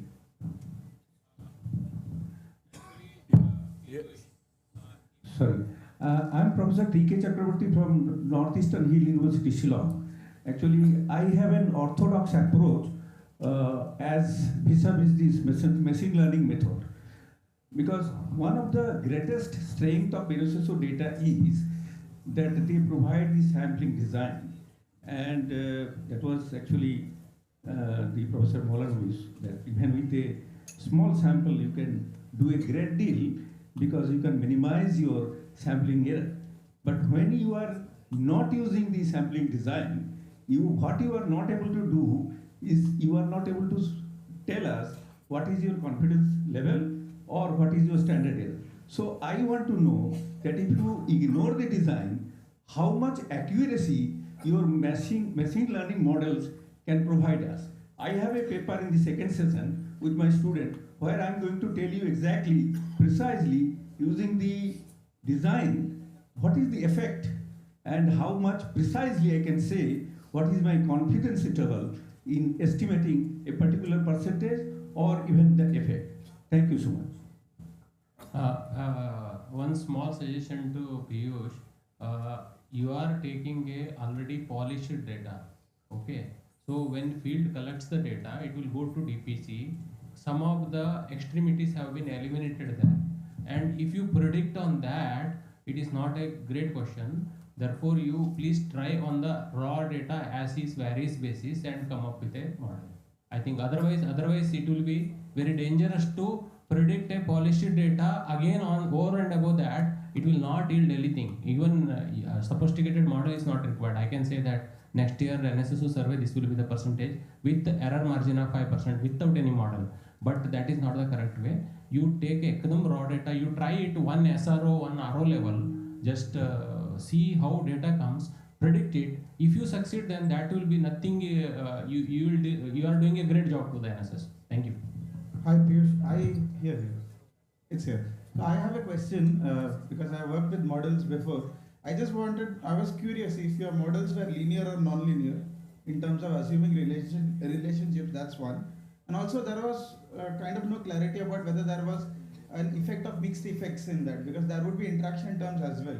Because when you have a global model and then you simplify those models and you have the finer models, then you compare your global models with the simplified models, and then there are interaction terms as well. So that kind of was not really clear. And this question about confidence interval is also very useful, because when you're comparing your four models, M1, M2 and M3 and M4, that you have higher confidence on your M4 should be shown with some p-values which shows that there is a significance of it. Not necessary models always use p-values. For example, in random forest you use SSRs, SSVs or things like that. So if that would have been there, the clarity would have been greater. And it's really nice to see that you have used machine learning, because that kind of shows how technology and AI, which is being now spearheaded by the government of India, can actually help in decision making in general. These are my comments, if you could address them when you're answering. We cannot take more questions. I think all of you can raise the questions later on or through correspondences. I would now request the presenters to respond to some of the queries. Yeah. Thank you. So, thank you, sir. Sir, your suggestion is well taken. We will definitely incorporate some administrative data with the survey data. But broadly, we all know if we see the PLFS and PLFS data of vocational training and all, so we have hardly 2-3% skills, vocational education training skilled person in the country formally. Informal में अभी थोड़ा बढ़ गया है, वो 15-17% के आसपास हो गया sir. So we can see, but NASCOM में भी उस तरीके का डेटा जो यहाँ पे है, we can get only broader trend. थोड़ा उसमें और हम इसमें इस तरीके का कुछ कास्ट या और दूसरा जो डायमेंशन है, that we cannot मतलब उस तरीके का data is not available. So that is why we have used this one. But of course that will definitely enrich the analysis. Sir आपका जो ये था कि वो 9th वाला वेरिएबल है, yes. तो सर इसमें objective of presenting this paper at this forum is sir is also here. So sir, we also wanted to get some clarity whether if an individual is having a skill of writing and programming, so whether he or she is having the skill of copy pasting or not. So we have done so in absence of this information, so if I can write an programming language, whether I can do copy paste or not, whether I can link printer with the computer or not. Okay, so either what we can, so it's missing in the instruction manual also, sir. कि if somebody is having the 9 number of skill, so he or she is having all 8 previous skills. So then we could have given the score 9, who is having 9. So 9 plus 1 plus 2, your 9, 8, 7. So we have tried and I think this can yes, be sir. discussed later on. Yes, sir. Yeah. Please, Vijus, you have many questions to respond. Yes, I actually don't remember much of the questions right now. One thing is, what is it? But what I remember, I will reply to that. One thing is, what is the level of precision of your estimate, confidence interval thing, Yes. whether you have any mechanism to... Yes, I will come to that. The first question somebody asked whether the model was a linear model or non-linear. It is a highly non-linear model. It is based on gradient boosting algorithm. You can go and search for it. It is decision trees assembled together, and the model is totally non-linear. About the precision and the confidence interval and all that, I couldn't write all this here. But if you check my earlier paper, because this is a continuation paper, in that I have mentioned that each model, what is their accuracy, what is their precision rate, what is their recall rate, everything is mentioned there. So in these kind of things, in machine learning and all, you don't get something like a confidence level on these things. Like you get something like you get a confusion matrix, and through the confusion matrix you try to analyze what is the... So for example, in one of the slides I mentioned this AUC, PUR and F1 score and all that. So these are kind of the metrics which shows how accurate it is. So in my last model, the UCPR was 0.91. So 91% of the time, it says that it will be accurate. So the confidence level will be in the range of plus minus 10%, something like that. Okay. But still, if you see the final results, it is very close to the real one. Mukesh sir का question मुझे याद है, तो Mukesh sir का question मैं बताता हूँ, मतलब बताने की कोशिश करता हूँ. इस सर मेरा आपका एक क्वेश्चन था पहला, दूसरा क्वेश्चन था कि हाँ कि 73 क्या है और 74 क्या है, राइट.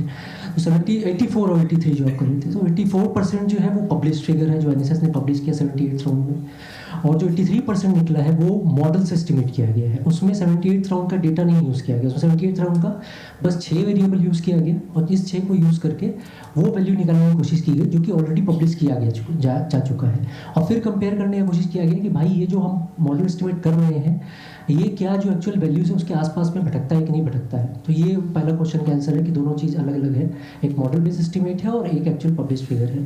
दूसरा क्वेश्चन जो आप कहें कि 6 वेरिएबल को हटा दें, ये उल्टा हो गया है.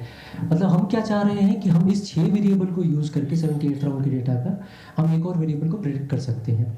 तो ये मेरा कहता है कि इस 6 को नहीं हटाना है, 6 को तो रखना है. जो को प्रेडिक्ट कर रहे हैं उसको हम कहना चाह रहे हैं कि इसको आप नहीं भी कलेक्ट करते तो we have the prediction power using machine learning model. So that's what I wanted to show. So I think that's all from my side. Thank you very much. Okay, thank you. I think we are closing Yes. this session now. I'm sure some of these discussions can continue over lunch. For now, I would like to extend my heartfelt thanks to our esteemed chairperson, Dr. G.C. Manna, for expertly moderating today's sessions. And I also appreciate the insightful presentations by Piyush Kumar Singh, Binod Bihari Jaina, Puneet Kumar Srivastava, along with Nagendra Kumar Maurya, on the critical topics covered in the first technical session, and for gracefully obliging on short notice to be concise. Your contributions have significantly enriched our understanding of these issues. We now break for lunch, and I request participants to reassemble in the hall after 45 minutes at about 2:45 to continue with the technical session 2. Lunch for the participants will be in the same venue as the high tea, while that for the DDG and senior officers will be upstairs. Thank you. Thank you.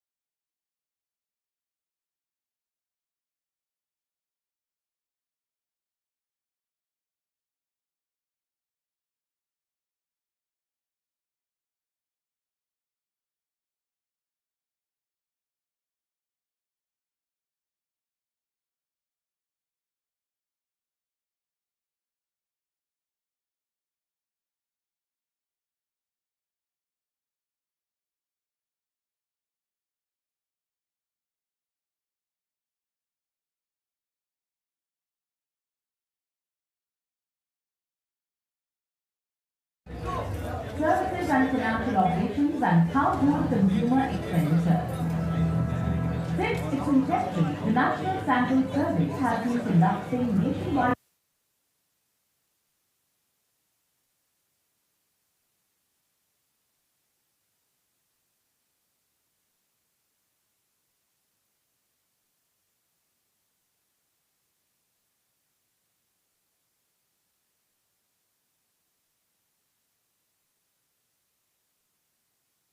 Mahalanobis, adopted by the National Sample Survey for obtaining yield rates, has been endorsed by the Food and Agricultural Organization. Even today, it is regarded as the most reliable and objective method of crop yield estimation and used for generation of estimates of crop production for the whole country. The Household Consumer Expenditure Survey has been instrumental in economic and social policy formulation and tracking consumption patterns across different population groups. Additionally, food consumption data for HCES is crucial for evaluating food security and nutrition. On the other hand, the statistical indicators generated through the employment and unemployment surveys enable measurement of the labor force in different economic activities, which further determine quality. The National Sample Survey started its journey from the campus of the Statistical Institute in Kolkata. All statistical work-related surveys were carried out by the Statistical Institute under the guidance of Professor P.C. Mahalanobis until 1970. The National Sample Survey Organization was established in March 1970 on the recommendations of commissioners whose members were B.C. Baraman Chairman, D.N. Bangalore and R.R. Bahadur. Since then,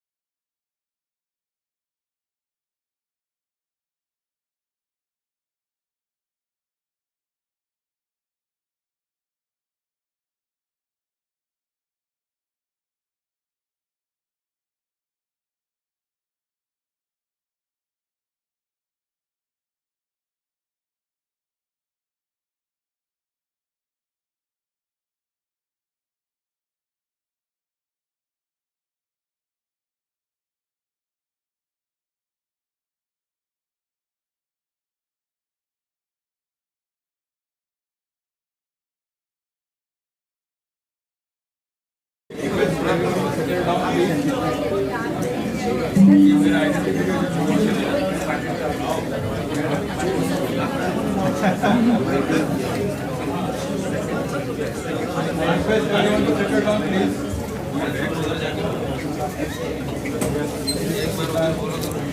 our second session is titled Multiple Indicator Survey NSS 78th Round 2020-2021 and Survey of Aayush NSS 79th Round. The chairperson of this session is Shri Pravin Srivastava. I request you, sir, to kindly join us on the dais. And I also request our participants of this session, T.K. Chakrabarti, Anusha Mathur, Amlan Majumdar, and Ashish Muktan to join us on the dais, please. All four paper presenters, could you please join us on the dais? Our chairperson for the technical session 2 is Shri Pravin Srivastava, and it is my privilege to introduce him to you. An eminent statistician and former Chief Statistician of India and Secretary, Ministry of Statistics and Program Implementation, Shri Srivastava is a senior officer of the Indian Statistical Service and has played a pivotal role in modernizing India's statistical system over a distinguished career spanning more than 30 years. He led major initiatives such as strengthening the National Statistical Office, developing the National Indicator Framework for SDGs, and reforming household surveys, price indices, and national accounts. His contributions have enhanced the credibility and relevance of official statistics in policy making. Shri Pravin Srivastava has also served in key roles across central ministries, notably in the Ministry of Labour and Employment, and has represented India in global forums like the United Nations, International Labour Organization, and World Bank. We are honored to have him with us today and look forward to his valuable insights. To welcome our chairperson, I request Shri Nikhil Kumar, Deputy Director, CQCD, to present him with a memento.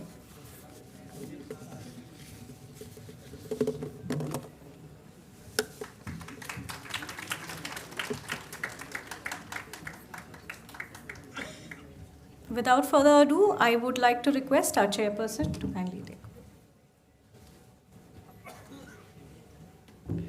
Thank you. Not much to say, but we are already late by, I think, half an hour. So instead of 10 minutes, I will request the presenters to make their presentation in 7 minutes so that we still have one more session ahead of us. So without much ado, I can request Mr. Chakrabarti, Anushka to make their presentation.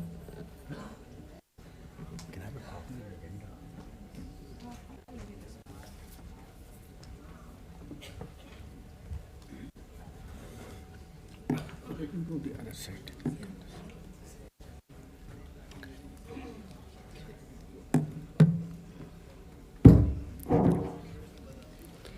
Good afternoon, everyone. My name is Anushka Mathur, a student of Department of Statistics, Northeastern Hill University, Shillong. I'm honored to have the opportunity to present our paper titled Wash Deprivation Across Socio-Economic and Demographic Groups, Insights from MIS 2020 Household Data. This paper is co-authored by Professor Tapan Kumar Chakrabarti, Department of Statistics, Northeastern Hill University, Shillong.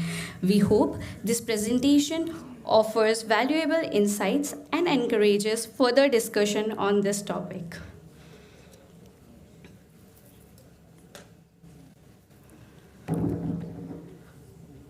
Universal, adequate, and equitable access to water, sanitation, and hygiene is vital for achieving SDG Goal 6 and improving global public health. From 1999 to 2015, billion gained improved water, sanitation access, yet 2.5 billion still lack sanitation and nearly a billion practice open defecation. While urban areas show higher access to wash facility, rural populations lag significantly, especially in sanitation coverage. Despite major government efforts, over half of Indian households lack treated drinking water, private latrines, contributing to higher rates of disease. Addressing India's wash disparities requires detailed household level data to inform effective and targeted policies. The objective of our study are as follows: to estimate design-based prevalence in wash deprivation and to obtain linearized standard error estimates and confidence interval for MIS 2020. To identify statistically significant socioeconomic and demographic predictors associated with the wash-related outcome variables, to compare statistically the extent of wash deprivation among population subgroups with actionable insights, and to examine odds ratio and relative risk ratios of wash outcomes statistically by adjusting potential predictors with appropriate multivariate models. Since the seminar is being hosted by the ministry that provided the data, and many of you are already familiar with the sampling design and the sample details, I will move ahead to the part of the presentation where we focus more on our findings and analysis. This is a systematic flowchart of the stratified multi-stage sampling design of MIS 2020 and 2021. Since it is well known to the audience, I'll quickly skip these slides. The MIS documentation provides with the estimation of the total and the corresponding variance as mentioned here. However, in this analysis, we have adopted a general approach using Stata, which allowed us to replicate the core logic within the software environment and perform the computations effectively. To carry out the estimation, we use survey set command in Stata, which allows us to incorporate the survey's complex design using multi-stage stratification and sampling weights. This ensures that the standard errors and estimates are statistically valid and representative of the population. Comparative analysis and estimated prevalence in wash deprivation among population subgroups. Methodology. The proportion of the households with a given characteristic was estimated using Horvath-Thompson Pi-PS estimator with the appropriate multiplier using Stata software. Standard error is estimated using the first-order Taylor expansion to approximate the variance of a ratio, and corresponding 95% confidence interval are calculated accordingly. The design-adjusted Rao-Scott-Pearson test statistics are computed based on the second-order design correction to identify statistically significant socioeconomic and demographic predictors of the selective wash outcomes. Moving on to some of the key results. The principal source of drinking water. About 36.67% of households have piped water into the dwelling yard plot, 53.3% households using other improved sources, and 10.1% households still uses unimproved sources. All the confidence intervals are clearly mentioned in the presentation, and you can see that the confidence interval are quite small, which shows the accuracy of the analysis. As we move along the UMPCE classes, that is economic-based stratas, starting from the lowest stratum to moving to the higher, we see that the piped water into the dwelling yard and plot increases. Similar trend is shown for rural and urban, where rural population only have 25% piped water into the dwelling. Access to households' principal source of drinking water. So, only 45.2% of the households in the bottom 20% group of UMPC classes have exclusive access to principal source of drinking water. Here we can also note that as we move along the stratum from lowest to the highest, the exclusive use increases and the community use, dependence of the household on the community use decreases. A similar trend is also present with respect to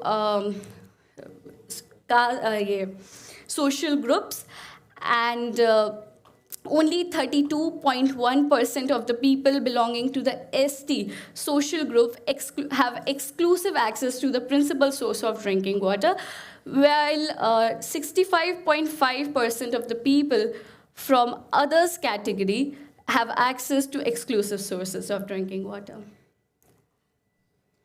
Similarly, examining all the covariates, while in the paper we have 8 to 9 covariates, we are here representing the top 6 or the 6 covariates in which we have witnessed more diversity, disparities, in fact.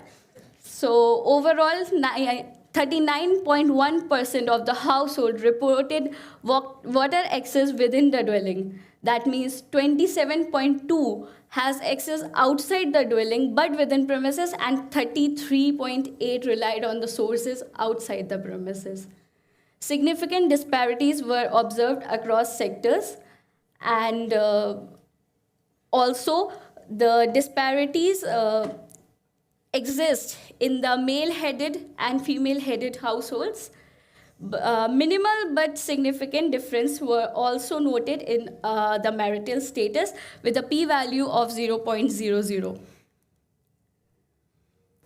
15.4% of the households do not have access to any kind of toilets, with a 95% confidence interval ranging from 15.0 to 15.8. We can see that this much percentage of households still do not have any kind of access, followed by 72.7% of the households, those have exclusive access to toilets, and 11.9% of the households rely on the common use. Coming to the access to toilets, it is seen that 21.2% of the population, 21.2% of the population in rural areas still do not have any access to toilets, in comparison to 2.9% in urban, with a p-value of 0.00, which signifies that this particular covariate is really significant.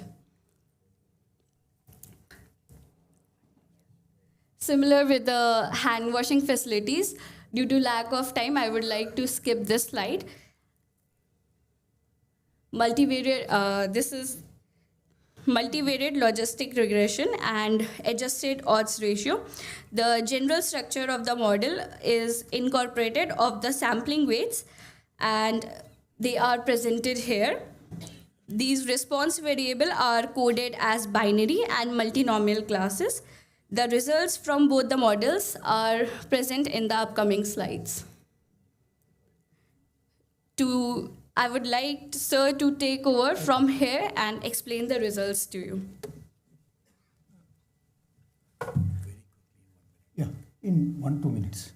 Actually, I think logistic and multinomial logistic regressions are generally used, but what is novel here that we are using, as I have told earlier, that the strength of the NSSO is that the sampling design, because so effectively it can be used, so you can also estimate the accuracy of the model as well the effect of the parameters to a great extent. So that's the that we have shown here basically the p-values against each of the predictors. These are actually odds ratio. So comparison group, how comparison group is important over the reference group. These are shown here, and these p-values are estimated by using a rigorous statistical technique which has been implemented in Stata. That's the strength of our work, because we have tried to utilize the design,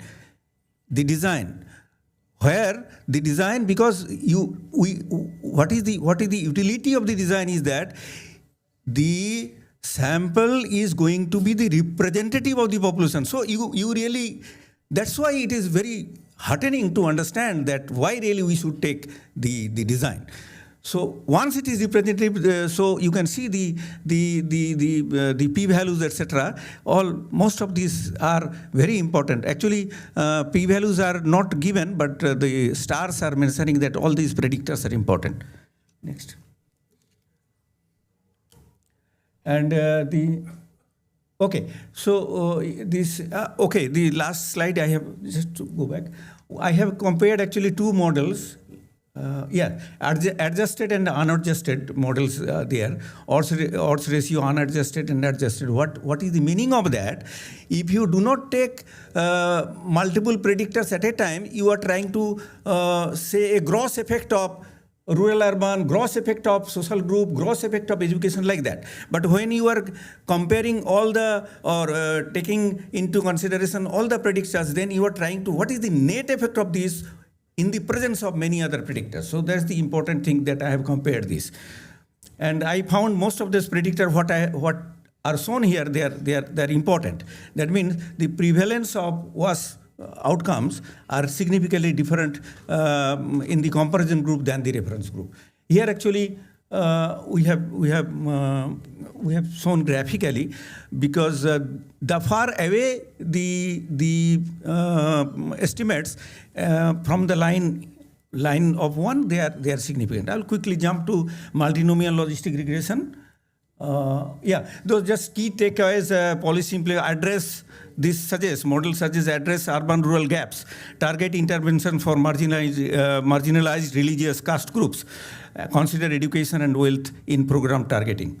So next one is the last, multinomial logistic regression, where slightly different from binomial, because we have more than two categories. Here also we have found the statistic. You see all which are not close to line 1, they are all significant. Not close to 1, because 1 means relative ratio, 1 means they are same. But if you are less, if you are more, then you are significant. So we need to consider the disparities this way. Next. So here also key findings, rural urban differences, education of household head, wealth, and age of the household head. And that's very interesting that older respondents have better access, likely due to asset accumulation. This is actually our thing. So next. So this, whatever I have said, these are actually diagrammatically affected, that how really risk is varying. And actionable insights is actually education is protective, try to promote universal education. Wealth and urban bias, try to expand rural infrastructure to bridge the disparities. Case-sensitive planning, ASIs and integrated approach, combine socioeconomic, educational and spatial policies to ensure inclusive access. Thank you so much. I think this is okay. Thank you, sir. Thank you, Professor Tapan and Anushka, for the presentation. We'll start with the next presentation. Actually, the second presenters have not turned up, so we had the liberty of some time. But still, if you can restrict it within 10 minutes, the fact that the advantage, you will get a lot of questions from the audience. So I have a stopwatch here. So the third presenter, or the second in the queue, is Ashish is sitting there. Okay, and you are? Amlan Mujumdar. Amlan Mujumdar, please. Your time starts now.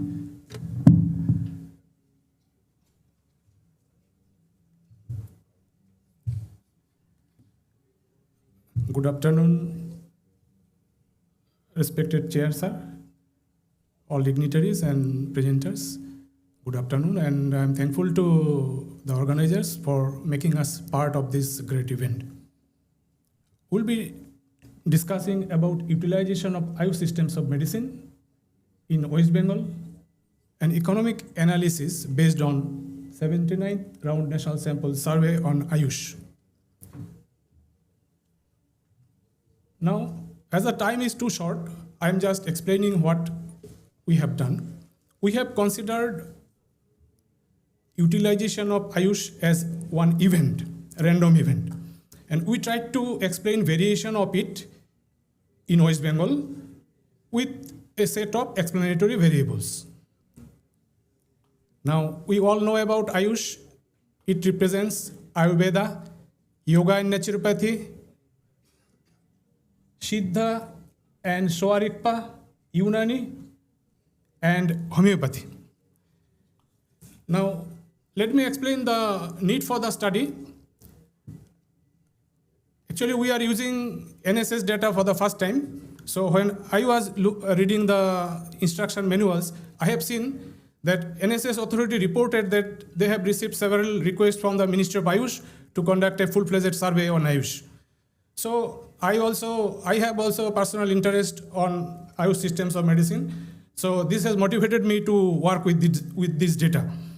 And if we look at the National Health Policy, we can see particularly 3 pages.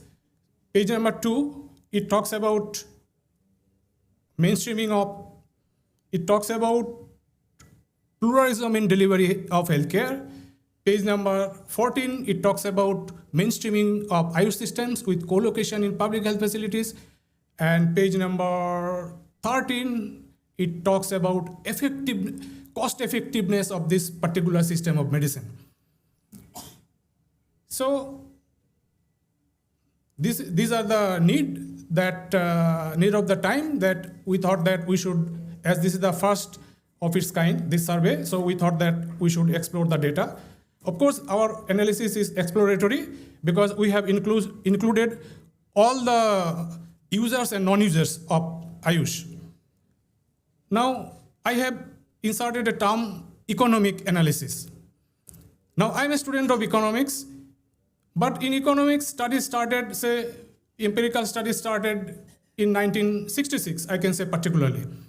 But very recently, I was studying literature on, say, science of medicine and art of medicine. And whatever I have studied, I have realized that delivery of healthcare comes under art of medicine. And one sort of gap was there in literature. In my understanding, I have found that we should insert technology of medicine in between the two. Now, goods and services which are used using technology of medicine are actually healthcare services, in my understanding. And the same definition is given in standard health economics literature. So what economists do in their analysis? Now, Fuchs was the first economist. He considered health service sector as healthcare industry because it uses different inputs such as manpower, doctor, paramedical staff, physical capital, plant and equipment, and drugs and bandages, different intermediate goods and services, and produces output. What are the output of healthcare industry? Number of cases treated. Now, which are taken from the hospital records. But this Aayush survey is not a facility survey. We had earlier facility survey done by Ministry of Health and Family Welfare with IIPS Mumbai as the nodal agency. Even I have used that data. But this is a household survey. So we cannot exactly do this survey from supply side economics of healthcare. We need to incorporate some demand side factors. Now, another model of study is available in economics. That is, if utilization is considered as event. Instead of considering utilization from stock and flow, if we consider it as an event, we can incorporate the background of the characteristics of the respondents, that is in the demand side, as well as some factors as proxies to the supply side economics of healthcare. Now, directly I will go to the data. We have used data of West Bengal and we have taken 16 plus population because health seeking behavior significantly differs for the elderly persons and children. So we omitted children from here, from our analysis.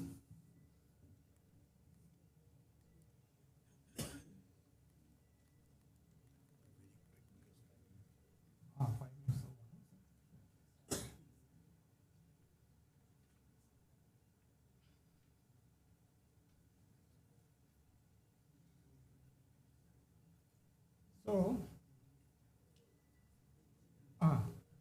now in Aayush, we have one variable that whether any member of the household has utilized any of the Aayush systems in last 365 days or in past 1 year.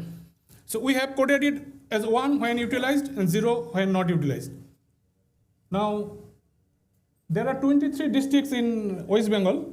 We have taken first 8 districts from North Bengal because West Bengal has 2 political regions. One is North Bengal, northern side of the river Ganga, and the southern part is known as South Bengal locally. Now, we can see that within North Bengal, highest rate of utilization is say 41.9 or 42.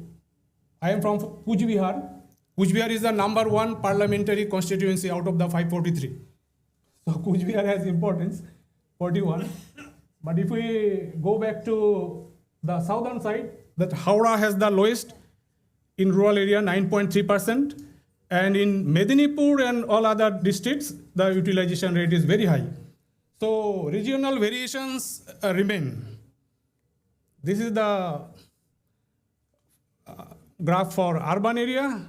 Highest is the Paschim or Purbo Medinipur, and lowest is in the Alipurdwar. Alipurdwar is the nearest district formed in 2014, bifurcating the Duars area of Jalpaiguri district, those who are aware of the Duars region. Now, I am presenting another figure. This is we prepared for India. Only difference is that here we have taken 15 plus population. Now in West Bengal, it is 35.6, that utilization rate. We are standing here in Goa. Goa has 19% only utilization of Aayush. Okay. Now, these are the variables we have taken. Let me go to the result, and I will, while explaining the results, I will talk about the variables.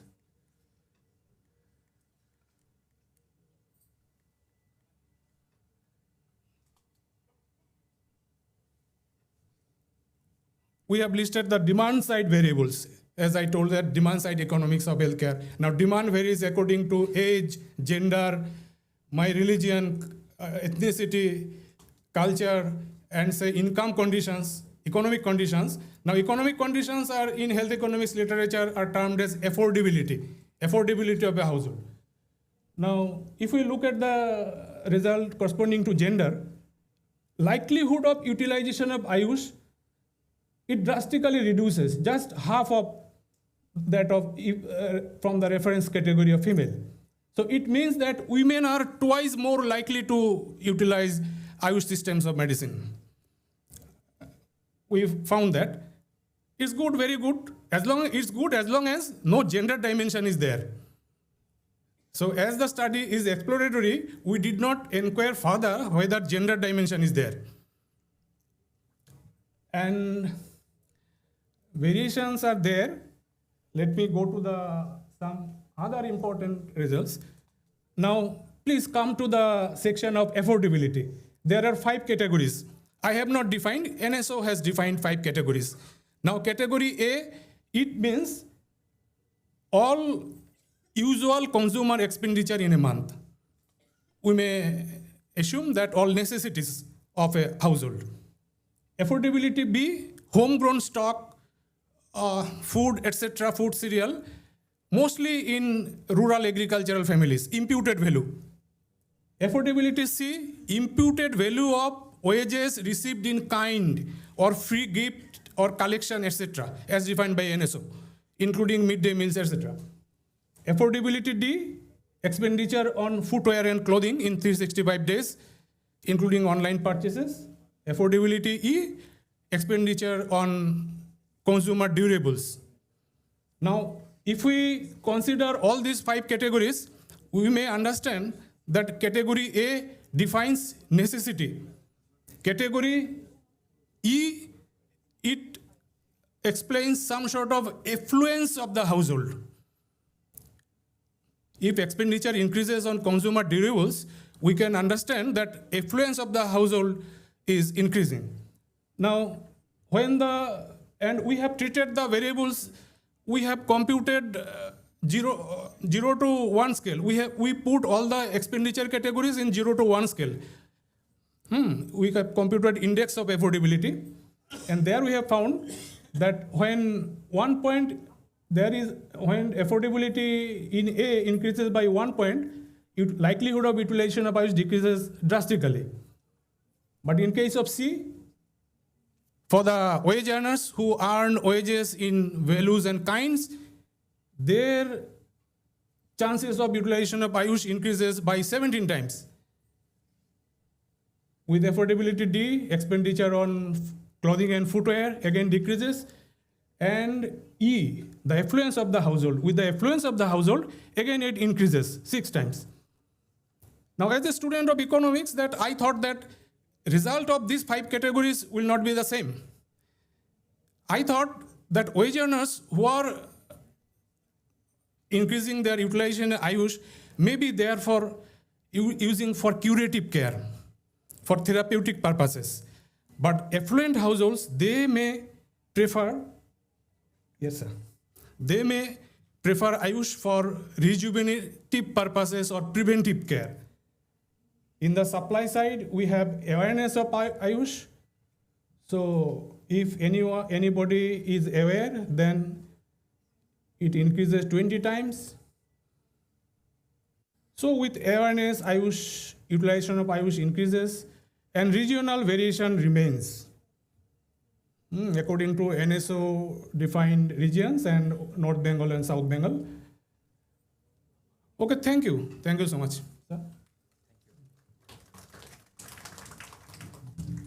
Before we take questions, I want to thank the presenters for their presentations, and both were important presentations.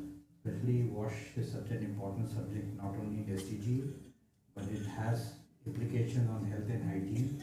Aayush was not only exploratory research, but in the entire survey was sort of exploratory because we were trying to understand what was the health-seeking behavior for Aayush patients. So now we open the floor for questions. Are there any specific questions or general questions that you have to the presenters?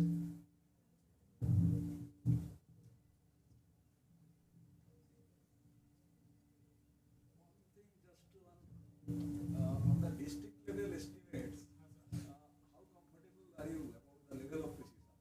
Just generally.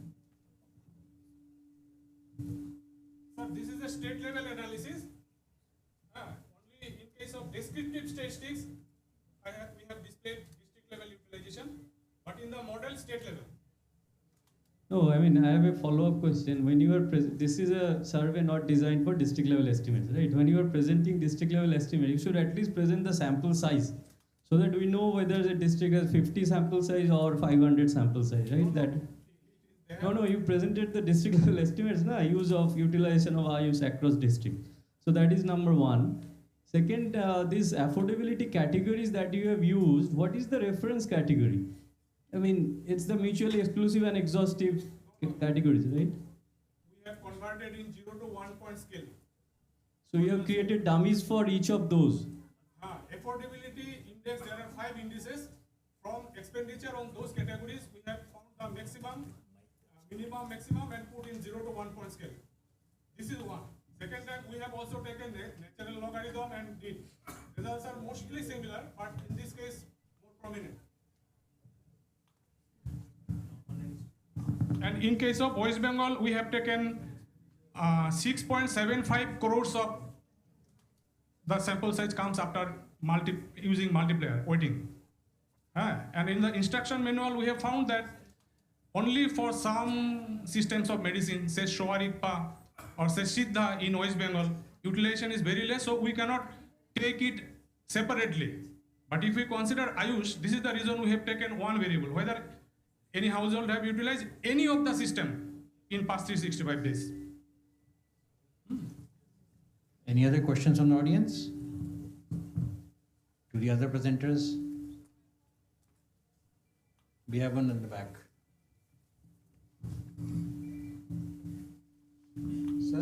this is the question with the two presenters. I don't know the names.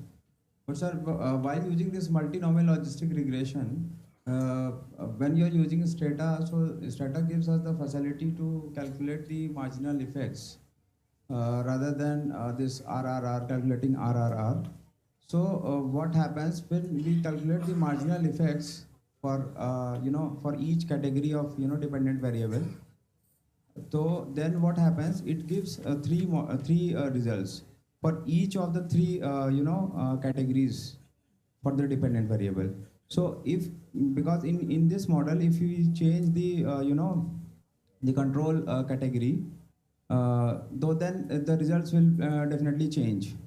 So, but if you'll calculate the marginal effects for all for the whole model, so you'll have results for each of three or four whatever multinomial categories are there. So then that will give you a better explanation how the explanatory variables are behaving in different sets of when you have different control groups. So you can go for that. Thank you, sir.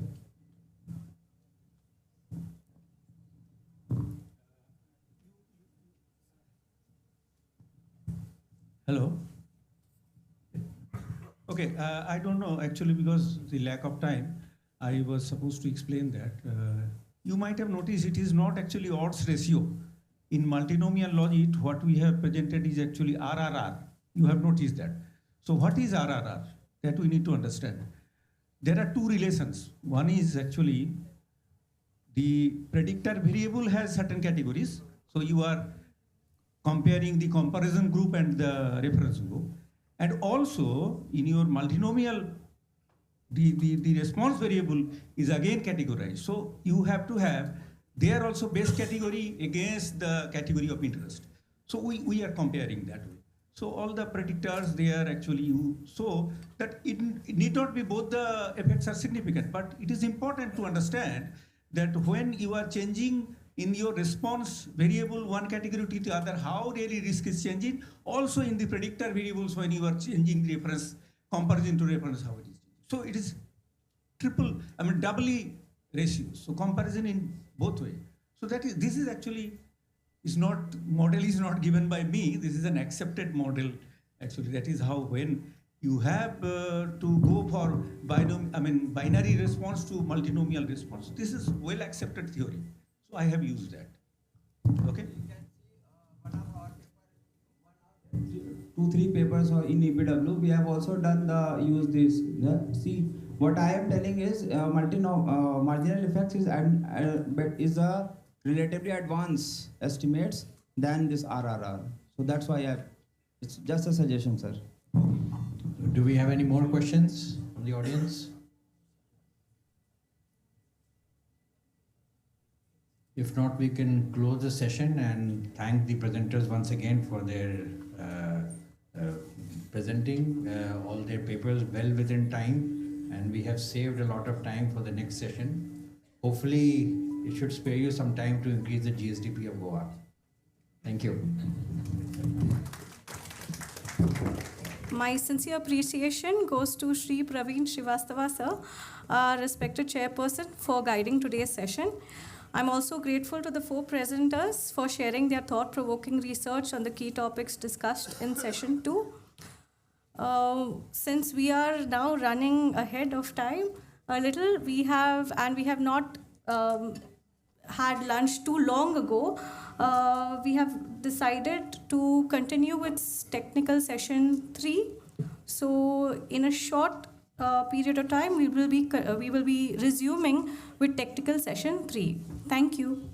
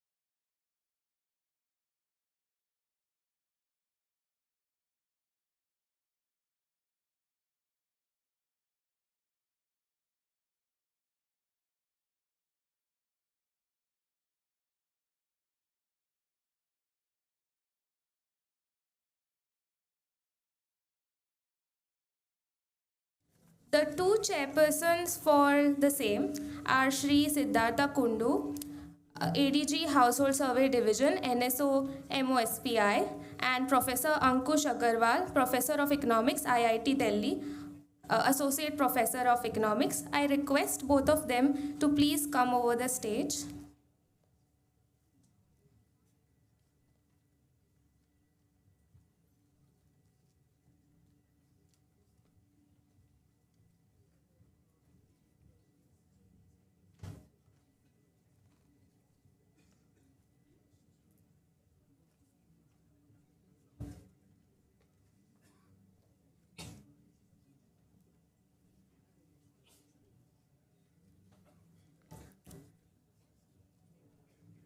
Shri Siddhartha Kundu is a 1993 batch Indian Statistical Service officer, at present posted at the Additional Directorate as the Additional Directorate General of the Household Survey Division of the National Sample Survey. Mr. Kundu leads the end-to-end operations pertaining to household surveys of the National Sample Survey, like the Time Use Survey, Household Consumption Expenditure Survey, Periodic Labor Force Survey, etc.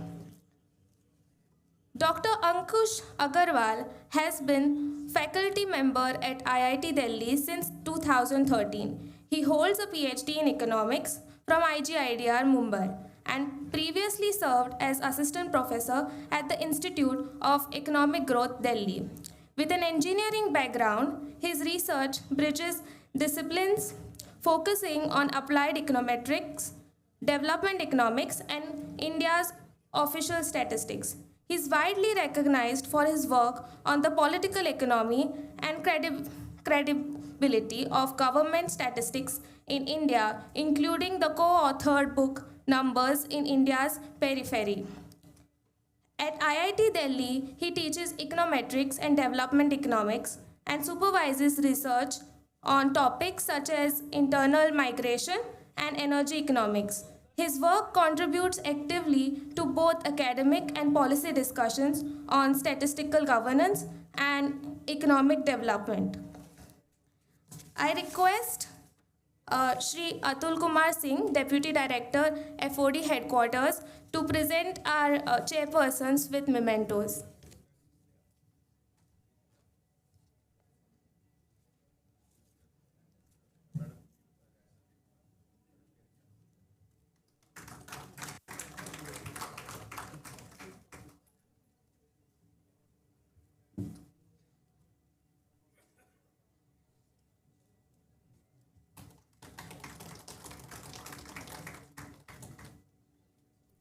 Now I request the presenters for the session, Rajeshwari Kasturi, Ashish Yadav, Mamta Chaudhary, and Suman Patel, to please take over their seats.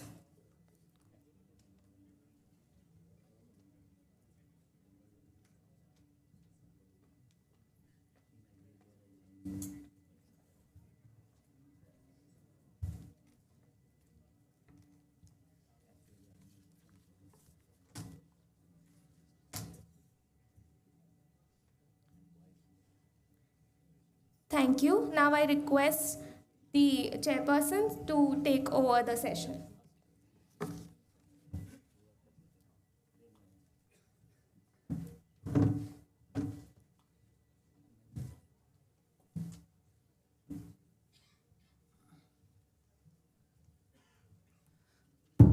So, good afternoon, and unlike previous session, we have sufficient time in hand. So, we can spend 10 minutes per presenter, and then we can discuss the question answer session and anything related subject. Okay, so Ms. Kasturi, you can start.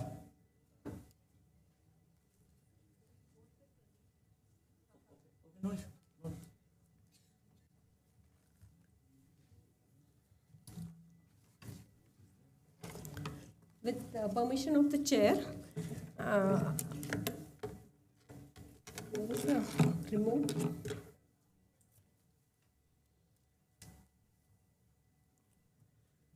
here is an attempt to use neural networks to identify the features associated with multidimensional poverty in rural India. This is the outline of the paper.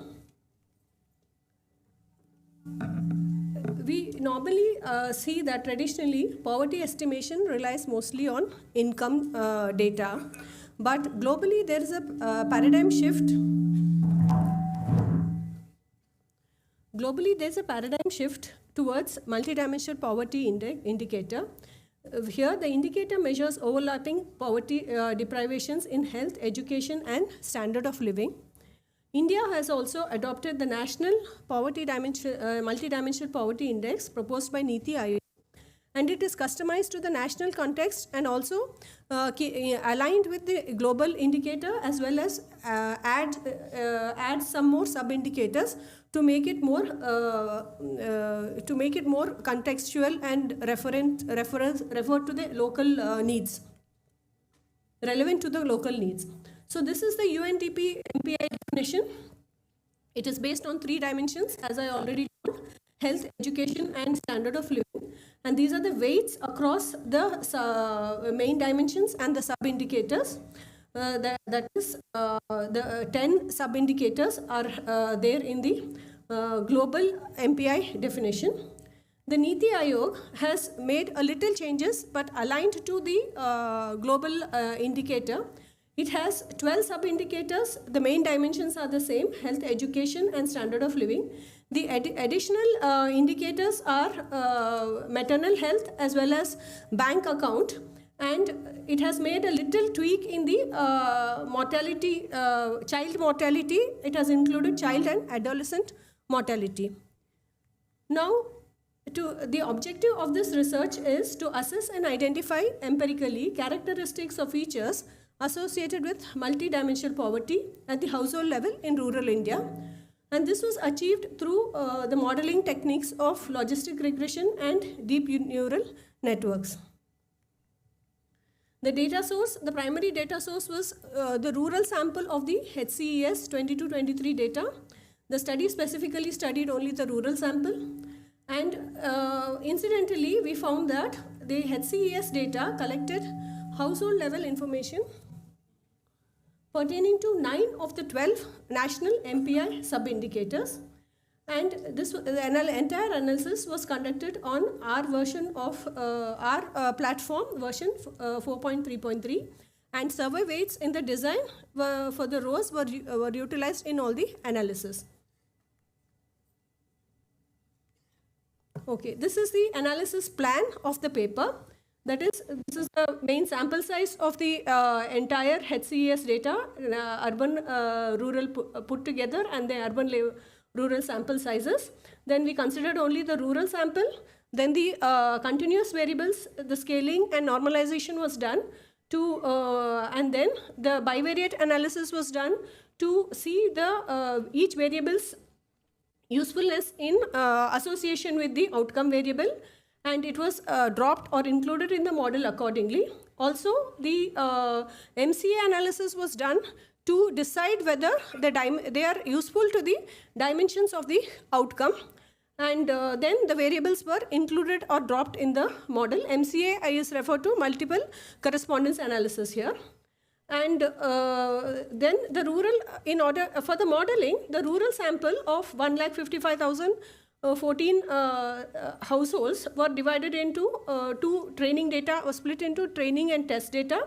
That is, 70% of the data was used for the modeling, and 30% was used for testing, was kept aside for testing and validating the model. And the model, we did the deep neural network on the H2O platform of the R data, of the R platform, and logistic regression also was done on the R platform. Then for the results, we compared the feature importance that both the models had turned out to be. And then the model was validated to find the accuracy and the efficiency of the model. So this is the adjusted MPI for the study that was used, because as I told you, the HCES has only 9 of the 12 national sub-indicators of the multidimensional poverty. So this is how the adjusted weights were done. The dimensions were retained as it is. The weights within the dimensions was retained, but within the sub-indicators, it was redistributed. For the weights were redistributed in this manner. For the household, for a household, the MPI deprivation score was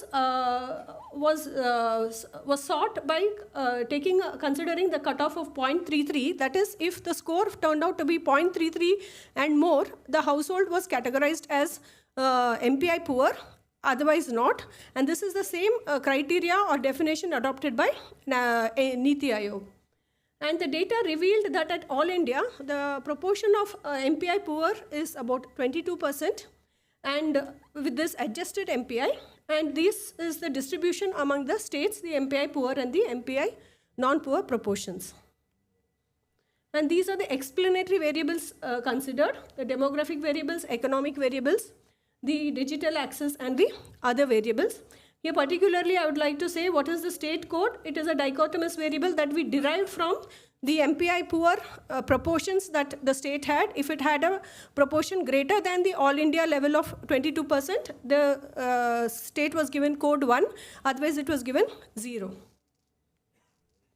And for the data processing, we did categorical data converted into n-1 separate dichotomous variables as dummy variables conversion, as we call it. Like for example, the health, the education indicator, the highest education attained by any household member consisted of 3 categories, and it was converted into 2 categories, dummy variables.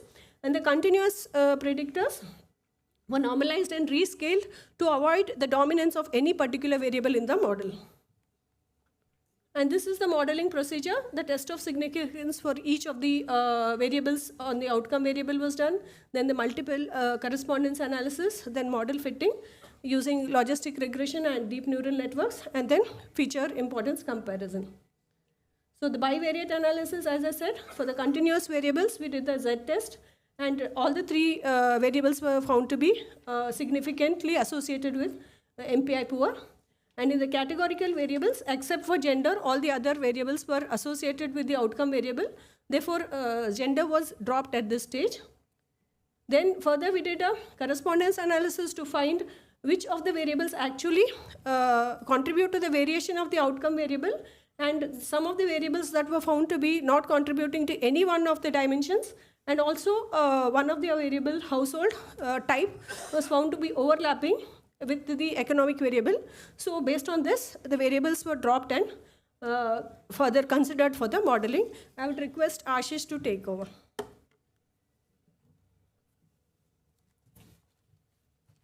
Now, proceeding further, after implementing the multiple correspondence analysis, these are the 5 variables which has been dropped from our study, which pertains to religion and social group and ration card and household type, while the other variables, out of 49 variables we have kept. This log MPC is a proxy for the income which we have considered here, and the other variables are state code, which ma'am has already informed that we have dichotomized under 1 and 0 on the basis of 22% whether household poor or not in that state. The model development and validation, this is the standard procedure which needs to be done in order to identify the best fit model. We have split the data into 70 and 30%, 70% as a training data and 30% as a test data, which comes around to be more than 1 lakh for the training and around 48,000 for the test data, which is sufficient enough for us to understand the best fit model. Along with that, there are, just to arrive, before arriving the neural network, we have also tried the logistic regression. As you have aware that our outcome variable is binary, which is categorically, and so we tried both the models. Here we have represented about the logistic as well as neural network. And in order to have the efficiency on the basis of test data sets, there are other accuracies and specificity and recall and area under curves, which help us to identify which features to be included. So we have implemented the logistic regressions, and this is the neural network method. After the neural network methods, we can say that at the 5 level layer and the 25 node, this is the best accuracy we can get, which is better. The last column at the 15th row, we can see that it is better than the logistic regression, as well as the specificity is also better. So we have included a neural network to be a part as a best fit model for here. After using the neural network method, these are the variables which has comes out to be the relatively important. And here we can see that log MPC, which is income. It is clearly stated, highlighted here that the other variables apart from the income, like education, age, and household size, and from which state they are belonging, are more relatively important to identify the MPI rather than considering income only. These are the discussions which I have already told you that regarding that multiple poverty index, the range of features beyond just income is also associated with the MPI. And these are the limitations of our survey, was that only 9 sub-indicators can be identified from this survey because the 3 indicators like bank account and other 2 indicators were not there in the data. Other than that, this Niti Aayog MPI is associated with the NFHS data, but we are here trying to derive the MPI from our household consumer expenditure survey. So compatibility is also one of the challenge here. Way forward is that nutrition, maternal health, and bank account should be a part of our next survey in a consumer expenditure survey, so that we can simultaneously able to get the information related to multiple poverty index as well as the consumer expenditure survey. Thank you.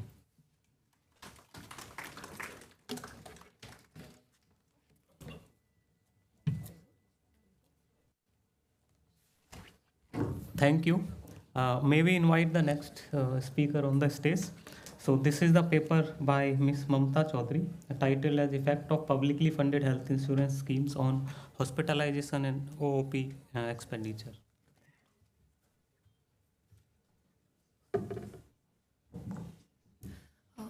Very warm greetings to respected seniors, esteemed guests, and everyone present here. I, Mamta Chaudhary, I'm very delighted to be part of the 18th National Seminar of NSO and being hosted at this very vibrant Goa University. And with that, I would like to begin with my presentation title as Effects of Publicly Funded Health Insurance Schemes on Hospitalization, Out-of-Pocket Expenditures, and Catastrophic Health Expenditure. Next. So the root of publicly funded health insurance schemes in India started with the global movement of universal health coverage, which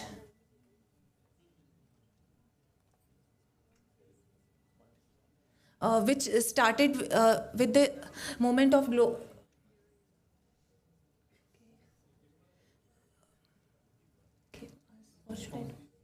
I don't know. Yes, I'll read. So it started with the global movement of universal health coverage, which basically ensures that everyone received needed health services without any sort of financial hardship. And so the major step in expanding PHFI started with the introduction of Rashtriya Swasthya Bima Yojana, which came into existence in 2008. So. And before that, there were state-specific schemes in states Andhra Pradesh and Kerala, like Arogyashi and in Kerala. But there were a lot of challenges of Rashtriya Swasthya Bima Yojana, such as low enrollment and awareness and fragmented risk pooling across states. And then there was low coverage cap around 35,000 for every household. And then there was very high out-of-pocket expenses was observed. So, with the introduction of National Health Policy in 2017, which aimed to strengthen the path to universal health coverage, Ayushman Bharat scheme was launched in 2018, and it has two major pillars.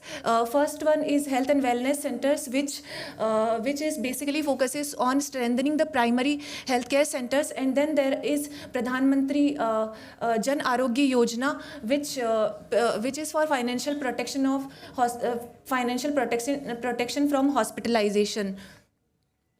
So the healthcare insurance landscape in India is quite complex in a way that the organized sector is covered by employment state insurance schemes, which covers, according to the Niti Aayog report in 2021, it covers around 10% of the individuals in the country, and then there is CGHS, which covers around 0.3% of the individuals, and then I would also like to bring to your attention that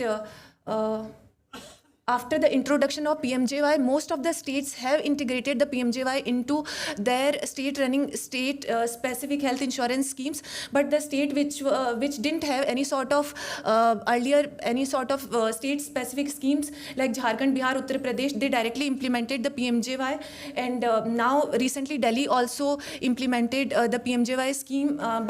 So the only state which has its own state-specific scheme is now West Bengal, which has its very comprehensive scheme called Swasthya Sathi scheme, which covers around 70% of its population.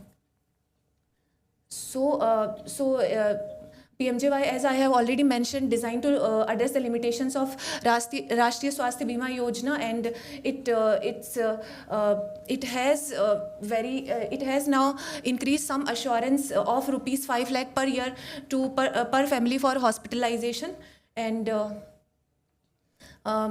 budget allocation has also increased quite more than almost double, and the budget which is allocated to PMJY is now almost 8.28% of the total healthcare budget.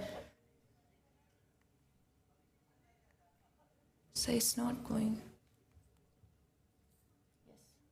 So the objective of this study is to assess whether PHFI's impact to PHFI, whether enrollment in PHFI is associated with the increased hospitalization among the households, reduced out-of-pocket expenses, and whether it lowers the catastrophic health expenditure. So the catastrophic health expenditure is the health spending which can be so high that it might affect the financial stability of a household.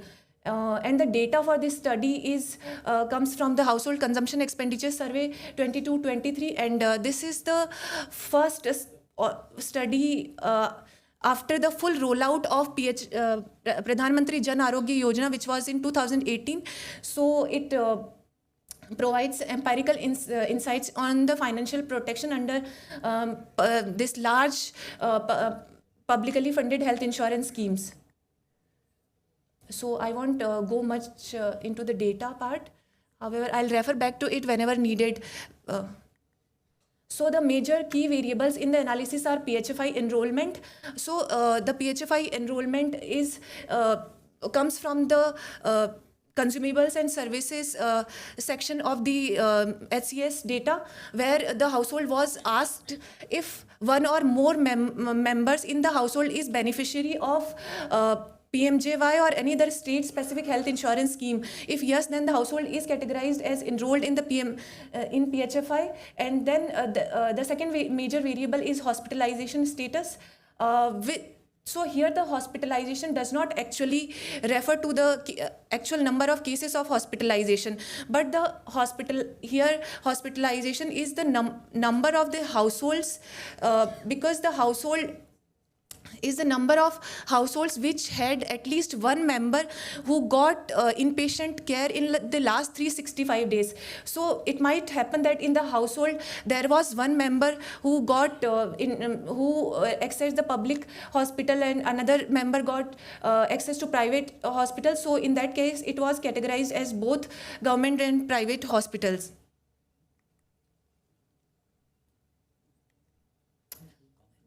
Yes. So the out-of-pocket expenditure was covered using the total healthcare expenditure of the household using the medicine and all the expenditures, and the catastrophic health expenditure if the healthcare spending is more than 10% of the total annual household consumption expenditure. So I have used logistic regression to examine whether PHFI enrollment increases the likelihood of any hospitalization, and then also looked at whether PHFI enrollment is associated with hospitalization in public hospitals, private hospitals, and both kind of hospitals. And then also the OLS regression to assess the association between PHFI enrollment as independent variable and out-of-pocket expenditure as dependent variable. So PHFI enrollment is the major independent variable, and then I have also controlled for the background characteristics like the socioeconomics, the income, economic status, and then household occupation, and then residence status, and etc. And so the results,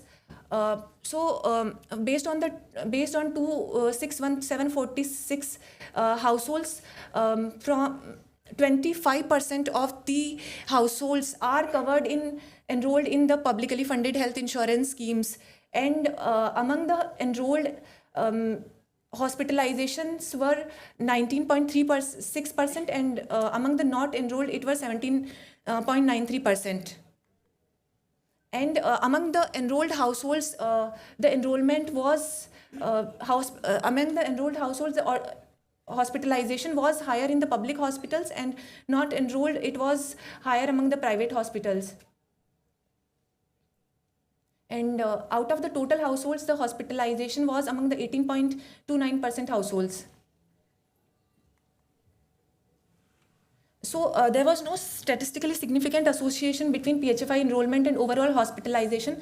However, PHFI enrolled households are 43.8% less likely to use private hospitals as compared to public hospitals, and as compared to public hospitals, the tendency to use mixed kind of hospitals is 49.1% less likely. And out-of-pocket expenses was quite high among the private hospitals. And it was also observed that PHFI enrolled households have higher out-of-pocket expenses, and which was also significant in the regression. And among the private hospitals, among the PHFI enrolled households, the out-of-pocket expenses was also quite high for both public and private hospitals. So among the catastrophic health expenditure was quite high in the private hospitals as compared to public. Yes. Yeah, I'm sorry. So I'll come back to the some very significant results which I would like to discuss. So the enrollment in the PHFI has increased from the past NSS surveys results 71st and 75th. Like enrollment was almost around 12.8% and 16% earlier, which is increased to 25%, which is quite promising. However, the enrollment really doesn't translate into utilization, because out of the total enrolled households who accessed hospitalization, only 35.2% of the household could actually utilize the card, means they got the benefit. So which is although higher than the earlier Rashtriya Swasthya Bima Yojana, but there is still a very significant gap. And the enrollment in PHFI is almost similar to the findings of NFHS 5, 25.4%.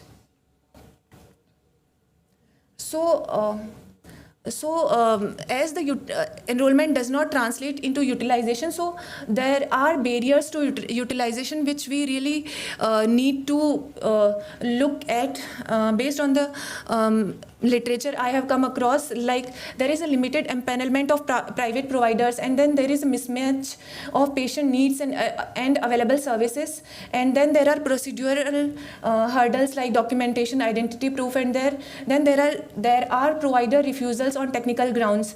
So, and the catastrophic health expenditure was also quite high among the enrolled households. So which is also found in other studies as well, but there are other studies as well which says that although out-of-pocket expenses are high among the enrolled households, but then we really need to look, because now when the individual is accessing the healthcare services, then the foregone care among the individuals is quite less, means they are accessing the healthcare services for some serious diseases like cancer, and which they earlier couldn't access, and the foregone care was high.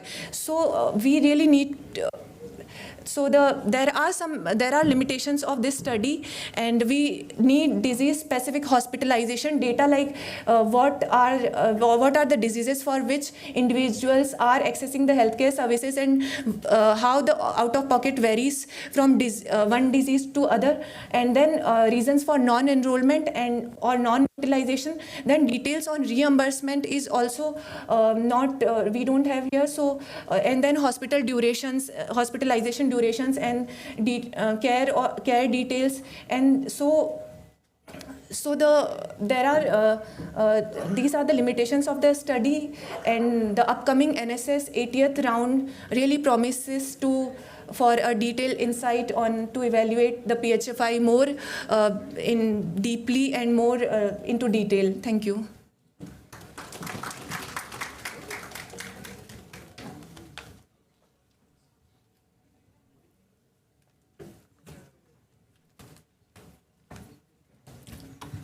So next is Shumon Patel on comparative analysis of consumption pattern in women-headed households.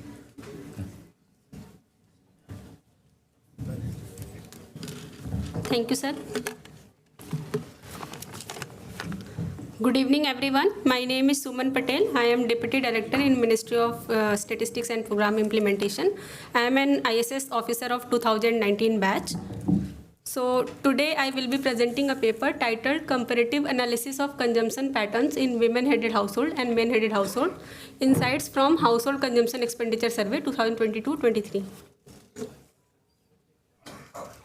So overview of my presentation will be as follows. First, I will be discussing introduction, then objective, after that literature review, followed by data and methodology, then results and finding, and then policy implication and conclusions.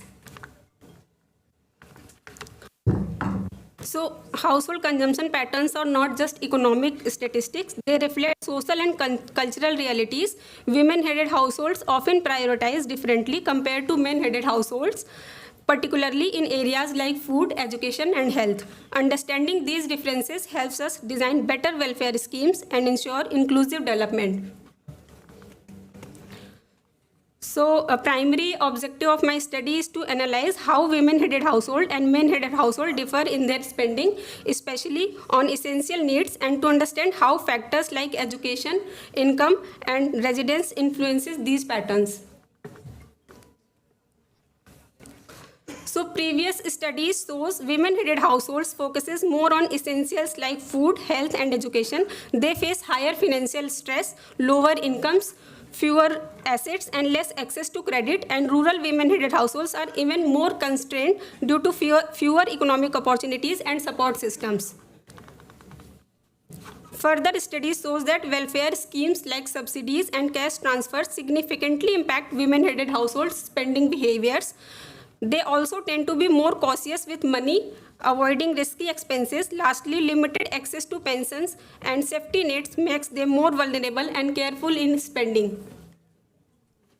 So coming to data and methodology, Data source of my study is Household Consumption Expenditure Survey data 2022-23. I have used unit level data of this survey, and sample size for this study is 38,172 households for women-headed households and 2,23,574 households for men-headed households. If we see in percentage terms, 14.58% households are women-headed and 85.42% are men-headed.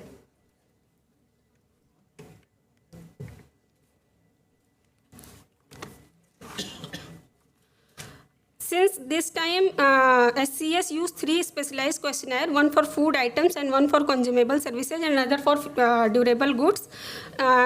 Each of these questionnaires was canvassed during separate household visits, and additional household characteristic questionnaires was also canvassed. So I have these 3 questionnaires data was structured into 15 levels. So for this study, I have used 3 levels data, level 2 and level 3, which provides information about the household head like gender, age, education, religion and social group, and level 14, which summarizes household expenditure from 3 main questionnaires, and level 15, which records household size across the visits. There are some gaps also in the assessment of MPC. Due to some missing data on some variables, I have worked with the reduced sample size, which is given in this slide when analyzing MPC across religion, income source and social group. For example, for religion data, 77 out of 261,746 households records do not report the religion of the household head. So I have omitted that 77 observation while analyzing the data religion wise. And similarly, for 24,815 households, primary income source was missing. So these observations were also omitted for this analysis. And 1,236 records lacks information on the social group of the household head. So these observations were also omitted. So coming to computation of monthly per capita expenditure, I have followed the similar methodology as given in SCS 2022-23 report. So total expenditure was calculated as the expenditure of the food questionnaire plus per capita expenditure of consumable goods questionnaire multiplied by household size of the food questionnaire plus per capita expenditure of durable goods questionnaire multiplied by household size of food questionnaires.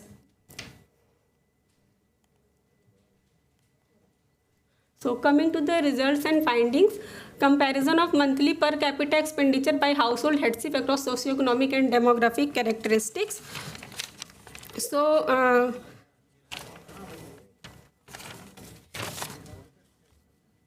across all the socioeconomic and demographic categories, women-headed households have higher MPC than the male-headed households. Urban households shows a smaller gap, but women-headed households still led. Women-headed households consistently have higher MPC across all the religions, only exception in others category. I have highlighted that part. For others category, MPC of male-headed household is higher than that of women-headed households. And if we see the analysis by age of the head of the households, largest gap in the youngest group, and gap narrows with age but remains in favor of women-headed household throughout the group. So, similar pattern we can see in the caste group also. And so if we see the analysis by education of the head of the household, MPC increases steadily with the higher education for both women-headed household and male-headed household. Women-headed household consistently have higher MPC at every level. The gap is widest at higher education level, which is suggesting that education plays a strong role in economic empowerment, especially for women. And if we see the analysis by marital status, never married women-headed household shows the highest MPC. This suggests that independent women heads, particularly those never married, may enjoy greater economic autonomy. Gap narrows for other marital categories, but still in favor of women-headed households. If we see the analysis by household size, MPC is inversely related to household size, but this is the only case where male-headed household leads, whether it is larger household or smaller household. In all the cases, we have seen that MPC of the women-headed household is larger, but here this is the only case where MPC of the male-headed household is the larger. So if we see the analysis by major source of income, differences between the women-headed household and male-headed households are minimal. MPC is highest in regular wage salary earning households, lowest MPC in casual labor households for both. The analysis by PMGKY, that is Pradhan Mantri Garib Kalyan Yojana benefits, shows that households not receiving benefits have higher MPC, which indicates that higher spending households may not require or qualify for PMGKY support. Indicates MPC is generally higher among women-headed household in most categories. Education and marital status seems to play a significant role in shaping MPC patterns. So overall, the data suggests a positive association between female headship and economic standing, especially when linked to higher education and salaried employment. So if we see the comparison item-wise, women-headed households spend more on food in both rural and urban areas. Notable women-headed household leads are vegetable, fresh fruits, egg, fish, and meat. And if we see beverages and processed foods, shows a large gap in urban areas. And if we see for non-food consumable services, women-headed households spend more on fuel and light, education, and medical non-hospitalization. Male-headed households spend slightly more on conveyance in both rural and urban settings. And for durable goods, expenditure is fairly balanced between women-headed household and men-headed households. Men-headed households spend slightly more on furniture and other durable goods in urban areas. Women-headed households are nearly equal in jewelry, bedding, and clothing. So overall, we can say women-headed households tend to spend more per capita across most categories, particularly in food items, education and health, fuel and light. Spending patterns of women-headed households suggest that women-headed households prioritize nutrition, health, and essential services, possibly reflecting cautious and needs-focused consumption behavior.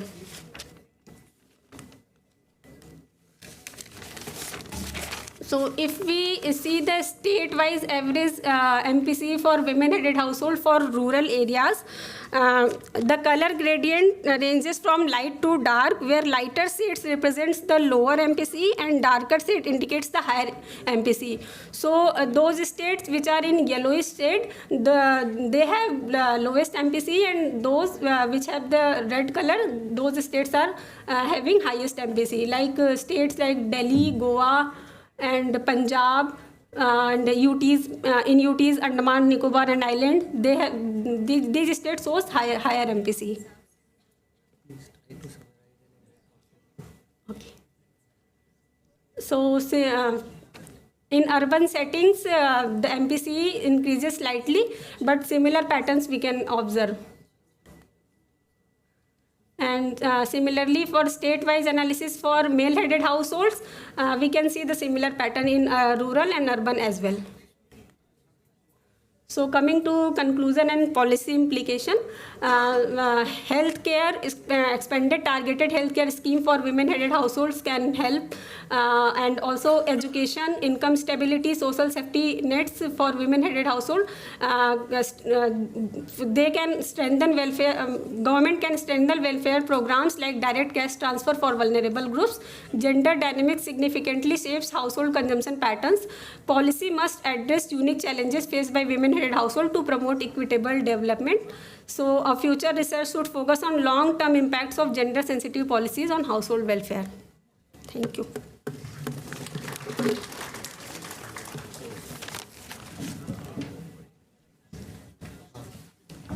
Thank you very much.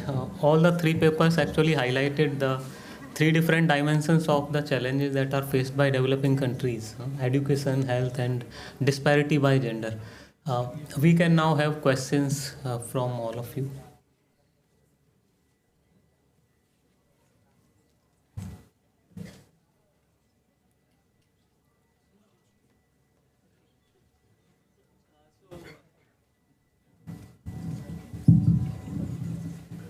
So I have a question on the MPI calculation using neural network versus other methods.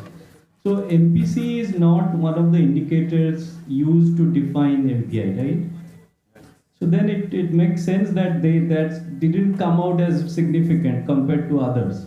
right? Because you are using, I mean, other indicators, they will come out as more significant than MPC. So that's no surprise there.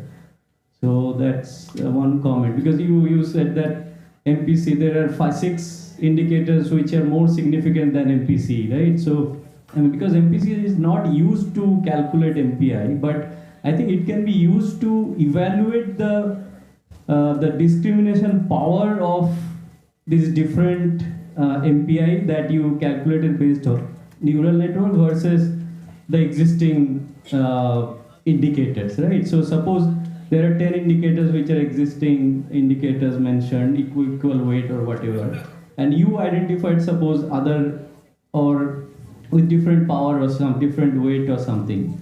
So then if you can show that your method is identifying the poor better based on MPC, which is not used actually. So that could be an independent way of evaluation, I think. So that's one comment. The second one is like this publicly funded health insurance. The whole policy objective of publicly funded health insurance is to reduce out-of-pocket expenditure and reduce catastrophic health expenditure, which is completely opposite what we see in your analysis. So what are the policy implications?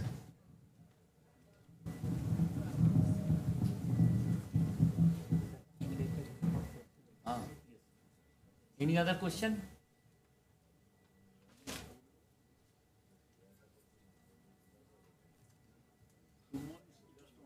Yes. Suman's presentation on apparently some inconsistency in the result, it appears. You showed that women-headed households, their average MPC is higher than their male counterparts. One cross-tabulation what you did by average the household size-wise, everywhere the other kind of result. Now it cannot happen. Pooled estimate will be, again, in that case, main households will have the higher estimate, which you are not getting. So this is one point you need to look into. I feel that is one problem. Second is, nowhere you could show us what is the average household size of women-headed household vis-a-vis men-headed household. Is it that average household size of women-headed household is lower and it has resulted in a higher MPC? So something like that. These 2 points I have to plan.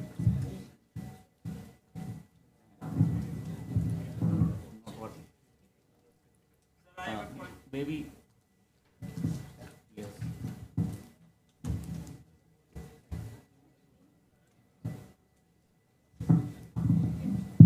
All 3 papers are really good. My question for Suman.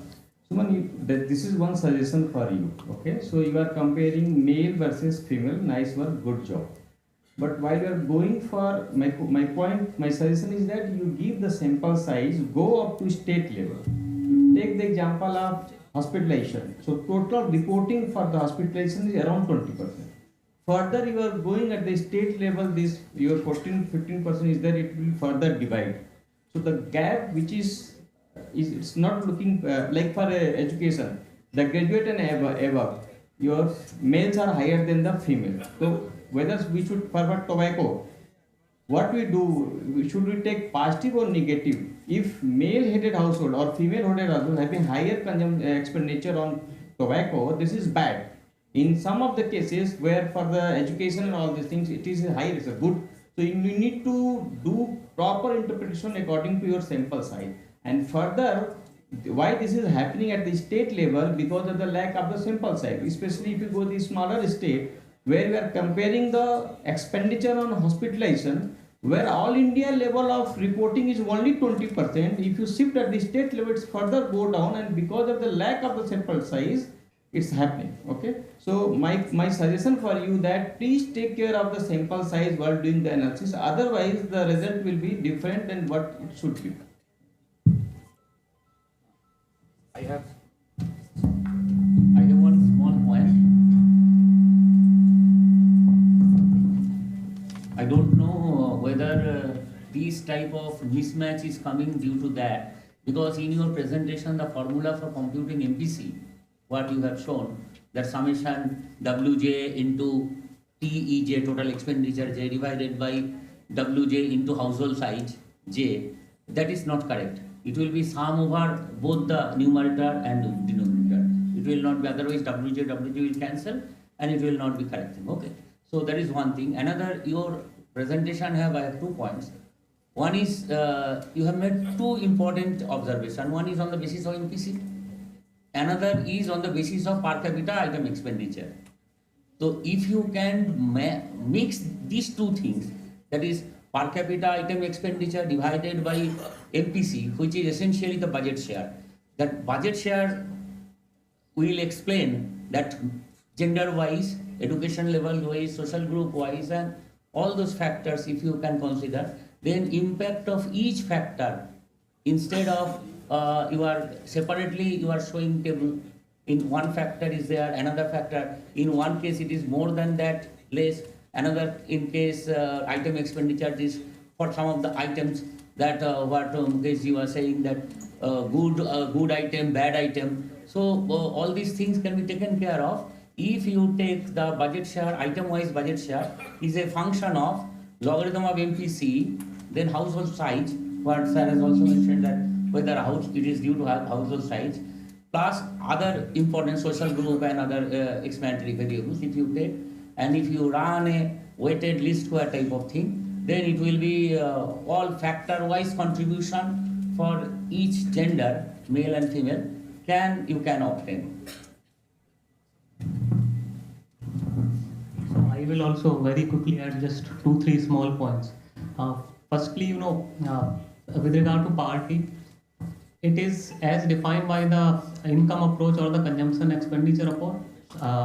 It is usually a household concept, but some of the explanatory variables or some of the variables that have been used here are defined at the individual level. So how do you match that? That's one. And secondly, it's actually useful for both the ML approaches, this one as well as the paper that was presented in the morning, to also give us an idea about percent correctly classified, for each of these 1 and 0. So that is second. Now with regard to the other papers, see in our disciplines when we say impact of X on Y or effect of X on Y, these are very technical terms. Okay, so these, if we are using these, then it must be accompanied by that particular methodology. So otherwise these remains mere associations or correlations. With regard to the last paper, I also noted what Professor Manna also mentioned. I think these numbers need to be checked out. So if you want to respond to all of these, maybe very briefly.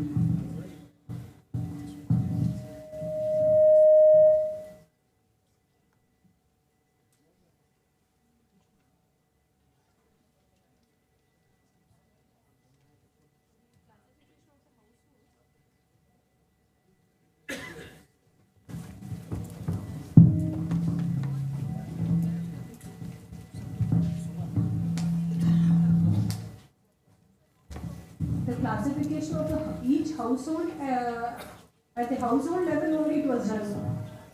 The multidimensional poverty classification of the household at each household level only it was done. After seeing those 9 indicators, sub-indicators that were available for each household in the data. So it was household wise only that was done. And then that was in the model also those variables indicators was at the household level only.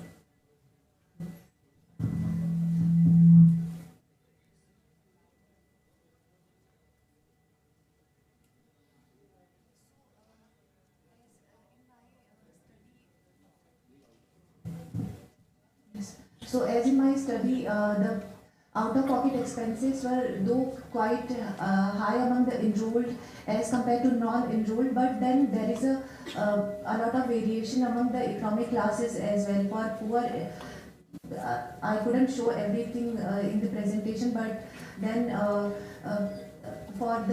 in the higher income class, it was difference was quite a lot as compared to the poor.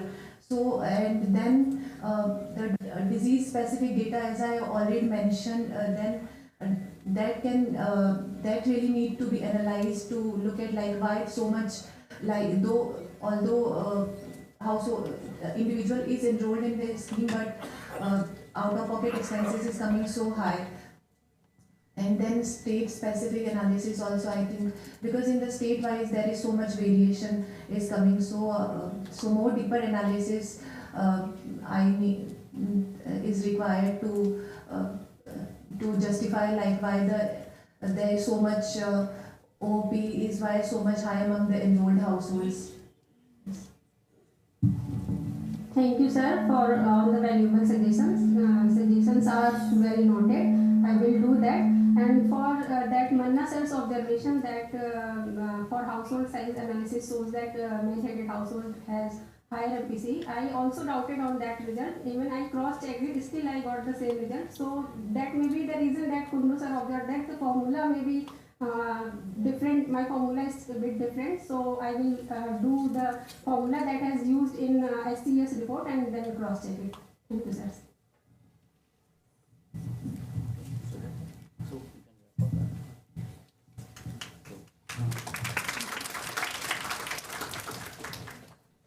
Thank you very much. We are not going to stand between the GSDP of Goa and thank you.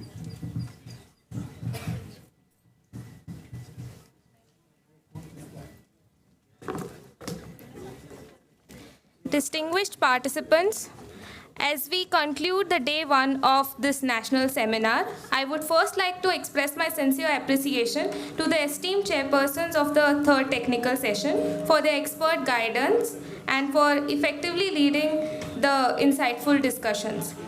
My profound gratitude also goes to the presenters of the third technical session for sharing their valuable research findings with us. I also extend my thanks to all the researchers, statisticians, and participants for their active engagement and valuable contributions throughout today's sessions. So, you all are now requested to head for the tea. For the DDG and senior officers, the tea is served in cafeteria, and for the participants and presenters, it is served in the same classroom where the lunch was served. Thank you.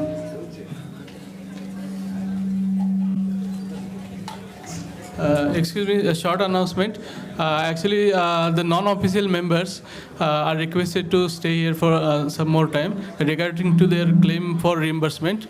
They can contact Ms. Rupali, Assistant Director. And another announcement is that we have arranged a short duration sightseeing program. So those who are not interested may please go to the respective hotels.